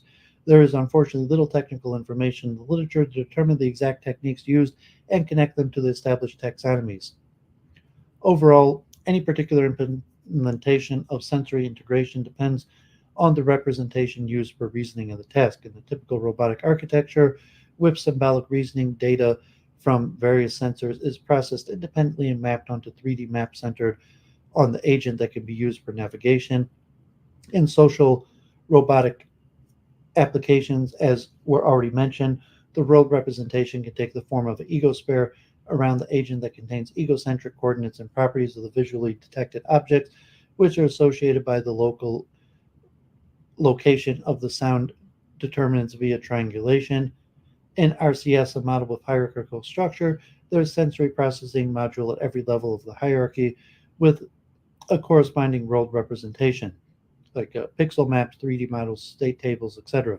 Some architectures do not perform data association and alignment explicitly. Instead, sensor data and feature extraction, coordination of objects from the camera and distances to obstacles from lasers are done independently and concurrently. The extracted information is then directly added to the working memory, the blackboard of an equivalent structure. Any ambiguities and inconsistencies are resolved by higher order reasoning processes. This is a common approach in distributed architectures where independent modules can currently work towards achieving a common goal.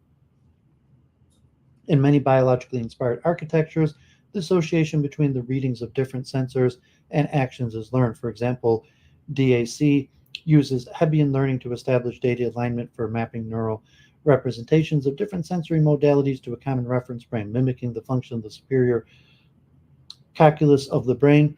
ART integrates visual and ultrasonic sensory information via neural fusion for mobile robot navigation. Likewise, MBD uses neural network to learn of the world model from sensor inputs and a genetic algorithm to adjust the parameters of the networks.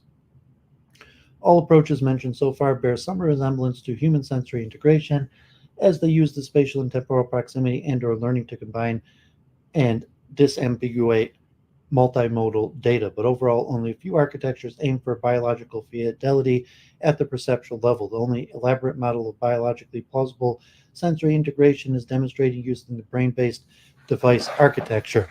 The embodied neural model, called Darwin 11, is constructed to investigate the integration of multisensory information from touch sensors, laser, camera, and magnetic compass, and the formation of place activity in the hippocampus during maze navigation. The neural network of Darwin 11 consists of approximately 80,000 neurons with 1.2 million synapses and simulates 50 neural areas. In a lesion study, the robustness of the system was demonstrated by removing one or several sensory inputs and remapping the sensory neuronal units. For the most part, cognitive architectures ignore cross-modal interaction. Architectures, including biologically and cognitively oriented ones, typically pursue a modular approach when dealing with different sensory modalities. At the same time, many psychological and neuroimaging experiences conducted in the past decades suggest that sensory modalities mutually affect one another. For example, vision alters auditory processing and vice versa, while some biomimetic architectures such as BBD mentioned above may be capable of representing cross-modal effects. To the best of our knowledge, this problem has not been investigated yet in the cognitive architecture domain. A room, God bless, blessings.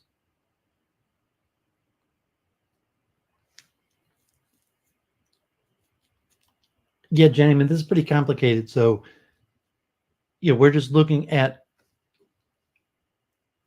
this paper is looking at the last paper we looked at last week, looked at all 26 architectures one by one in kind of a formatic of where the creators of the various architectures just filled out a form and explained their various functions and purposes. So this paper is going one by one through various aspects of cognition. The first one we covered was senses, mostly vision, and then comparative analysis of the different cognitive architectures for how they go about dealing with it. It includes multiple aspects of it: the internal program, the hardware, and so now we're going to turn to attention. And so, like, what is attention? Attention is important, like, as a psychological concept. The various architectures approach towards it. So, this is pretty intense, and to some extent, I think it's more explanatory for me just to read it than to try to explain it. One thing also, it's over 50 pages. It's going to take me hours just to get through it, even without explaining it. But it's pretty heavy, intense level, and I'm not sure it's going to add too much to it for me to try to explain it more than just reading it.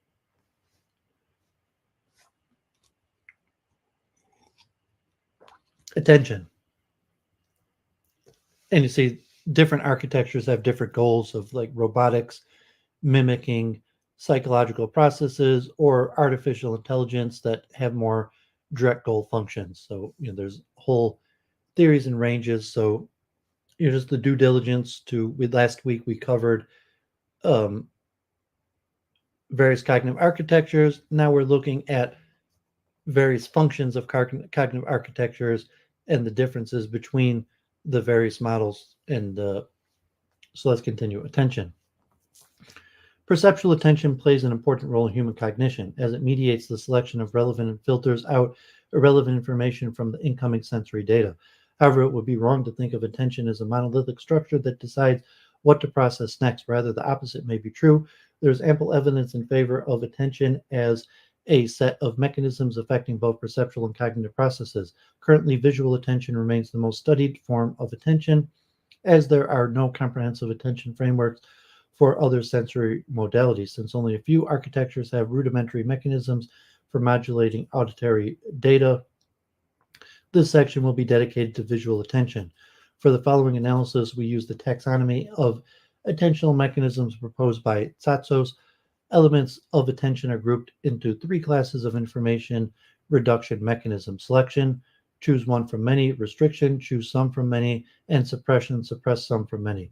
Selection mechanisms include gaze and viewpoint selection, world model, selection of objects, events to focus on, and time region features, objects, events of interest. Restriction mechanisms serve to prune the search space by priming, preparing the visual system for input based on task demands. Endogenous motivations, domain knowledge, exogenous cues, external stimuli, exogenous tasks restrict attention to objects relevant for the task, and visual field limited field of view. Suppression mechanisms consist of features, spatial surrounding inhibition, temporal suppression of the features around the object while attending, task irrelevant stimuli suppression, negative priming, and location object inhibition of return, a bias against returning attention Two previous attended location of stimuli. Finally, branch and bound mechanisms combine elements of suppression, selection, and restriction. For more detailed explanation of the attention mechanisms and review of the relevant psychological neuroscience literature, for Tsotsos, the author of this article.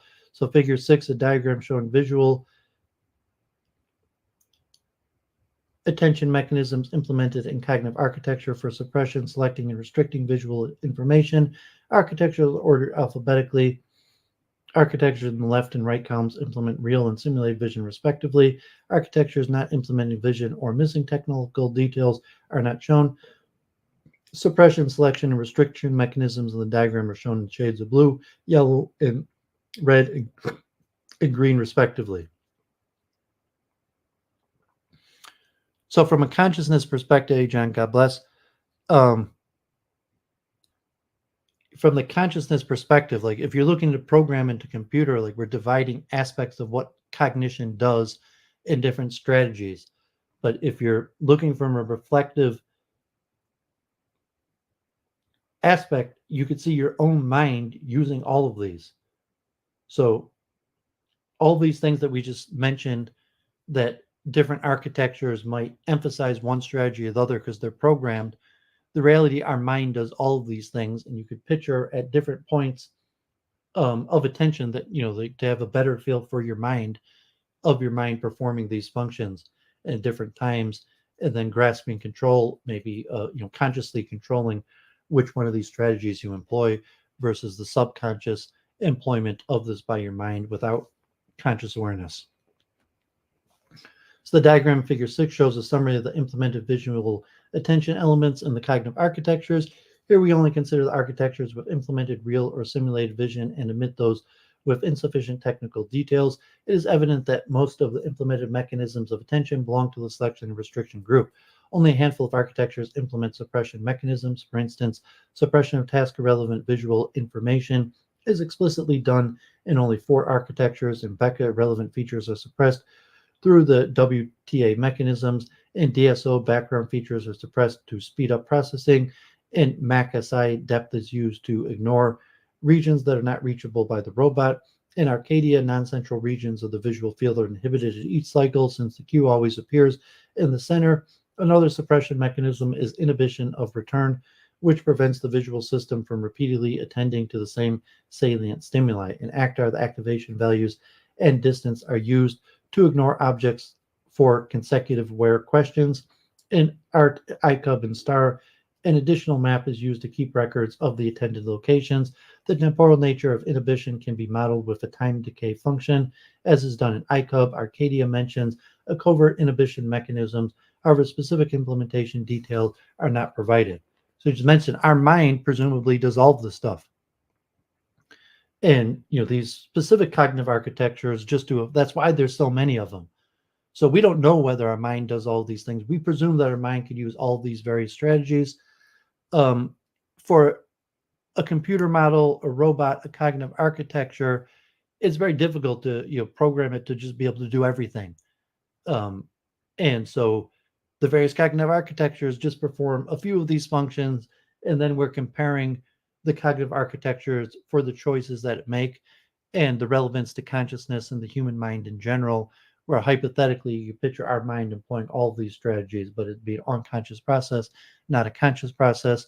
Or maybe you could actually do like some form of suppression or consciously try to work through all of these processes. And they're like, no, my mind, I could consciously use all of these methods in my own mind, through the attention of visual processing. Selection mechanisms are much more common in the cognitive architectures. For example, a world model by default is a part of any visual system. Likewise, viewpoint gaze selection is a necessary component of active vision system. Specifically, gaze control allows to focus on a region in the environment, and a viewpoint selection allows to get more information about the region object by moving away towards it or by viewing it from different angles. As a result, physically embodied architectures automatically support viewpoint selection because a camera installed in a robot can be moved around the environment. Eye movements are usually simulated, but some humanoid robots implement them physically. Other mechanisms in this group include selection of various features, objects of interest. The selection of visual data to attend can be data-driven, bottom-up, or task-driven, top-down. The bottom-up attentional mechanisms identify salient regions whose visual features are distinct from the surrounding image features, usually along a combination of dimensions such as color changes, color channels, edges, motion. Some architectures resort to the classical visual saliency algorithms such as guided search used in ACTAR and Kismet, the Itikak-Nibor model used in Arcadia, iCub, and DAC or AIM used in STAR. Other approaches include filtering, finding unusual motion patterns, or discrepancies between observed and expected data. Top-down selection can be applied to further limit the sensory data provided by the bottom-up processing. A classic example is visual search, where knowing desired features of the object can narrow down the options provided by the data-driven ground segmentation. Many architectures resort to the mechanisms to improve search efficiency. Another option is to use hard-coded or learned heuristics. For example, CREST looks at a typical position on a chessboard, and MIDAS replicates common eye scan patterns of pilots. The limitation of the current top-down approaches is that they can direct vision for only a limited set of predefined visual tasks. However, ongoing research in STAR attempts to address this problem. Restriction mechanisms allow to further reduce the complexity of vision by limiting the search space to certain features, priming, events, exogenous cues, space, visual field, objects, exogenous task, and knowledge, and endogenous motivations. Exogenous task and endogenous motivations are implemented in all architectures by default as domain knowledge and task constructions. In addition to that, attention can be modulated by internal signals such as motivation, emotions, which will be discussed in the next section on action selection. A limited visual field is a feature of any physically embodied system, since most cameras do not have 360-degree field of view. This feature is also present in some simulated vision systems. An ability to react to the sudden events, exogenous cues, such as fast movement or bright color, is useful in social robotic applications. On the other hand, priming allows to bias the visual system towards particular types of stimuli via task instruction by assigning more weight to skin-colored features during the saliency computation to improve human detection, or by utilizing the knowledge of the probable location of some object to spatially bias detection. Neural mechanisms of top-down priming are studied in art models.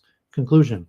Overall, visual attention is largely overlooked in cognitive architectures research, with the exception of the biologically plausible visual models and the architectures that specifically focus on vision research.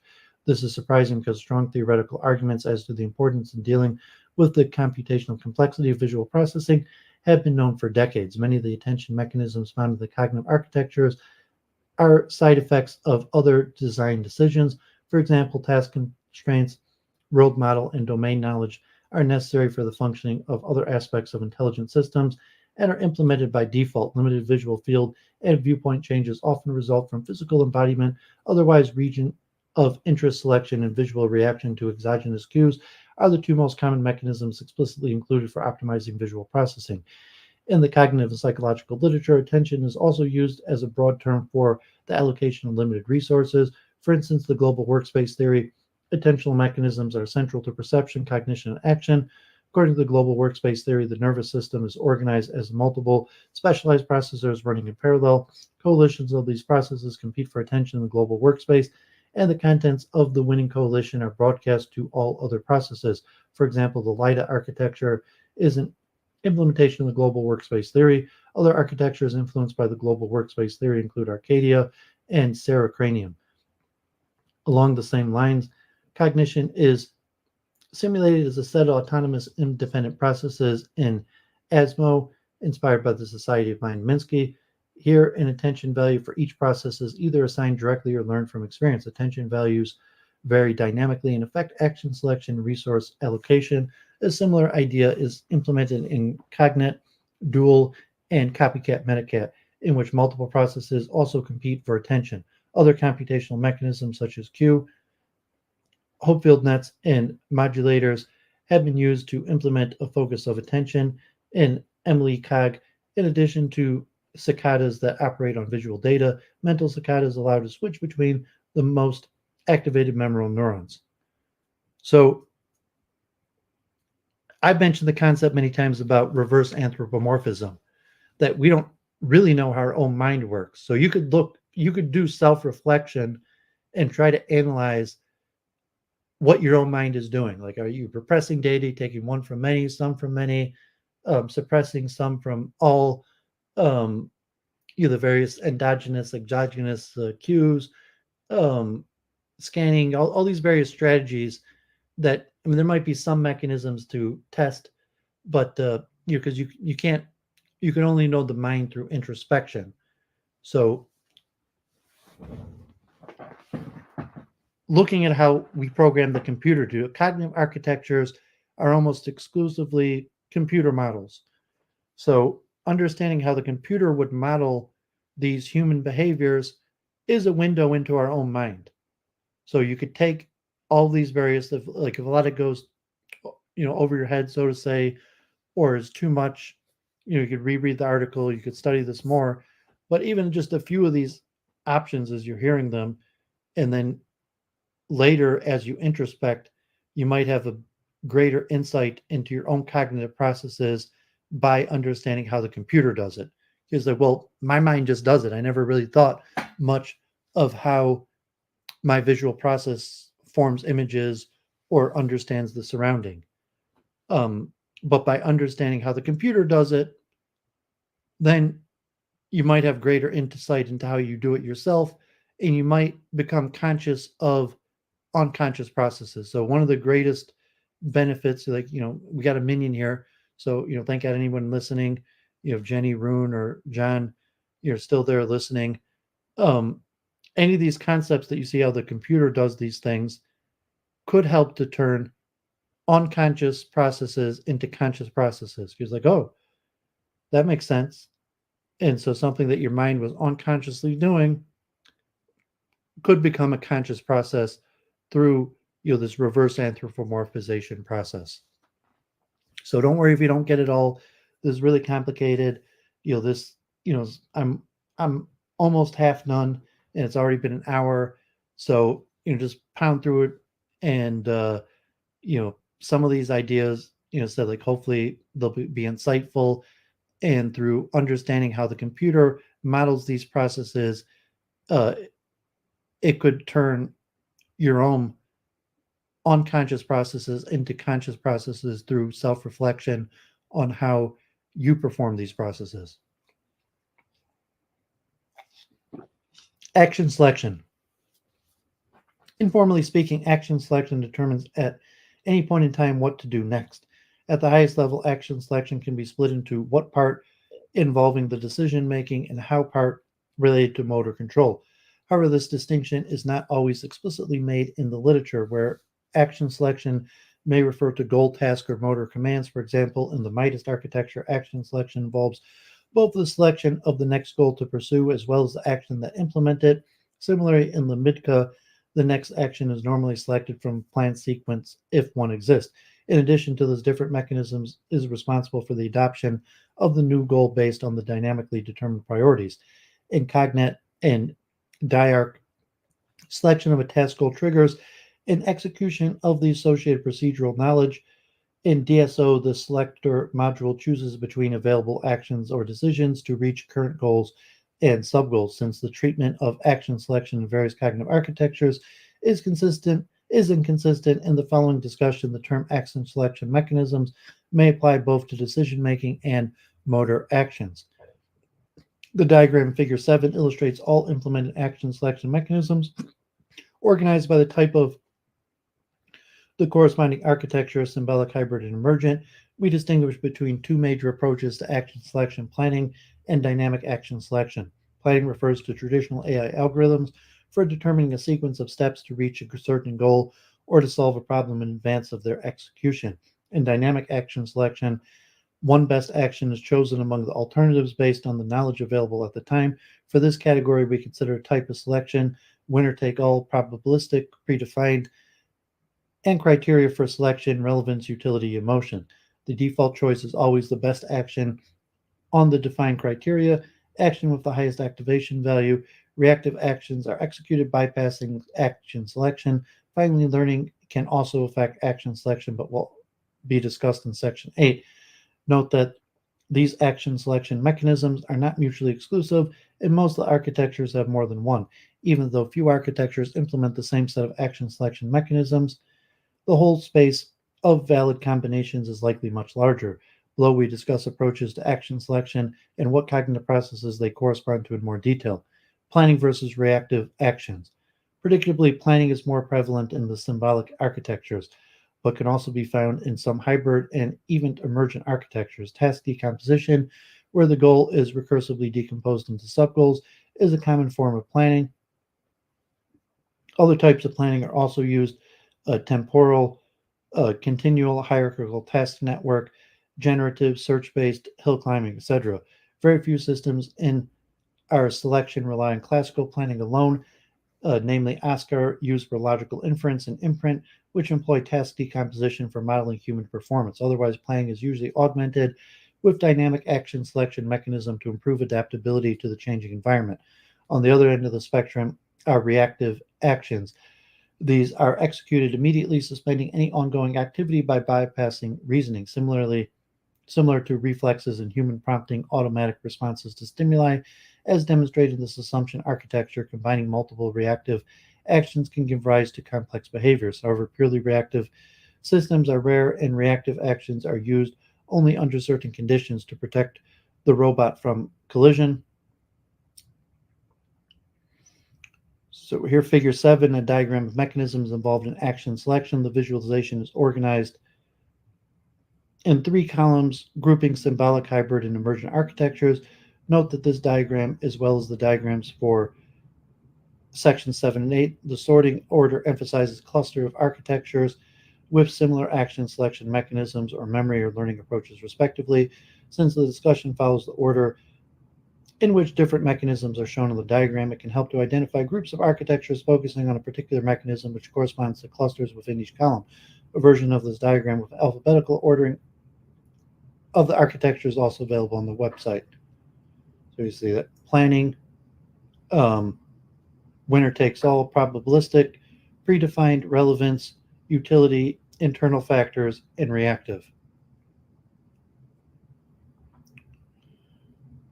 So, however, purely reactive systems are rare, and reactive actions are used only under certain conditions to protect the robot from collision, or to automatically respond to unexpected stimuli such as fast-moving objects or loud sounds. Dynamic action selection. Dynamic action selection offers the most flexibility and can be used to model many phenomena typical for the human and animal behavior. Below, we describe in more detail typical dynamic action selection mechanisms and action selection criteria. Winner-take-all is a selection process in neuronal networks where the strongest set of inputs is amplified while the output from the others is inhibited. It is believed to be part of a cortical process and is often used in the computational models of the brain to make a selection from a set of decisions depending on the input. Winner-take-all and its variants are common in the emergent architectures such as HTM, ART, SPA, Liabra, DAC, Darwinian Neurodynamics, and Shruti. Similar mechanisms are also used to find the most appropriate action in the architectures where behavior emerges as a result of cooperation and competition of multiple processes running in parallel. A predefined order of action selection may serve different purposes. For example, in assumption architecture, robot behavior is represented by hierarchy of sub-behaviors, where higher order level behaviors overrides assume the output of the lower level behaviors. In 4, decision-making components consider options provided by other modules, advisors, in the order of increasing expertise to achieve robust and human-like learning. In Ymir, priority is given to processes within the reactive layer first, followed by the content layer, and then by the process control layer. Here, the purpose is to provide a smooth real-time behavior generation. Each layer has a different upper bound on the perception action time. Thus, reactive modules provide automatic feedback to the user, changing facial expressions, automatic utterances, while deliberative modules generate more complex behaviors. The remaining action selection mechanisms include finite state mechanisms, which are frequently used to represent sequences of motor actions, subsumption, and even to encode the entire behavior of the system. Action selection criteria. There are several criteria that can be taken into account when selecting the next action. Relevance, utility, and internal factors. Relevance reflects how well the action corresponds to current situation. This mainly applies to the systems of symbolic reasoning, involves checking pre and post conditions of the rule before applying it. Utility of the action is the measure of its expected contribution to achieving the current goal. Some architectures perform a dry run of candidate actions and observe their effect to determine their utility. Utility can also take into account the performance of the action in the past and improve the behavior in the future via reinforcement learning. Various machine learning techniques can be utilized to associate goals with successful behaviors in the past. Finally, internal factors do not determine the next behavior directly, but rather bias the selection. For simplicity, we will consider short-term, long-term, and lifelong factors loosely corresponding to emotions, drive, and personality traits in human. Given the impact of these factors on human decision-making and other cognitive abilities, it is important to model emotion and effect in cognitive architectures, especially in the area of human-computer interaction, social robots, and virtual agents. Not surprising, this is where most of the effort has been spent so far. Artificial emotions in cognitive architectures are typically modeled as transient states that influence cognitive abilities. For instance, in the Kojak, morale and fear emotions can modify plan selection. As a result, plans that confront a threat have a higher utility when morale is high, but lower utility when fear is high. Other examples include models of stress affecting decision making, emotions of joy, sadness affecting blackjack strategy, and analogical reasoning in the state of anxiety, affective arousal and memory, positive and negative effect depending on goal satisfaction, and emotional learning in HCI scenario. The largest attempt at implementing a theory of appraisal led to the creation of SOAR Emote, a model based on the ideas of Damasio and Gratch and Marcella. Drives are another source of internal motivation. Broadly speaking, they represent basic physiological needs such as food and safety, but can also include high level or social drives. Typically, any drive has strength that diminishes when the drive is satisfied as the agent works towards its goal. Several drives may affect its behavior simultaneously. For example, in Asmo, three relatively simple drives, liking color red, praise, and happiness of the user and the robot, bias action selection by modifying the weights of the corresponding modules. In Charisma, preservation drives, avoiding harm and starvation, combined with curiosity and desire for self-improvement, guide behavior generation.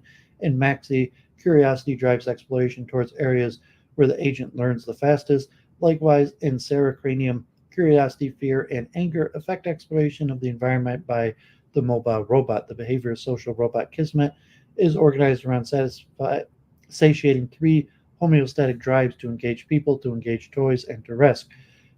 These drives and external events contribute to the affective state or mood of the robot and its expression as anger, disgust, fear, joy, sorrow, and surprise via spatial gestures, stance, and changes in the tone of its voice.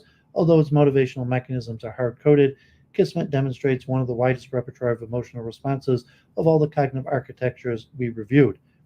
Unlike emotions, which have a transient nature, personality traits are unique long-term patterns of behavior that manifest themselves as consistent preferences in terms of internal motivations, emotions, decision-making. Most of the identified personality traits can be reduced to a small set of dimension factors necessary and sufficient for broadly describing human personality. And as in Myers-Briggs model, likewise, personality in cognitive architectures is often represented by several factors, dimensions, not necessarily based on particular psychological model. These traits in turn determine the emotions and or drives the system is likely to experience. In the simplest case, a single parameter suffices to create a systematic bias in the behavior of intelligent system. Both NARS and CogPrime use so-called personality parameters to define how much evidence is required to evaluate the truth of the logical statement or to plan to the next action, respectively. The larger the value of the parameter, the more conservative the behavior appears to be.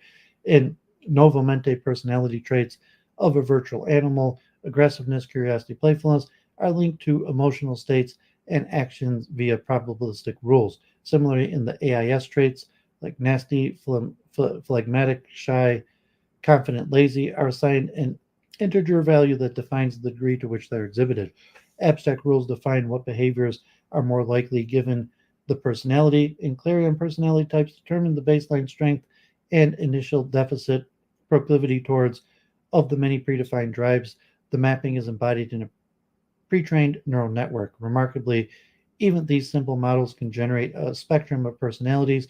For instance, the Pokemon agent has 9 possible states and 5 personality factors, resulting in 45 distinct mappings. Each of these mappings can produce any of the 12 predefined intentions to a varying degree and generate a wide range of behaviors. It should be noted that most of the architectures described above offer a very simplified rendering of human emotions. However, 2 architectures, Clarion and Mehmed, go further and deserve special mention. Clarion provides a cognitively plausible network that is capable of addressing emotion, drives, and personality traits and relating them to other cognitive processes, including decision making. 3 aspects of emotion are modeled: reactive effect or unconscious experience of emotion, deliberative appraisal, potentially conscious, and coping action following appraisal.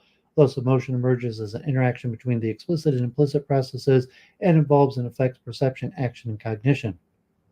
Several Clarion models have been validated using psychological data, computation model of FFM personalities, coping with bullying at school, performance degradation under pressure, and model of stereotype bias induced by social anxiety. Mehmed models both generation and effective emotions resulting from external events, internal interpretation, goals, and personality traits. Internally, belief nets relate to the task and individual specific criteria. Whether a goal failure will result in anxiety in a particular agent, Mehmed has been instantiated into 2 domains: peacekeeping mission training and search and rescue tasks. Of great value are also contributions towards developing an interdisciplinary theory of emotions and design guidelines. In memory, so more than halfway done.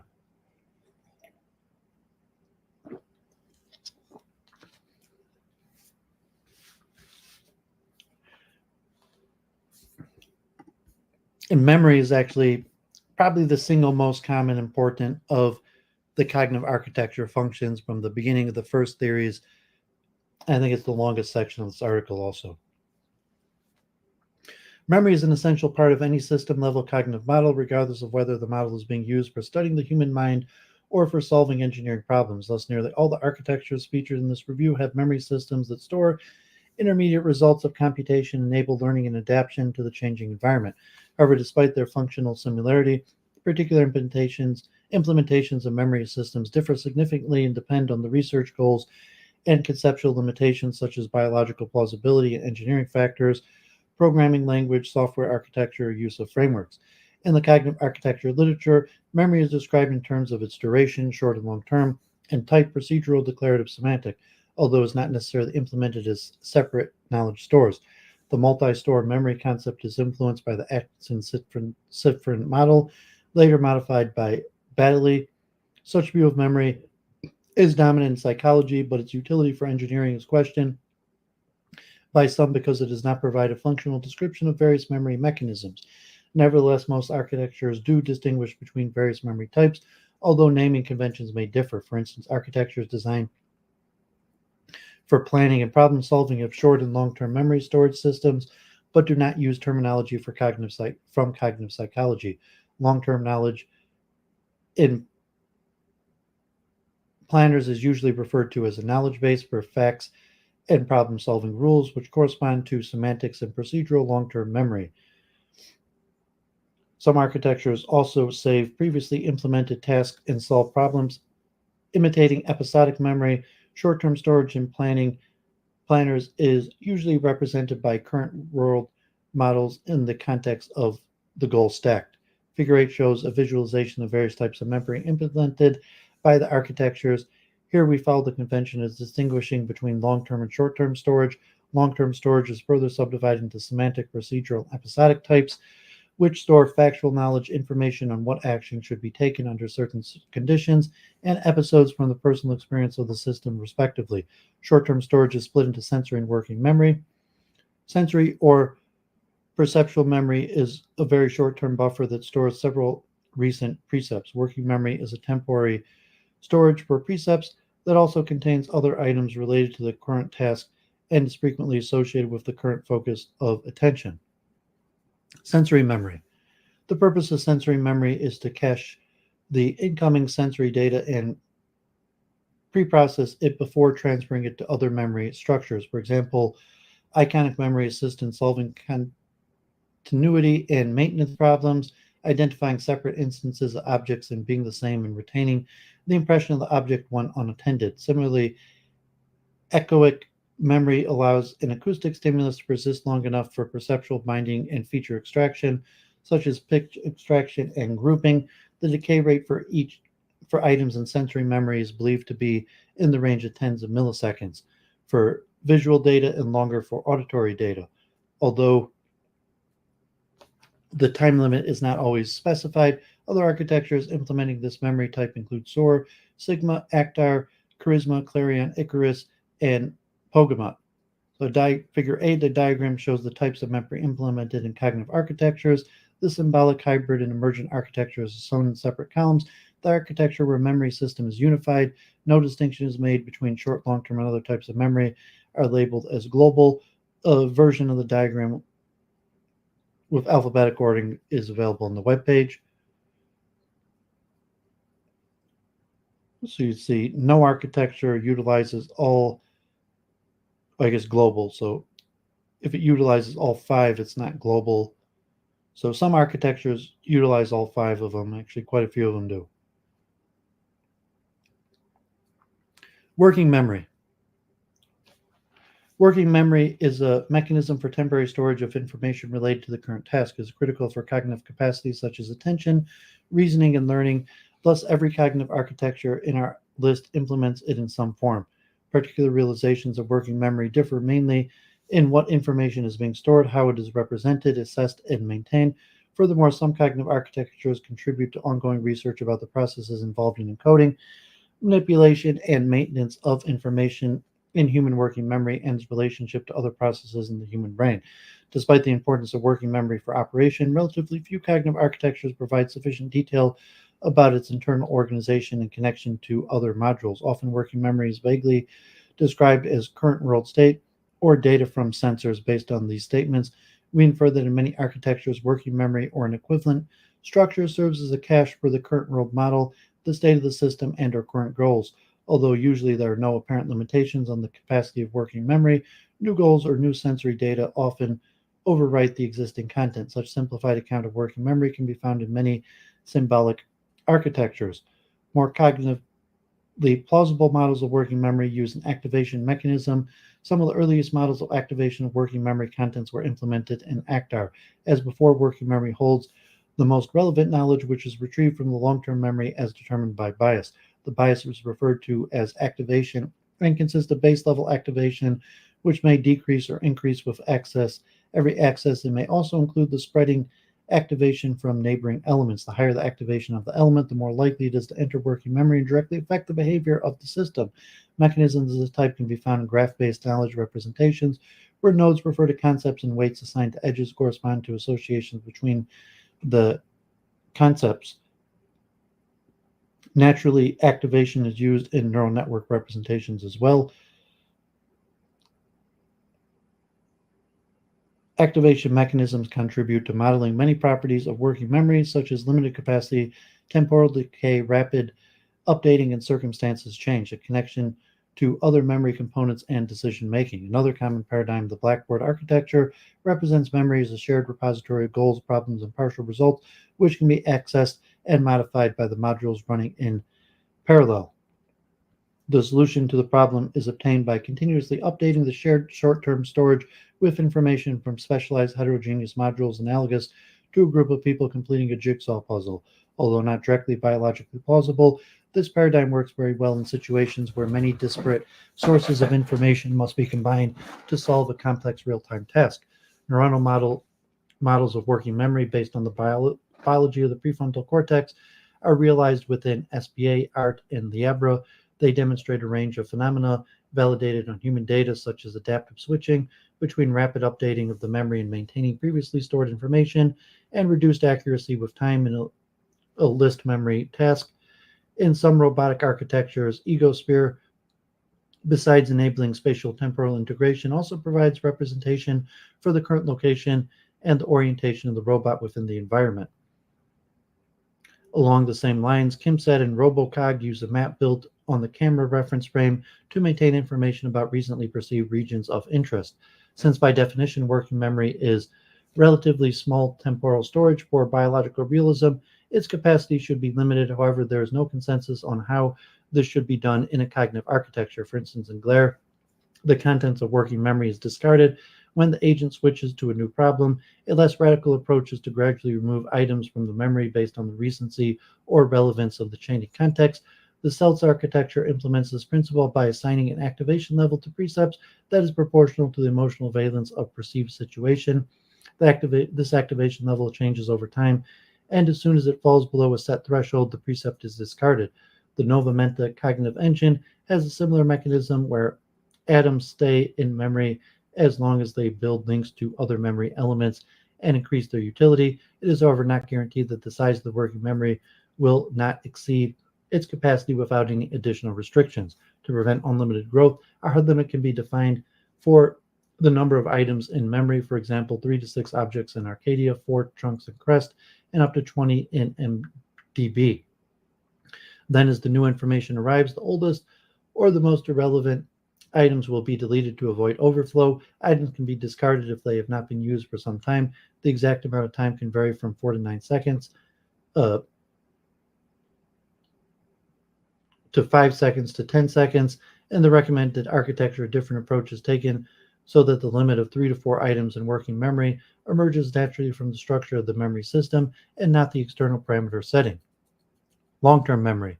Long-term memory preserves a large amount of information for a very long time. Typically, it is divided into procedural memory and implicit knowledge, motor skills and routine behaviors, and declarative memory, which contains explicit knowledge. The latter is further subdivided into semantic, factual, and episodic autobiographical memory.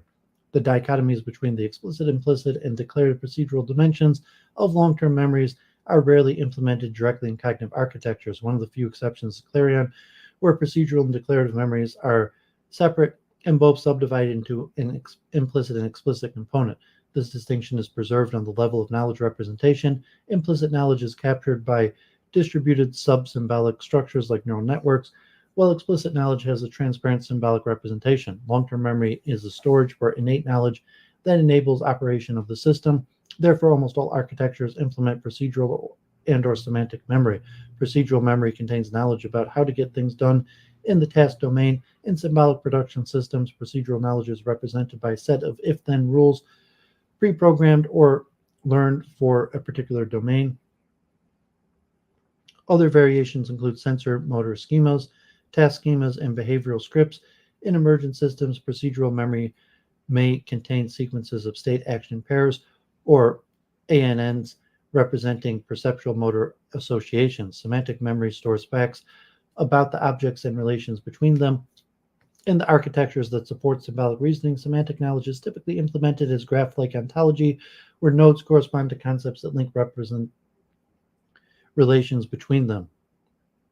In emergent architectures, factual knowledge is represented as a pattern of activity within the neural network.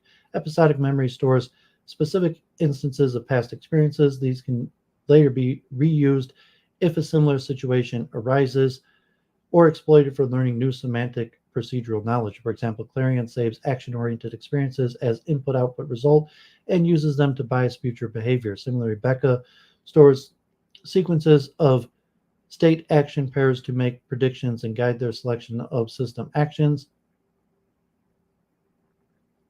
And Emily Cog gradually binds 3D scene representations from perceived situations. Mammoth saves the past experience together with the specific affective connotations, positive or negative, which affect the likelihood of selecting similar actions in the future. Other examples include Arcast, Nova Menta, and Theo. Global memory. Despite the evidence for the distinct memory systems, some architectures do not have separate representations of different kinds of knowledge or short versus long-term memory, and instead use a unified structure to store all information in the system. For example, Cortex and Robocog use an integrated dynamic multi-graph object, which can represent both sensory data and high-level symbols describing the state of the robot and the environment. Similarly, AIS implements a global memory, which combines a knowledge database. Intermediate reasoning results and the cognitive state of the system. DIPRA uses fuzzy cognitive maps to represent goals and plans. NARS represents all empirical knowledge, regardless of whether it is declarative, episodic, or procedural, as formal sentences in Narcissism. Similarly, in some emergent architectures, such as SASE and ART, the role of neurons is working or long-term memory and dynamic and depends on whether the neuron is firing. Conclusion. Overall research on memory in the cognitive architectures mainly concerns its structure, representations, and retrieval. Relatively little attention has been paid to the challenges associated with maintaining a large-scale memory store, since both of the domains and the time spans of the intelligent agents are typically limited. In comparison, early estimates of the capacity of human long-term memory are within 1.5 gigabytes, or the order of 100,000 concepts, while more recent findings suggest the human brain capacity may be orders of magnitude higher. However, scaling naive implementations, even the lowest estimated size of human memory, likely will not be possible despite the increase in available computational power. Alternative solutions include tapping into existing methods for large-scale data management and improving retrieval algorithms. Both avenues have been explored, the former by STOR and ACTAR, which use post-GRE-SQL relational database to load concepts and relations from WordNet, and the latter by the companion architecture. Alternatively, SBA supports a biological plausible model of associated memory capable of representing over 100,000 concepts in WordNet using a network of spiking neurons.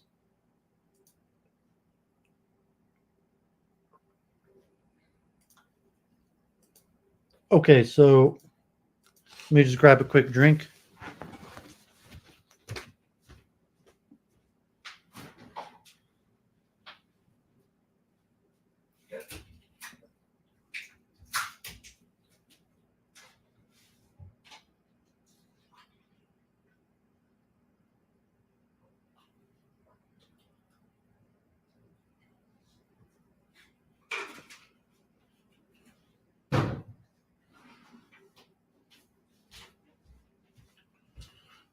Okay, about another 20 pages to go. There's a long bibliography. So, learning.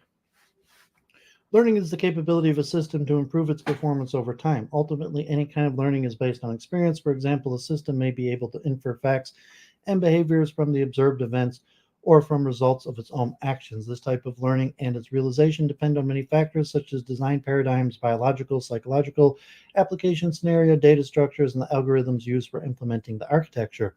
However, we will not attempt to analyze all these aspects given the diversity in the number of cognitive architectures surveyed. Besides, not all these pieces of information can be easily found in publications. Thus, a more general summary is preferable, where types of learning are defined following taxonomy by Squire. Learning is divided into declarative and or explicit knowledge acquisition and non-declarative, which includes perceptual, procedural, associative, and non-associated types of learning. Figure 9 shows a visualization of the types of learning for all cognitive architectures. We identified 19 architectures, mostly symbolic and hybrid, that do not implement any learning. In some areas of research, learning is not even necessary. For example, in human performance modeling, where accurate replication of human performance data is required instead. Some of the newer architectures are still in the early development stage and may add learning in the future. Perceptual learning. Although many systems use pre-learned components for processing perceptual data, such as object and face detectors or classifiers, we do not consider these here. Perceptual learning applies to the architectures that actively change the way sensory information is handled and how patterns are learned online. This kind of learning is frequently performed to obtain implicit knowledge about the environment, such as spatial maps, clustering visual features, or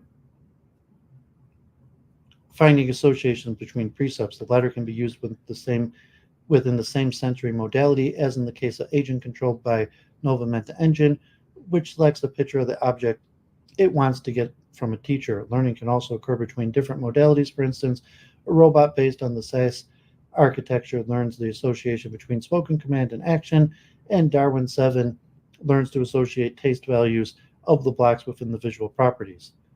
Figure 9 and diagram summarize the types of learning implemented in the cognitive architectures. Symbolic, hybrid, and emergent architectures are grouped and presented in different columns. The architectures are arranged according to the similarity between the implemented learning types of, so you see this declarative, perceptual, procedural, associative, non-associative, and priming. So art uses all six. Looks like it's the only one. Many of them just use one. Some of them don't have learning at all. Declarative learning. Declarative knowledge is a collection of facts about the world and various relationships defined between them. In many production systems, such as ACTAR and others, which implement chunking mechanisms, new declarative knowledge is learned when a new chunk is added to declarative memory when a goal is completed. Similar acquisition of knowledge has been demonstrated in systems with distributed representations. For example, in DSO, knowledge can be directly input by human experts or learned as contextual information extracted from labeled training data. New symbolic knowledge can also be acquired by applying logical inference rules to already known facts. In many biologically inspired systems, learning new concepts usually takes the form of learning the correspondence between the visual features of the object and its name. Procedural learning. Procedural learning refers to learning skills, which happens gradually through repetition until the skill becomes automatic. The simplest way of doing so is by accumulating examples of successfully solved problems to be reused later. For instance, in a navigation task, a traversed path could be saved or used again to go between the same location later. Obviously, this type of learning is very limited, and further processing of accumulated experience is needed to improve efficiency and flexibility. Explanation-based learning is a common technique for learning from experience, found in many architectures with symbolic representations for procedural knowledge. In short, it allows to turn an explanation of a single observed instance into a general rule. However, explanation-based learning does not extend to the problem domain, but rather makes solving problems more efficient in similar situations.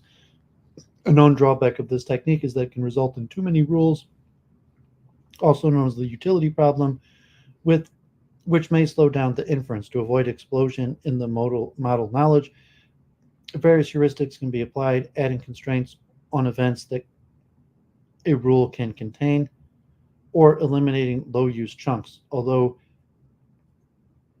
explanation-based learning is not biologically inspired, it has been shown that in some cases human learning may exhibit explanation-based learning like behavior.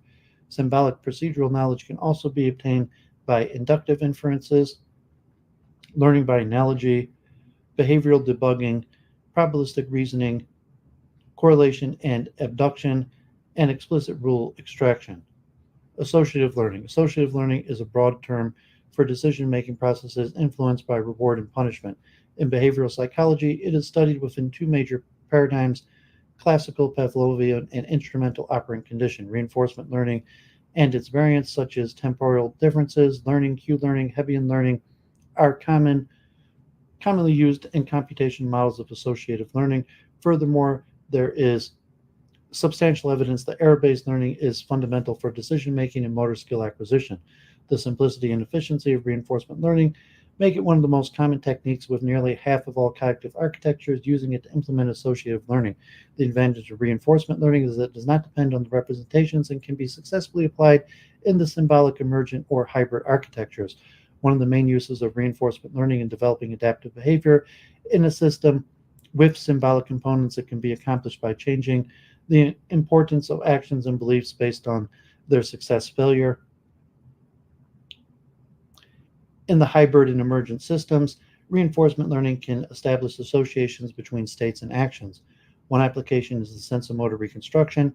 The associations are often established in two stages: a motor babbling stage, during which the system performs random actions to accumulate data, followed by the learning stage, where a model is built using the accrual experiences. Associative learning can be applied when analytical solutions are hard to obtain, as in the case of soft arm control, or when smooth and natural-looking behavior is desired. Non-associative learning.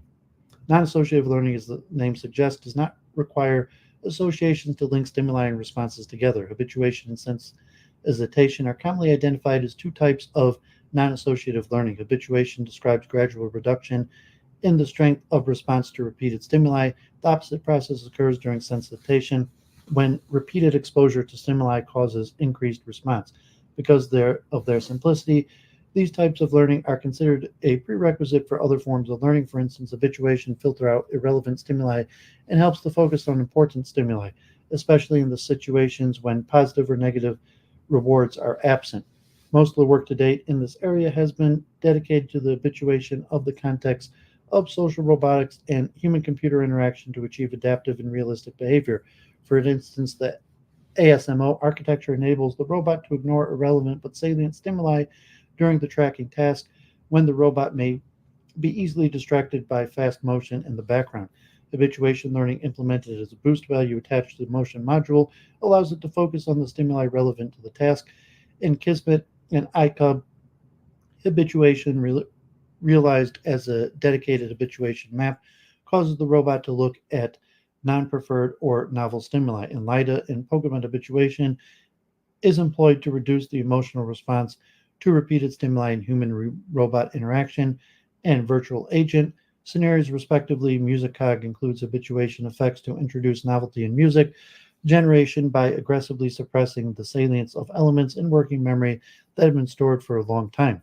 In comparison, little attention has been paid to sensitization and ASMO. In addition to habituation, sensitization learning allows the social robot to focus on the motion near the tracked objects, even though it may be slow and not salient. The SACE architecture also describes both mechanisms of non-associative learning. Priming. Priming occurs when prior exposure to stimulus affects its subsequent identification and classification. Numerous experiments demonstrate the existence of priming effects with respect to various stimuli, perceptual, semantic, auditory, as well as behavioral priming. In section 4.1, we mentioned some examples of priming in vision, namely spatial and feature priming, which allow for more efficient processing of stimuli by biasing the visual system. Priming in cognitive architectures has been investigated both within applications and theoretically. For example, in HTM, priming is used in the context of analyzing streams of data such as spoken language. Priming is essentially a prediction of what is more likely to happen next and helps to resolve ambiguities based on these expectations. Experiments with COSI show that priming speech recognitions results in a statistically significant improvement compared to the baseline system. In other instances, applications of priming lead to improving perceptual categorization, skill transfer, problem solving, and question answering. Several models of priming validated by human data were developed in the lexical domain of problem solving. For instance, the Clarion model of positive and negative priming in lexical decision task models, the fact that human participants are faster at identifying sequences of related concepts. Darwinian neurodynamics confirms priming in problem solving by showing that people who are primed for more efficient solutions perform better in solving puzzles. Priming is also studied in psychology and neuroscience, and two major theoretical frameworks for modeling priming are found in cognitive architecture: spreading activation, recommendation architecture,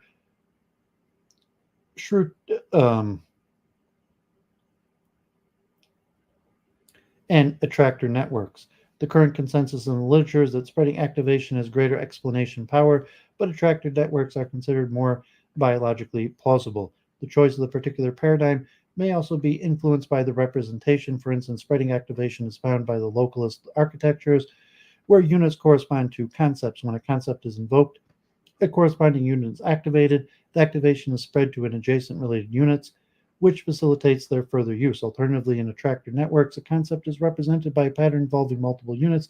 Depending on the correlation relatedness between the patterns, activating one leads to an increase in activation of the other. An alternative explanation of priming is offered by SPA based on parallel constraint satisfaction. Reasoning.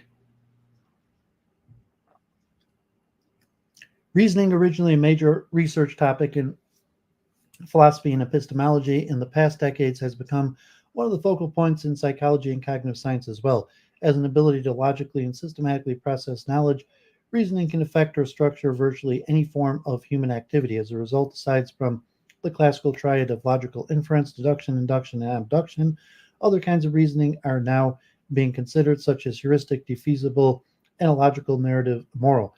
Predictably, all cognitive architectures are concerned with practical reasoning, whose end goal is to find the next best action and perform it, as opposed to the theoretical reasoning that aims at establishing or evaluating beliefs. There's also a third option, exemplified by this assumption architecture, which views reasoning about actions as an unnecessary step and instead pursues physically grounded action.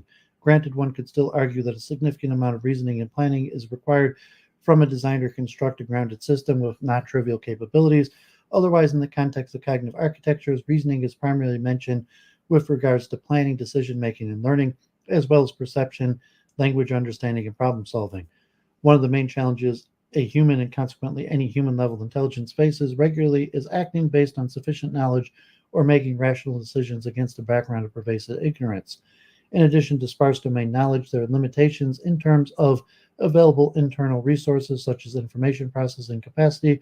Furthermore, external constraints such as real-time execution may also be introduced by the task. It should be noted that even in the absence of these restrictions, reasoning is by no means trivial. Consider, for instance, the complex machinery used by Copycat and Metacat to model analogical reasoning in a microdomain of character strings. So far, the most consolidated effort has been spent on overcoming the insufficient knowledge and/or resource problem in continuously changing environments. In fact, this is the goal of general-purpose reasoning systems such as procedural reasoning systems, the non-axiomatic reasoning system, OSCAR, and the rational agent with limited performance hardware. PRS is one of the earliest instances of the BDI, belief, desire, intention model. In each reasoning cycle, it selects a plan matching the current beliefs, adds it to the intention stack, and executes it. If new goals are generated during the execution, new intentions are created. NARS approaches the issue of insufficient knowledge and resources by iteratively reevaluating existing evidence and adjusting its solution accordingly. This is possible with non-axiomatic logic, which associates truth values with each statement, thus allowing agents to express their confidence in the belief, a feature not available in PRS. Ralph tackles complex goal-driven behavior and complex domain using decision-theoretic approach, thus computations is synonymous with action and action with the highest utility value based on its expected effect and always selected. The OSCAR architecture explores defeasible reasoning which is rationally compelling but not deductively valid. This is a more accurate representation of everyday reasoning, where knowledge is sparse, tasks are complex, and there is no certain criteria for measuring success. All the architectures mentioned above aim at creating rational agents with human-level intelligence, but they do not necessarily try to model human reasoning processes. This is the goal of architectures such as Actar, SOAR, Dual, and Clarion. In particular, human reasoning module implemented in Actar works under the assumption that human reasoning is probabilistic and inductive, although deductive reasoning may still occur in the context of some task. This is demonstrated by combining a deterministic rule-based inference mechanism with a long-term declarative memory with properties similar to human memory. Incomplete and inconsistent knowledge, together with the uncertainty inherent in the knowledge and production rules, enable human-like reasoning behavior, which has been confirmed experimentally. Similarly, symbolic and subsymbolic mechanisms in Clarion and Dual architectures are used to model and explain various psychological phenomena associated with deductive, inductive, analogical, and heuristic reasoning. As discussed in Section 3, the question of whether higher human cognition is inherently symbolic or not is still unresolved. The symbolic and hybrid architectures considered so far view reasoning mainly as a symbolic manipulation, given that in emergent architectures the information is represented by the weights between individual units. What kind of reasoning, if any, can they support? It appears based on the cognitive architecture literature that many of the emergent architectures simply do not address reasoning, although they certainly exhibit complex intelligent behavior. On the other hand, since it is possible to establish a correspondence between the neural networks and logical reasoning systems, then it should also be possible to simulate symbolic reasoning via neural mechanisms. Indeed, several architectures demonstrate symbolic reasoning and planning. To date, one of the most successful implementations of symbolic reasoning and other low and high level cognitive phenomenon is a neural architecture is represented by SPA. Architectures like this also raise interesting questions whether it makes sense to try to segregate symbolic parts of cognition from sub-symbolic, as most existing cognitive architectures represent a continuum from purely symbolic to connectionist. The same may be true for the human cognition as well. And finally, metacognition, the last of the cognitive functions. Metacognition, intuitively defined as thinking about thinking, is a set of abilities that introspectively monitor internal processes and reasoning about them. There's been a growing interest in developing metacognition for artificial agents, both due to its essential role in human experience and practical necessity for identifying, explaining, and correcting erroneous decisions. Approximately one-third of the surveyed architectures, mainly symbolic or hybrid ones with a significant symbolic component, support metacognition with respect to decision-making and learning. Here we will focus on three most common metacognitive mechanisms, namely self-observation, self-analysis, and self-regulation.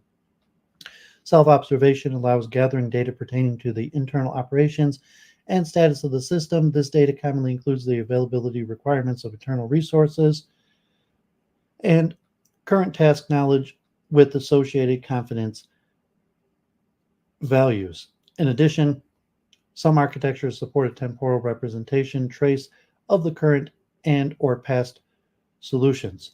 Overall, the amount of granularity of the collected data depend on the further analysis and application. Decision-making applications, after establishing the amount of available resources, conflicting requests for resources, discrepancies in the conditions, etc., the system may change the priorities of different task plans. The trace of the execution and or recorded solution for the past problems can improve learning. For example, repeating patterns found in the past solutions may be exploited to reduce computation for similar problems in the future. Traces are also useful for detecting and breaking out of repetitive behavior, as well as stopping learning if the accuracy does not improve. Although in theory, many architectures support metacognition, its usefulness has only been demonstrated in limited domains. For instance, Metacap applies metacognition to analogical reasoning in microdomain of strings and characters. Self-watching allows the system to remember past solutions, compare different answers, and justify its decisions. In PRS, metacognition enables efficient problem solving in playing games such as Othello, better control of the simulated vehicle, and real-time adaptability to continuously changing environments.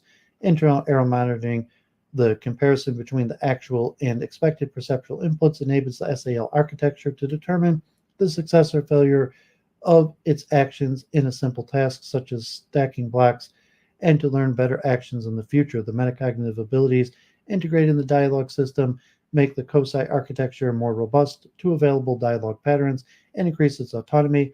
The companions architecture demonstrates the importance of self-reflection by replicating data from the psychological experiments on how people organize, represent, and combine incomplete domain knowledge into explanations. Likewise, Clarion models human data for the Metacalf task and replicates the Gettner and Collins experiments, both of which involve metacognitive monitoring. Metacognition is also necessary for social cognition, particularly for the skill known in the psychological literature as a theory of mind. Theory of mind refers to being able to acknowledge and understand mental states of other people, use the judgments of their mental states to predict their behavior, and inform one's own decision making. Very few architectures support this ability. For instance, recently Sigma demonstrated two distinct mechanisms for theory of mind in several single-stage simultaneous move games, such as the well-known prisoner's dilemma. The first mechanism is automatic and involves probabilistic reasoning over the trellis graph, and the second is combinatorial search across the problem space. Polyscheme applies theory of mind to perspective, taking the human-robot interaction scenario. The robot and human in the scenario are together in a room with two traffic cones and multiple occluding elements. The human gives a command to move towards a cone without specifying which one.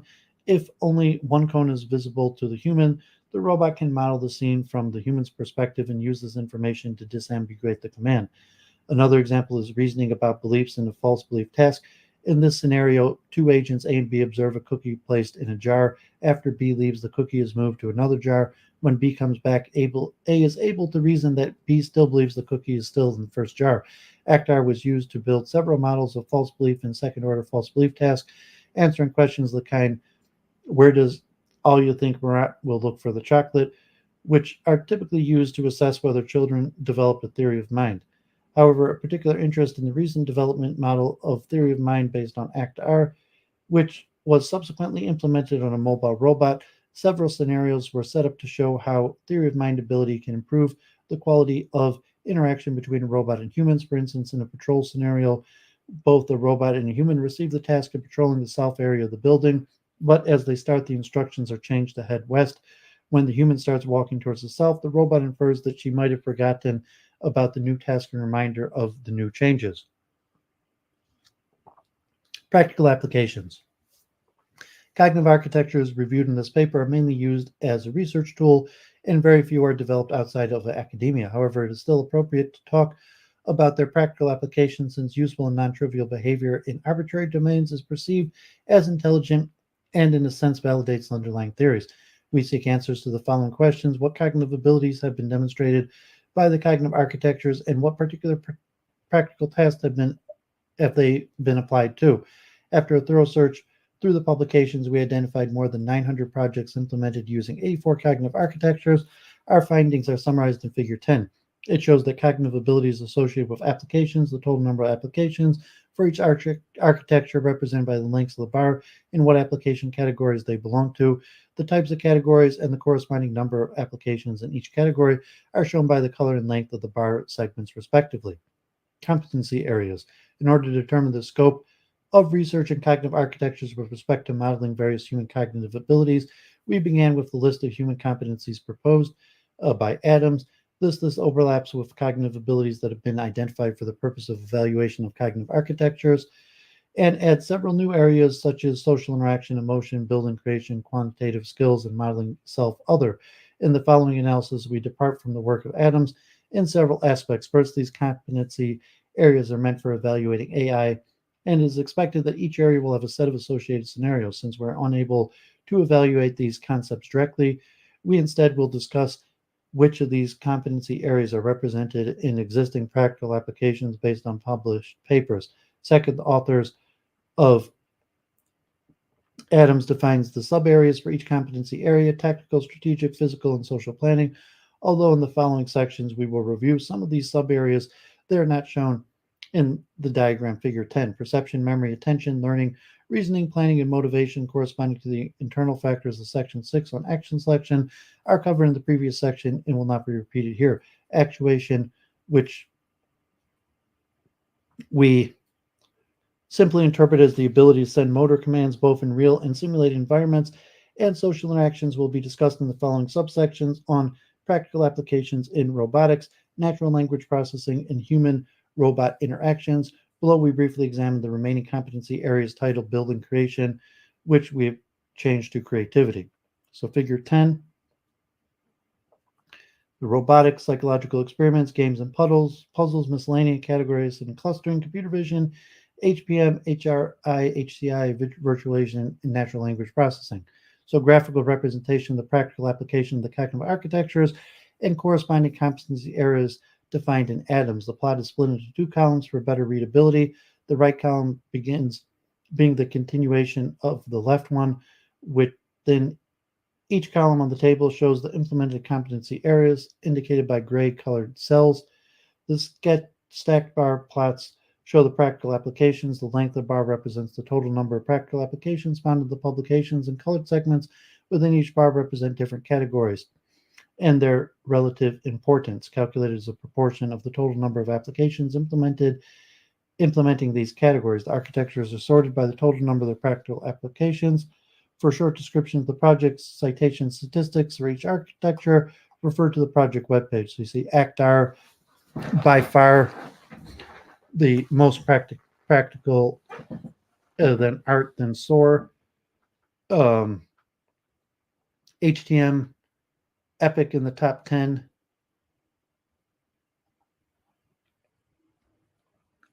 So the creativity competency area in Adams also includes physical construction, since demonstrated skills in physical construction are presently limited to toy problems such as stacking blocks in a defined work area using a robotic arm, or in simulated environments. Below, we will focus on computational creativity. Adams lists forming new concepts and learning declarative knowledge within the creative competency area. Well, it can be argued that any kind of learning leads to a creation of new knowledge or behavior. In this subsection, we will focus more specifically on computational creativity, understood as computationally generated novel and appropriate results that would be regarded as created by humans. Examples of such results are artifacts with artistic value and innovations in scientific theories, mathematical proofs. Some computation models of creativity also attempt to capture and explain the psychological and neural processes underlying human creativity. In the domain of cognitive architectures, creativity remains a relatively rare feature, as only 7 out of 84 architectures on our list support creative abilities. They represent several directions in the field of computational creativity, such as behavioral improvisation, music generation, creative problem solving, and insight. An in-depth discussion of these problems is beyond the scope of the survey, but we will briefly discuss the contributions in these areas.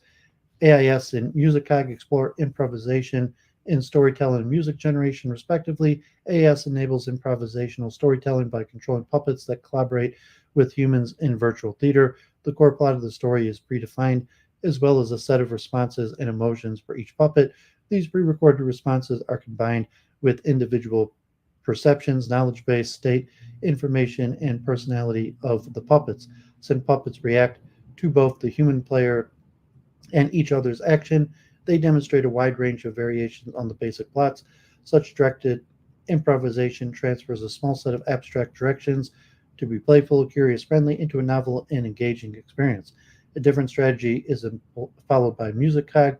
It does not start with predefined settings, but instead listens to music samples and attempts to capture their structure. After learning is completed, the acquired structures can be used to generate novel musical themes, as demonstrated on Bach BWC. Another example of synthetic music generation is Roboser, a system comprised of mobile robot controlled by the DAC architecture and a composition engine which converts the behavioral and control states of the robot to sounds. Together, the predefined transformations and non-deterministic exploratory behavior of the robot results in unique musical structures. Other architectures attempt to replicate the cognitive processes of human creativity rather than its results.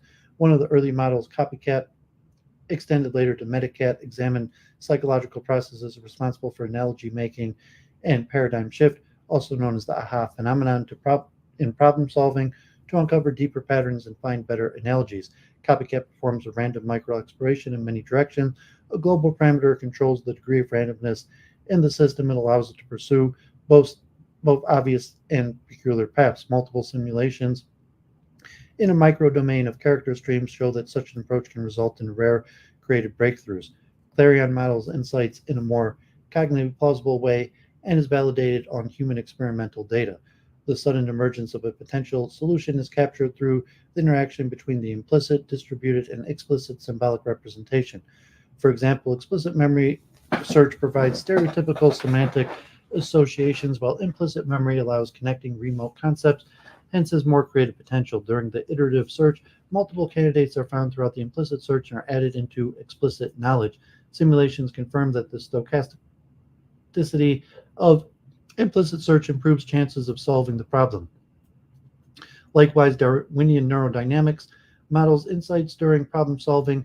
In order to arrive to a solution, the system switches from analytical problem solving based on past experience to implicit generation of new hypotheses via evolutionary search. At the core of the Darwinian neurodynamics model, a population of attractor networks stores the hypotheses, which are selected for reproduction based on the fitness criteria. If the initial search through known answers in memory fails, the evolutionary search generates new candidates via mutations.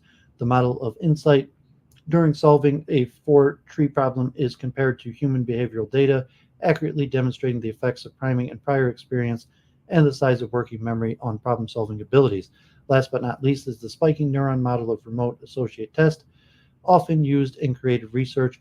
However, the focus is not on creativity per se, but rather on a biologically realistic representation of the words in the remote associate test and association between them using the semantic pointer architecture.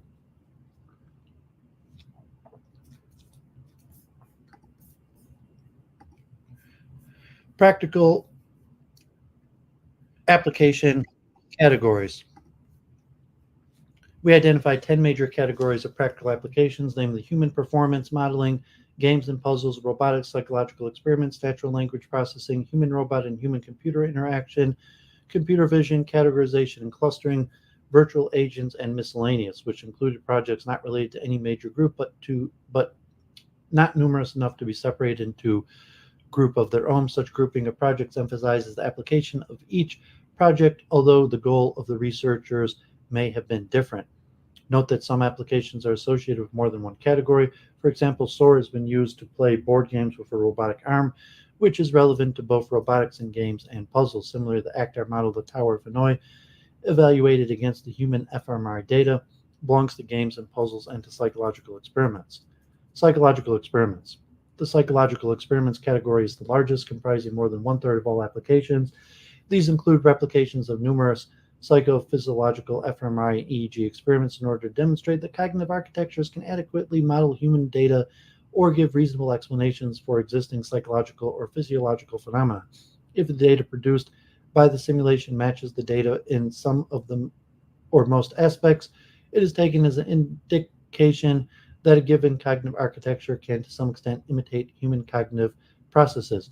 Most of the experiments investigate psychological phenomena related to memory, perception, attention, and decision making. However, there is very little overlap among the specific studies that were replicated by the cognitive architectures. Notably, the Tower of Hanoi and its derivative, the Tower of London, is the only task reproduced by a handful of architectures, although not in the same human data. The task itself requires one to move a stack of disks from one route to another and is frequently used in psychology to study problem solving and skill learning. Similarly, in various cognitive architectures, the Tower of Hanoi London tasks are used to evaluate strategy acquisition. Given the importance of memory for even the most basic task, many phenomena related to different types of memory were also examined. To name a few, the following experiments were conducted: test of the effect of working memory capacity on syntax parsing, NBAC task testing spatial working memory, reproduction of the Morris water maze test on a mobile robot to study the formation of episodic and spatial memory, effective priming on the speed of memory retrieval, effective anxiety on recall. Attention has been explored both relative to perception and for the general resource allocation. For example, models have been built to explain the well-known phenomenon as inattentional blindness and attentional blink. In addition, various dual-task experiments were replicated to study and model the sources of attention limitations, which reduces human ability to perform multiple tasks simultaneously. For example, CAPS proposes a functional account of attention allocation based on dual-task experiment involving simultaneous sentence comprehension and mental rotation. ACTAR models effects on sleep loss on sustained attention performance, which requires tracking a known location on the monitor and a reaction task. Similar experiments have been repeated using EPIC. Multiple experiments relating perception, attention, memory, and learning have been simulated using CREST architecture in the context of playing chess. These include investigation of gaze patterns of novice and expert players, effects on aging of chess players related to the reduced capacity working memory and decreased perceptual abilities, and effects of expertise, presentation time, working memory capacity on the ability to memorize random chess positions. Robotics. Nearly a quarter of all applications of cognitive architectures are related to robotics.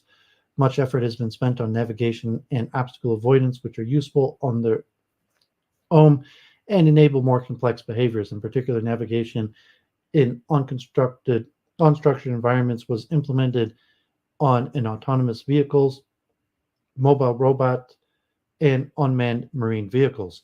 The fetch and carry task used to be very popular in the early days of robotics research as an effective demonstration of robot abilities. Some well-known examples include a trash collecting mobile robot and a soda can collecting robot, though through a combination of simple vision techniques such as edge detection, template matching, and sensors for navigation, these robots were able to find the objects of interest in unknown environments. More recent cognitive architectures solve search and object manipulation tasks separately. Typically, experiments involving visual search are done in very controlled environments, and preferences given to objects with bright colors or recognizable shapes to minimize visual processing. For example, the red ball or a soda can. Sometimes markers such as printed barcodes attached to an object are used to simplify recognition. It is important to note that visual search in these cases is usually a part of a more involved task, such as learning by instruction. When visual search and localization are the end goal, the environments are more realistic. Object manipulation involves arm control to reach and grasp an object while reaching in a relatively easily problem, and many architectures implement some form of arm control. Gripping is more challenging, even in a simulated environment. The complexity of grasping depends on many factors, including the type of gripper and the properties of the object. One workaround is to experiment with grasping on soft objects, such as plush toys. More recent work involves objects with different grasping types, objects with handles located on the top or side, demonstrated in a robot controlled by DARC. Another example is iCub adapting its grasp to cans of different sizes, boxes, and a ruler. A few architectures implemented multiple skills for complex scenarios, such as robotic salesmen, tutoring, medical assessment. Industrial applications are represented by a single architecture, RCS, which has been used for teleoperated robotic crane operation, bridge construction, autonomous cleaning, and deburring workstations, and the automated stamp distribution center for U.S. Postal Service. The biologically motivated architectures focus on the development aspect of physical skills and sensor motor reconstruction. For example, a childlike iCub robot platform explores acquisition of skill for locomotion, grasping, and manipulation.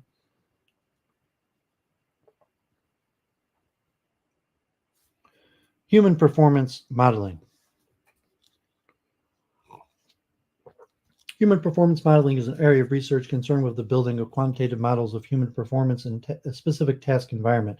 The need for such models comes from engineering domains where the space of design possibilities is too large so that empirical assessment is infeasible or too costly. This type of modeling has been used extensively for military applications, for example, workload analysis of Apache helicopter crew, modeling the impact of communication tasks on the battlefield awareness, decision-making, the AAW domain, common civil applications, including models of air traffic control, aircraft taxi errors, and 911 dispatch operators.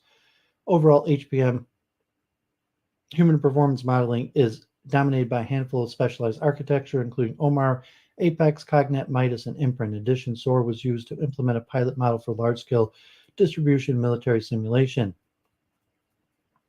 Human-robot and human-computer interaction.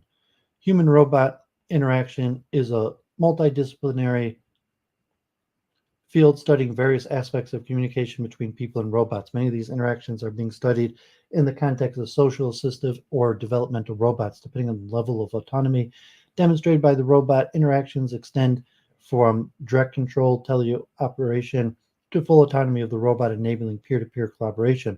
Although none of the systems presented in the survey are yet capable of full autonomy, they allow for some level of supervisory control, ranging from single vowels signifying direction of a movement for a robot to natural language instruction. It is usually assumed that a command is of a particular form and uses a limited vocabulary. Some architectures also target nonverbal aspects of human-robot interaction, for example, natural turn-taking in dialogue, changing facial expressions, or turning towards the caregiver. An important practical application, which also involves human-computer interaction, is in building decision support systems, intelligent assistants which can learn from and cooperate with experts to solve problems in complex domain. One such domain is intelligent analysis, which requires mining large amounts of textual information, proposing a hypothesis in search of evidence, and reevaluating hypotheses in view of new evidence. Other examples include time and resource constrained domains such as emergency response planning, medical diagnosis, military operations in urban settings, and air traffic control. Natural language processing.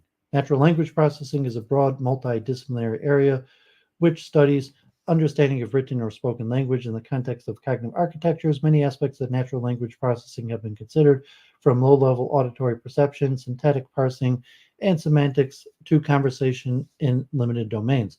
As has been noted in the section on perception, there are only a few models of low-level auditory perception, for instance, models based on the adaptive resonance theory, namely ArtPhone, and others have been used to model perceptual processes involved in speech categorization, auditory streaming, source segregation, also known as the cocktail party problem, and phonemic integration.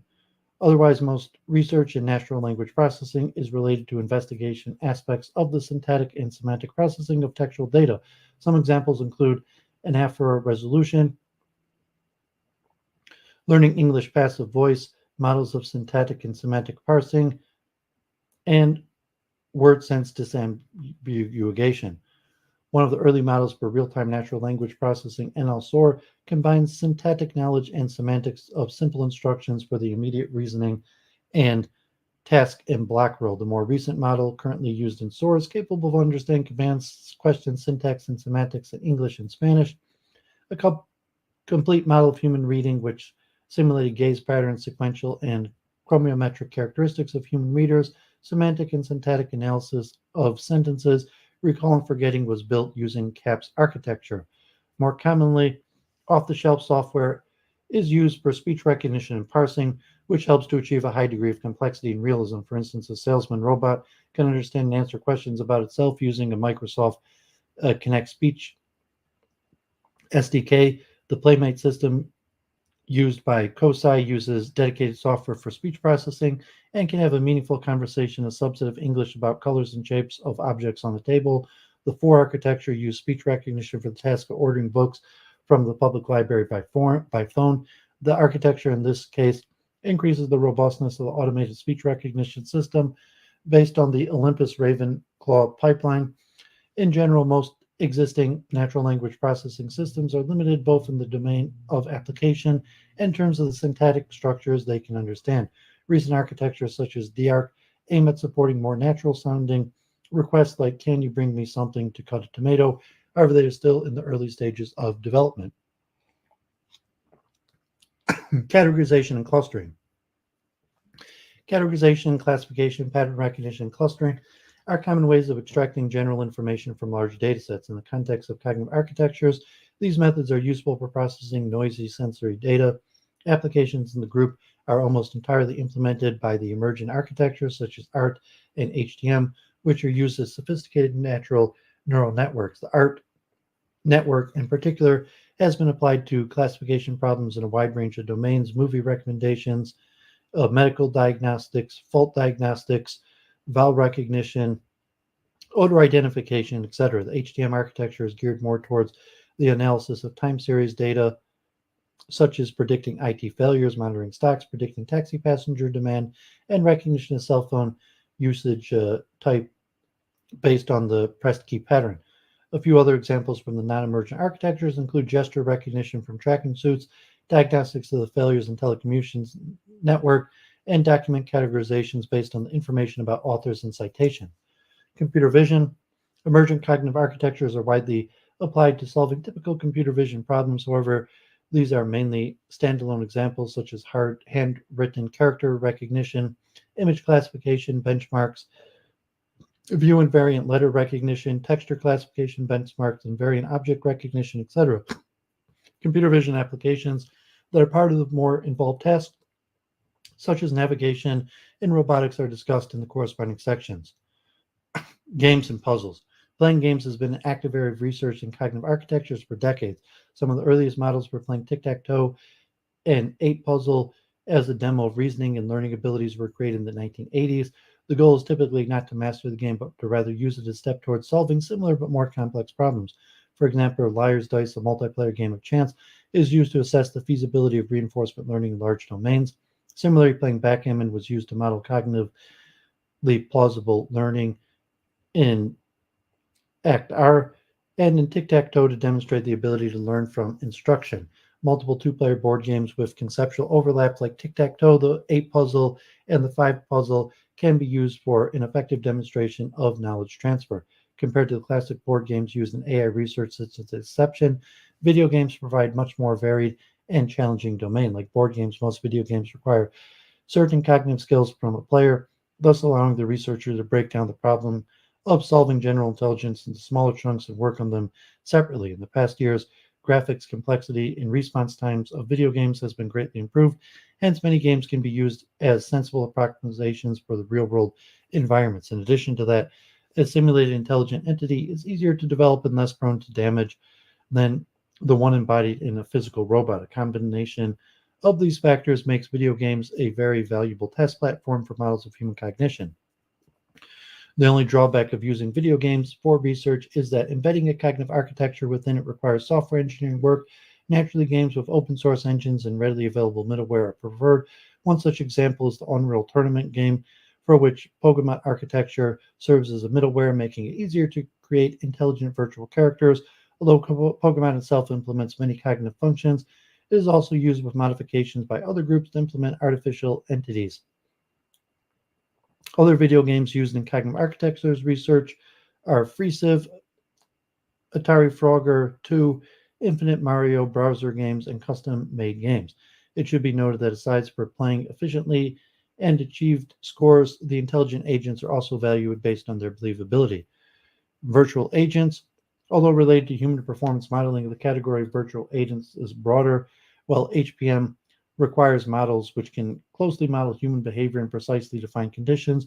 The goals of creating virtual agents are more varied. Simulations and virtual reality are frequently used as an alternative to the physical embodiment. For instance, in the military domain, simulation model behaviors of soldiers in dangerous situations without risking their life.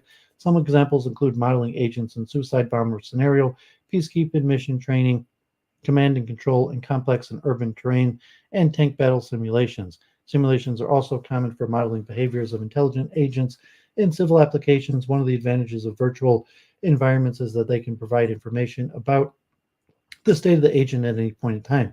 This is useful for studying the effect of emotions on actions, for example, in the social interaction context, or in learning scenarios such as playing fetch with a virtual dog. Intelligent characters with engaging personalities can also enhance user experience and increase their level of engagement in video games and virtual reality applications.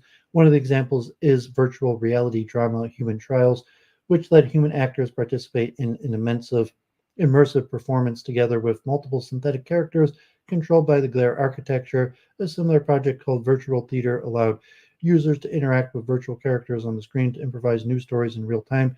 The story unfolds as users periodically select among directional options appearing on the screen. Discussion. The main contributions of the survey is in gathering and summarizing information on a large number of cognitive architectures influenced by various disciplines: computer science, cognitive psychology, philosophy, and neuroscience. In particular, we discuss common approaches to modeling important elements of human cognition, such as perception, attention, action, selection, learning, memory, and reasoning. In our analysis, we also point out what approaches are more successful in modeling human cognitive processes or exhibiting useful behavior. In order to evaluate practical aspects of cognitive architectures, we categorize their existing practical applications into several broad categories. Furthermore, we map these practical applications to a number of competency areas required for human-level intelligence to assess the current progress in that direction.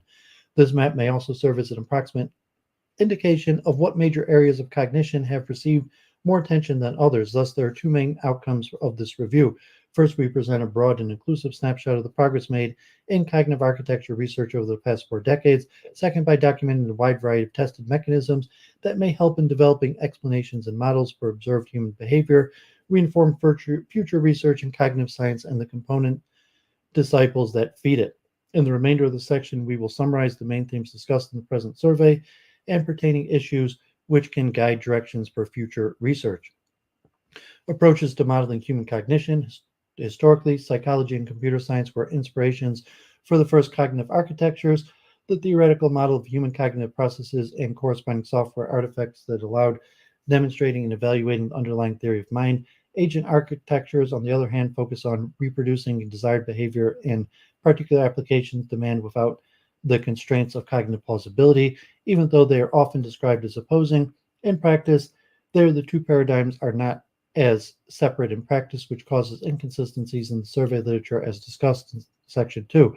Despite the differences in the theory and terminology, both cognitive and agent architectures have functional modules corresponding to human cognitive abilities and tackle the issues of action selection, adaptive behavior, efficient data processing, and storage. For example, methods of action selection widely used in robotics and classic AI, ranging from priority queue to reinforcement learning, are also found in many cognitively oriented architectures. Likewise, some agent architectures incorporate cognitive plausible structures and mechanisms. Biologically and neurally plausible models of human mind primarily aim to explain how known cognitive and behavioral phenomena arise from low-level brain processes. It has been argued that their support for inference in general reasoning is inadequate for modeling all aspects of human cognition, although some of the latest neuronal models demonstrate that it is far from being proven. The newest paradigm in AI is represented by machine learning methods, particularly data-driven learning, which have found enormous practical success in limited domains and even claim some biological plausibility. The bulk of the work in this area is on perception, although there have been attempts in implementing more general inference and memory mechanisms. These results of these efforts are standalone models that have yet to be incorporated within a unified framework. At present, these new techniques are not widely incorporated into existing cognitive architectures. Range of supported cognitive abilities and remaining gaps. The list of cognitive abilities and phenomena covered in the survey is by no means exhaustive. However, none of the systems we reviewed is close to supporting in theory or demonstrating in practice even this restricted subset, let alone a set of identified cognitive abilities. A comprehensive survey, Carroll lists nearly 3,000 of them. Most effort thus far has been dedicated to studying high-level abilities such as action selection, reactive, deliberative, and to some extent emotional, memory, both short and long-term, learning, declarative and non-declarative, and reasoning, logical inference, probabilistic, and meta-reasoning. Decades of work in these areas, both in traditional AI research and cognitive architectures, resulted in creation of multiple algorithms and data structures. Furthermore, various combinations of these approaches have been theoretically justified and practically validated in different architectures, albeit under restricted conditions. We only briefly cover abilities that rely on the core set of perceptions, action selection, memory, and learning. At present, only a fraction of the architectures have the theoretical and software hardware foundation to support creative problem solving, communication, and social interaction, particularly in fields of social robotics and human computer and human robotic interaction, natural language understanding, and complex motor control, like grasping.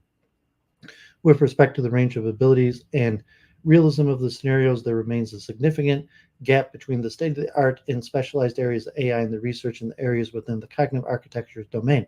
Arguably, some of the AI algorithms demonstrate achievements that are already on par with or even exceed human abilities in image classification, face recognition, playing simple video games, which raises the bar for cognitive architectures. Due to the complexity of modeling the human mind, groups of researchers have been pursuing complementary lines of investigation. Owing to tradition, work on high-level cognitive architectures is still centered mainly on reasoning and planning in simulated environments, downplaying issues of cognitive control of perception, symbol grounding, and realistic attention mechanisms.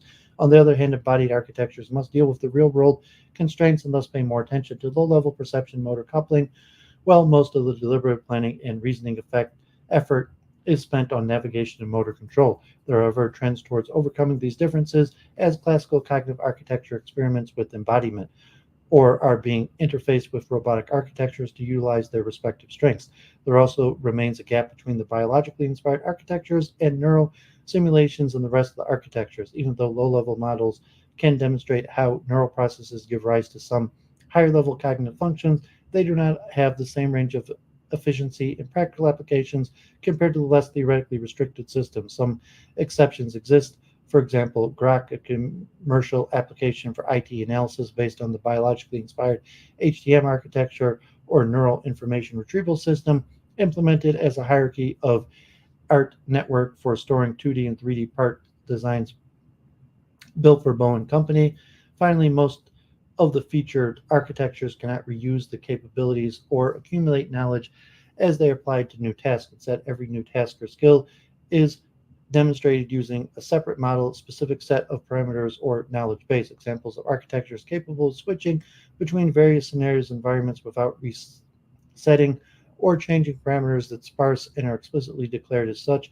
The SB architecture, which can perform 8 unrelated tasks, outstanding issues, and future directions. One of the outcomes of the survey, besides summarizing past and present attempts at modeling various human cognitive abilities, is highlighting the problems needing further research via interactive visualization. We also reviewed future directions suggested by scholars in a large number of publications in search of problems deemed important.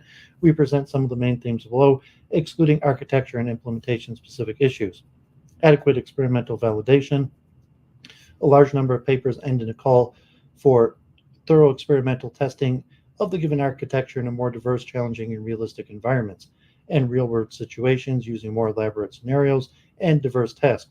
This is by far the most pressing and long-standing issue in papers from the early 90s up until 2017, which remains largely unresolved. The data presented in the survey shows that, by and large, the architectures have, including those vying for artificial general intelligence have practical achievements only in several distinct areas in highly controlled environments. Likewise, common validation methods have many limitations. For instance, replicating psychological experiments, the most frequent method in our sample of architecture, presents the following challenges. It is usually based on a small set of data points from human participants. The amount of prior knowledge for the experiment is often unknown and modeled in an ad hoc manner.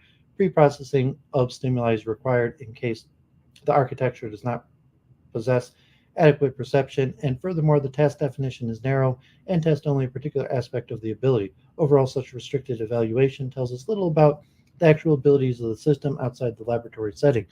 Realistic perception. The problem of perception is most acute in robotic architectures operating in noisy, unstructured environments.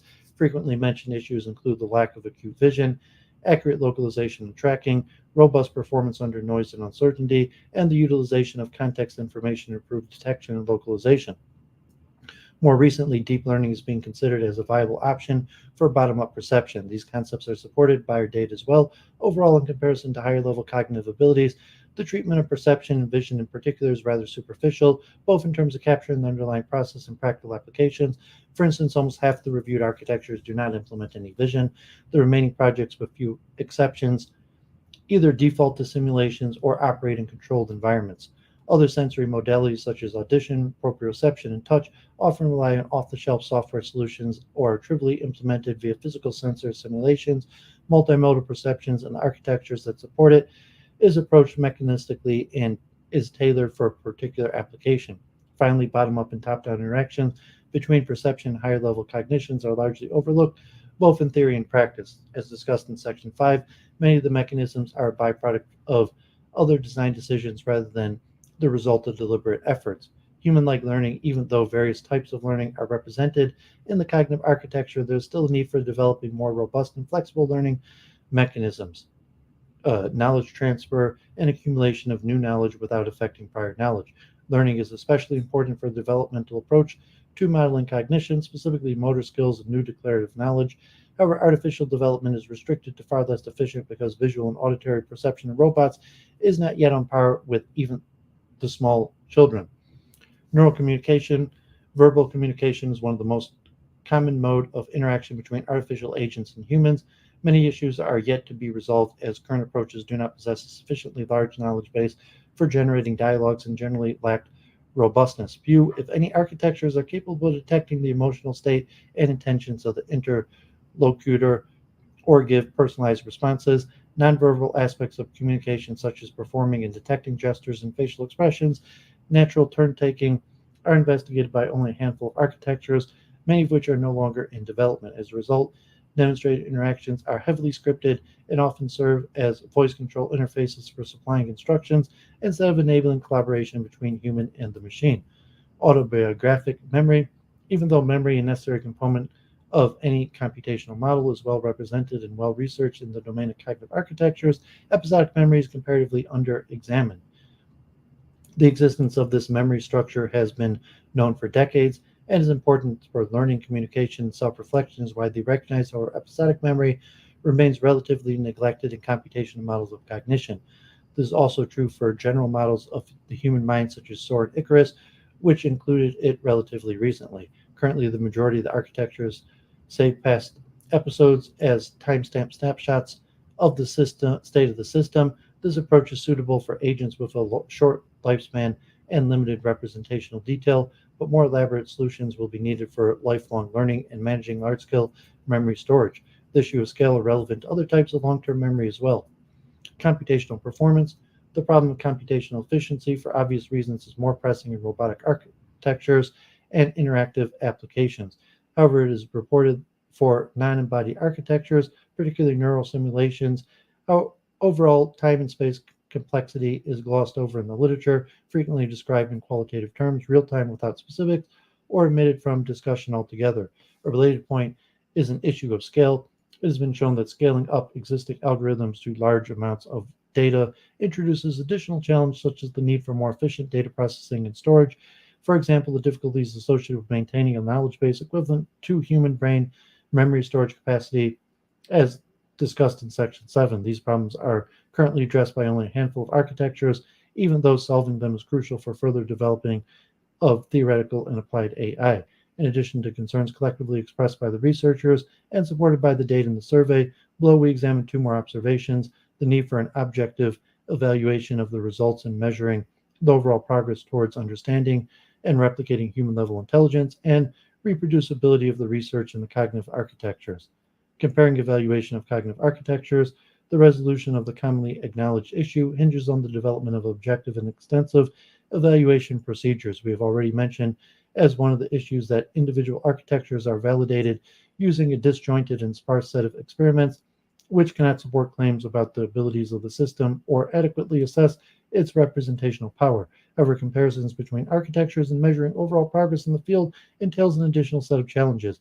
Surveys are our first step towards mapping the landscape of approaches to modeling human intelligence, but they can only identify the blank spots necessary, needing further exploration, and are ill-suited for comparative analysis. For instance, in this paper, visualization shows only the existence of a particular feature, be it memory, learning method, or perception modality. However, they cannot represent the extent of the ability, nor whether it is enabled by the architectural mechanism or it is an ad hoc implementation. Thus, any comparison between the architectures are discouraged, and any such conclusion should be taken with caveats. A compounding factor for evaluation is that cognitive architectures comprise both theoretical and engineering components, which lead to a combinatorial explosion of possible implementations.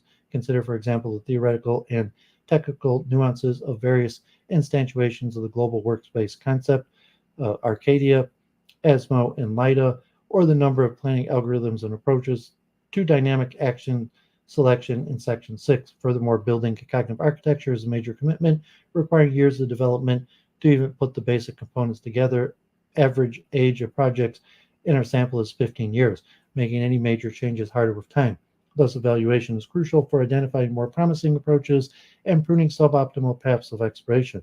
To some extent, it has already been happening organically via a combination of theoretical considerations and collective experience gathered over the years. For instance, symbolic representations, once dominant, is being replaced by more flexible emergent approaches or augmented with sub-symbolic elements. Clearly, more consistent and redirected effort is needed to make this process faster and more efficient. Ideally, proper evaluation should target every aspect of cognitive architectures using a combination of theoretical analysis, software testing techniques, benchmarking, subjective evaluation, and challenges. All of these have already been sparingly applied to the individual architectures. For example, a recent theoretical examination of the knowledge representations used in major cognitive architectures reveals their limitations, suggest ways to amend them.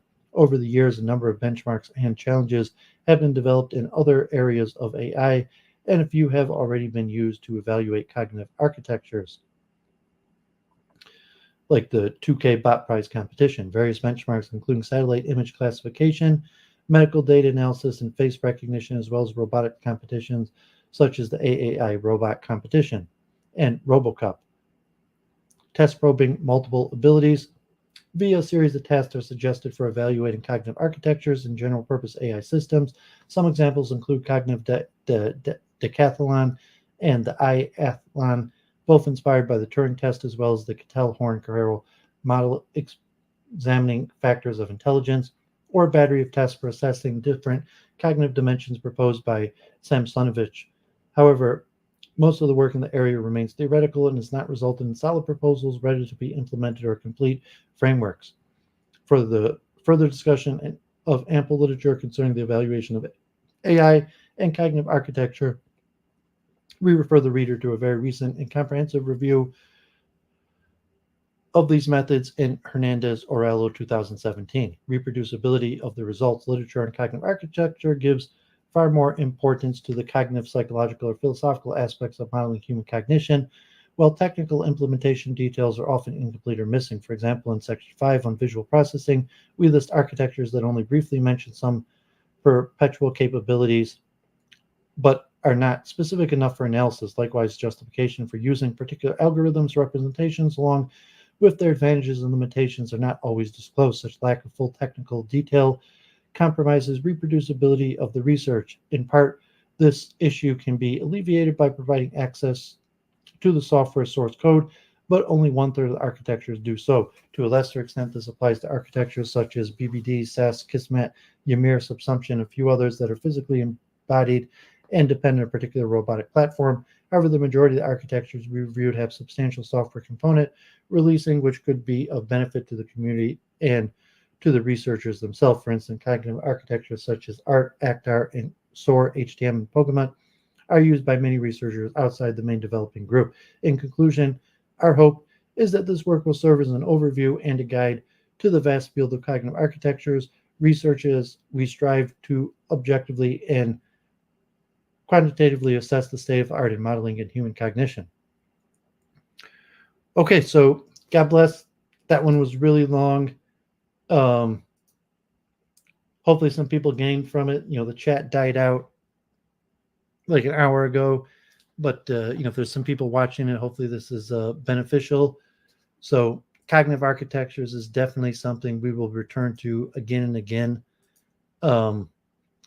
It's possible I will be going to the Science of Consciousness conference already coming up in like a month and a half in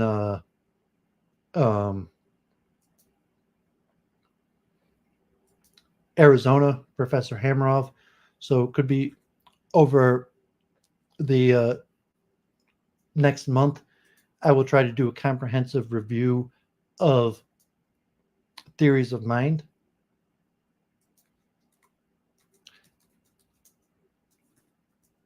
And, further with expertise. So, a lot of information coming together, multiple truth hypothesis. Cognitive architectures are very important. They're not well known or understood. So, I just read out the article. It's something I will be returning to. I'm not sure I have that much comments on it right now. So I had somewhat hoped to do a few articles, but it doesn't look like I'll be able to. So I'll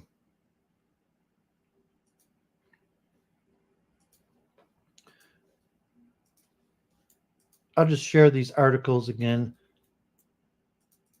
Maybe next week we'll be able to look at them. This one had a lot of German in it, and it was interesting on Shaping the Enemy, Foundational Labeling by Brouwer and Haredi on the view towards the mathematics of logicism, formalism, and intuitionism, although a lot of this was in German.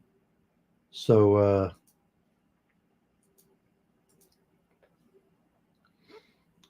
both of these by Miriam Francella from Italy. And this also was kind of like the theory of math from Kant to modern times, but included a little bit of anti-Semitism and the thoughts of, you're looking at Felix Klein, Poincare, Ludwig Bierbach, and Haredi. So this will also possibly we will look at next week. So I'll put these in the chat. And I guess before I wrap up, let me just briefly read a little bit about L.E.J. Brouwer, and maybe we'll discuss this next week. And this is also important to my research. So Lutzang Egbertus Jan Bertus Brouwer was a Dutch mathematician and philosopher who worked in topology, set theory, measure theory, and complex analysis. Regarded as one of the greatest mathematicians in the 20th century, he is known as the founder of modern topology, particularly for establishing a fixed point theorem and the topological invariance of dimension. Brouwer also became a major figure in philosophy of intuitionism, a constructivist school of mathematics which argues that math is a cognitive construct rather than a type of objective truth. This position led to the Brouwer-Hilbert controversy, in which Brouwer was sparred with his formalist colleague David Hilbert. Brouwer's ideas were subsequently taken up by his student Aaron Hayting and Hilbert's former student Herman Weil. In addition to his mathematical work, Brouwer also published a short philosophical tract, Life, Art, and Mysticism. So the main reason I would talk about Brouwer, he also had some Hindu leanings. Schopenhauer, but is this field of intuitionism as opposed to formalism. And So let's briefly look at the Brouwer-Hilbert controversy, and I'll return to some of this next week, and this was kind of related to the German idealism and Platonism. So let's just briefly look at this. In a controversy over the foundations of mathematics in the 20th century mathematics, L.E.J. Brouwer, a proponent of the constructivist school of intuitionism, opposed David Hilbert, a proponent of formalism. The debate concerned fundamental questions about the consistency of axioms and the role of semantics and syntax in mathematics. Much of the controversy took place while both were involved with a mathematical journal, the leading mathematical journal of the time, with Hilbert as editor-in-chief, and Brouwer was a member of the editorial board. In 1920, Hilbert succeeded in having Brouwer, whom he considered a threat to mathematics, removed from the editorial board of the Mathematisches Annalen.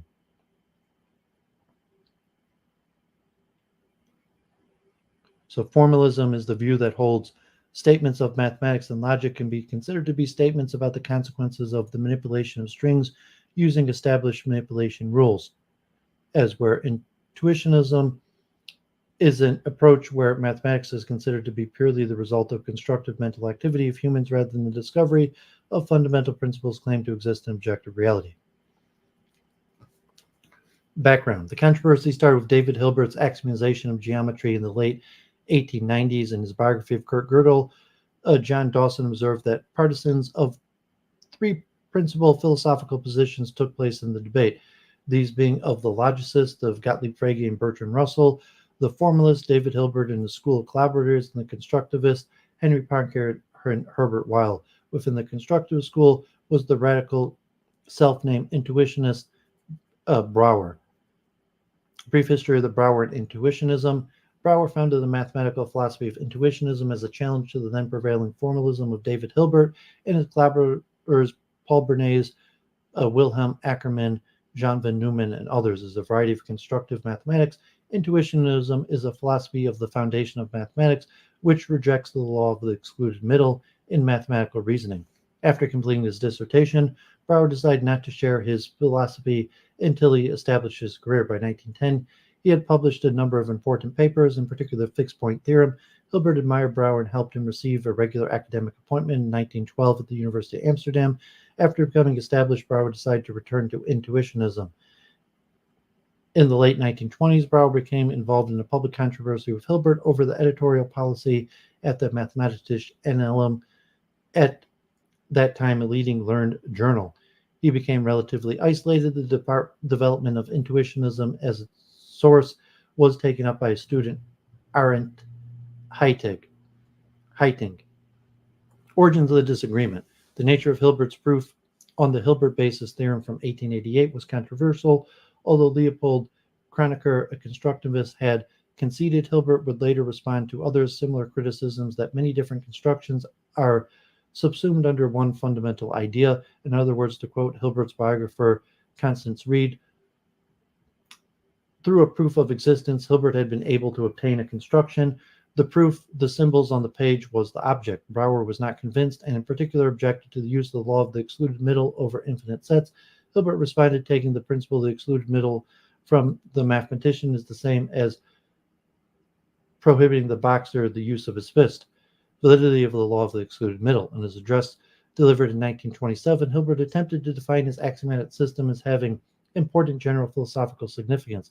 Hilbert viewed his system as having no tacit assumptions, admittedly saying, after all, it is part of the task of science to liberate us from arbitrariness, sentiment in the habit, and to protect us from the subjectivism that finds its culmination in intuitionism. Later in his address, Hilbert deals with the rejection of the law of the excluded middle. Intuition's sharpest and most passionate challenge is the one it flings at the validity of the principle of the excluded middle, rejecting the law of the excluded middle as extended over Cantor's completed infinite, implied rejecting Hilbert's axiomatic system, in particular his logic epsilon axiom. Finally, Hilbert singled out Brouwer by implication rather than by name as the cause of his present tribulation. I'm astonished that a mathematician shall doubt the principle of the excluded middle is strictly valid as a mode of inference. I'm even more astonished that, as it seems, a whole community of mathematicians who do the same has so constituted itself. I'm most astonished by the fact that even in mathematical circles, the power of suggestion of a single man, however full of temperament and inventiveness, is capable of having the most improbable and eccentric effects. Brouwer responded to this, saying, formalism has received nothing but benefactions from intuitionism, and many expect further benefactions. The formalistic school should therefore accord some recognition to intuitionism instead of polemicizing against it in sneering tones while not even observing proper mention of authorship.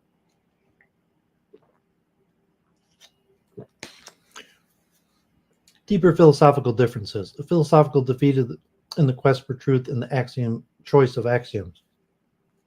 Until Hilbert proposed his formalism, axioms of mathematics were chosen on an intuitive basis in an attempt to use mathematics to find truth.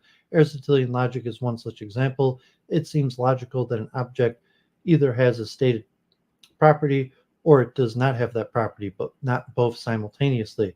The Aristotelian law of non-contradiction. The primitive form. Hilbert's axiomatic system is different. At the outset, it declares axioms, and any arbitrary abstract collection of axioms is free to be chosen. Weil criticized Hilbert's formalization, saying that it transformed mathematics from a system of intuitive results into a game with formulas that proceeds according to fixed rules, and asking which might guide the choice of these rules. Weil concluded consistency is indeed necessary, but not sufficient condition, and stated if Hilbert's view prevails over intuitionism, as appears to be the case, then I see in this a decisive defeat of the philosophical attitude of pure phenomenology, which thus proves to be insufficient for the understanding of creative science, even in the area of cognition that is most primal and most readily open to evidence mathematics. The law of the excluded middle extended to the infinite. Cantor, 1897, extended the intuitive notion of the infinite, one foot placed after the other in a never-ending march towards the horizon, to the notion of a complicated infinite, the arrival all the way out there in one fell swoop, and he symbolized the notion with a single sign, alpha zero, alpha null. Hilbert's adoption of the notion wholesale was thoughtless, Brouwer alleged. Brouwer, in his 1927 intuitionistic reflections on formalism, states, second insight, the rejection of the thoughtless use of the logical principle of the excluded middle, as well as the recognition, first, of the fact that the investigation of the question why the principle mentioned is justified and to what extent it is valid constitutes an essential problem of research in the foundations of mathematics, and second, of the fact that intuitive contextual mathematics, this principle is valid only for finite systems. Third insight, the identification of the principle of excluded middle with the principle of the solvability of every mathematical problem. This third insight is referring to Hilbert's second problem and Hilbert's ongoing attempt to axiomize all of arithmetic, and with this system to discover a consistency proof for all of mathematics. So into this fray, started by Poincare, Brouwer plunged headlong with Weil as backup. Their first complaint, Brouwer's second insight above, arose from Hilbert's extension of Aristotle's law of the excluded middle and double negation, hitherto restricted to finite domains of Aristotelian discourse to infinite domains of discord. In the late 1890s, Hilbert axiomatized geometry. Then he went on to use the Cantorian-inspired notion of the completed infinity to produce elegant, radically abbreviated proofs in analysis. In his own words of defense, Hilbert believed himself justified in what he had done. He calls this type of proof an existence proof. I started a general theorem on algebraic forms that is pure existence statements, and by its very nature cannot be transformed into a statement involving constructibility. Purely by use of the existence theorem, I avoided the lengthy and unclear argumentation of Weierstrass and the highly complicated calculations of Dedekind, and in addition, I believe only my proof uncovers the interrelations, reasons for the validity of the assertions adumbrated by Gauss and formulated by Weierstrass and Dedekind. The value of pure existence proofs consists precisely in that the individual construction is eliminated by them, and that many different constructions are subsumed under one fundamental issue, so that only what is essential to the proof stands out clearly. Brevity and economy of thought are the raison d'etre of existence proof. What Hilbert had to give up was constructibility. His proofs would not produce objects except for proofs themselves, symbol strings, but rather they would produce contradictions of the premises and have to proceed by reductio ad absurdum extended over the infinite. Hilbert's quest for the generalized proof of consistency of the axioms of arithmetic. Brouwer viewed this loss of constructibility as bad, but worse when applied to a generalized proof of consistency for all of mathematics. In his 1900 address, Hilbert had specified as the second of his 23 problems for the 20th century the quest for a generalized proof of procedure for determining the consistency of the axioms of arithmetic. Hilbert, unlike Brouwer, believed that the formalized notion of mathematical induction could be applied in the search for the generalized consistency proof. A consequence of this marvelous proof procedure would be the following: giving any arbitrary mathematical theorem, formula, procedure, proof, put to the proof procedure, including the procedure itself, the proof procedure would determine conclusively whether or not the theorem and the proof procedure was provable, derivable from its premises, the axioms of the arithmetic. Thus, for all theorems, the theorem would be provable by the proof procedure or not provable by the proof procedure, and under all conditions, for any assignment of numeric values to the theorem's variables. This is a perfect illustration of the use of the law excluded middle, extended over the infinite, in fact extended twice, first over all theorems, formulas, procedures, proof, and secondly for a given theorem for all assignments of its variables. This point missed by Hilbert was first pointed out to him by Poincare and later by Weil in his 1927 comments on Hilbert's lecture. For after all, Hilbert too is not merely concerned with, say, 0 or 0, but with any 0 with an arbitrary concretely given numeral. One may here stress that concretely given, on the other hand, is just an essential that the contextual arguments in proof theory be carried out in the hypothetical generality or on any proof, on any numeral. It seems to me that Hilbert's proof theory shows Poincare to have been completely right on this point. In his discussion preceding Weil's 1927 comments, Van Hagenort explains that Hilbert insisted that he had addressed the issue of whether a formula taken as an axiom leads to a contradiction. The question is whether a proof that leads to a contradiction can be presented to me. But, writes Van Hagenot, in a consistency proof, the argument does not deal with one single formula. It has to be extended to all formulas. This is the point that Weil had in mind. If successful, the quest would result in a remarkable outcome. Given such a generalized proof, all mathematics could be replaced by an automaton consisting of only two parts: a formula generator to create formulas one after another, followed by the generalized consistency proof, which would yield yes, valid, provable, or no, not valid, not provable for each formula submitted to it, and every possible assignment of numbers to its variables. In other words, mathematics would cease as a creative enterprise and become a machine. The problem of the law of the excluded middle with respect to induction. In Van Hagenort's commentary preceding Weil's 1927 comments on Hilbert's second lecture on the foundation of mathematics, Poincare points out that there are two types of induction: the intuitive animal logic foot-following foot version that gives us the sense that there is always another footstep after the last footstep, and the formal version, Peano's version, a string of symbols. The gang of three, Poincare, Weil, and Brouwer, claimed that Hilbert tacitly and unjustifiably adopted as one of his premises formal induction. Poincare asserted that by doing so, Hilbert's reasoning became circular.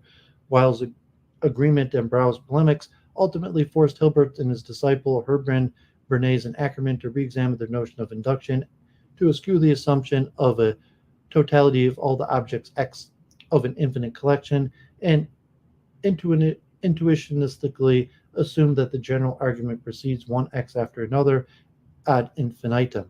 This is in fact the so-called induction schema used in the notion of recursion that was still in development at the time. The schema was acceptable to the intuitionists because it had been derived from the intuition.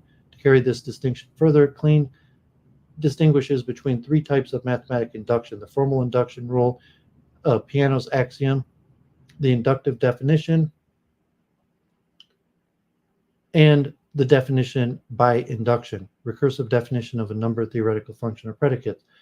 With regard to the definition by induction, Klein considers the primitive recursive function, intuitive theory about a certain class of number theoretical functions and predicates. In this theory, as in metamathematics, we shall only use finitary methods. Echoes of the controversy. Brouwer's insistence on constructibility in the search for a consistency proof for arithmetic resulted in its sensitivity to the issue as reflected by the works of Finsler and Gödel. Ultimately, Gödel would numeralize his formulae. Gödel then used primitive recursion and its instantiation of the intuitive, constructive form of induction, counting, and step-by-step evaluation, rather than the string of symbols that represented formal induction.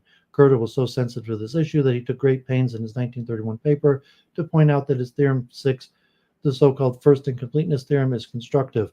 That is, the following has been proven in an intuitionistically unobjectionable manner. He then demonstrates what he believes to be the constructive nature of his generalization formula. Gödel's 1931 paper does include the formalist symbol version of the piano induction axiom. It looks,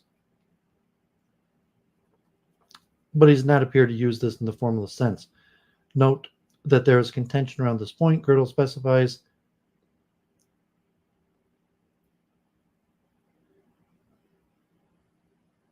the symbol string. The formalized inductive axiom appears as shown above, yet even this string can be numeralized using Gödel's method. On the other hand, he doesn't appear to use the axiom. Rather, his recursion steps through integers assigned to the variables. The skeleton proof of Theorem 5, however, uses induction and uses the induction hypothesis. Without a full proof of this, we are left to assume that his use of the induction hypothesis is the intuitive version, not the symbolic axiom. His recursion simply steps up to the degree of the functions and intuitive act ad infinitum, but Nagel and Newman note that Gödel's proofs are infinitary in nature, not finitary as Hilbert requested.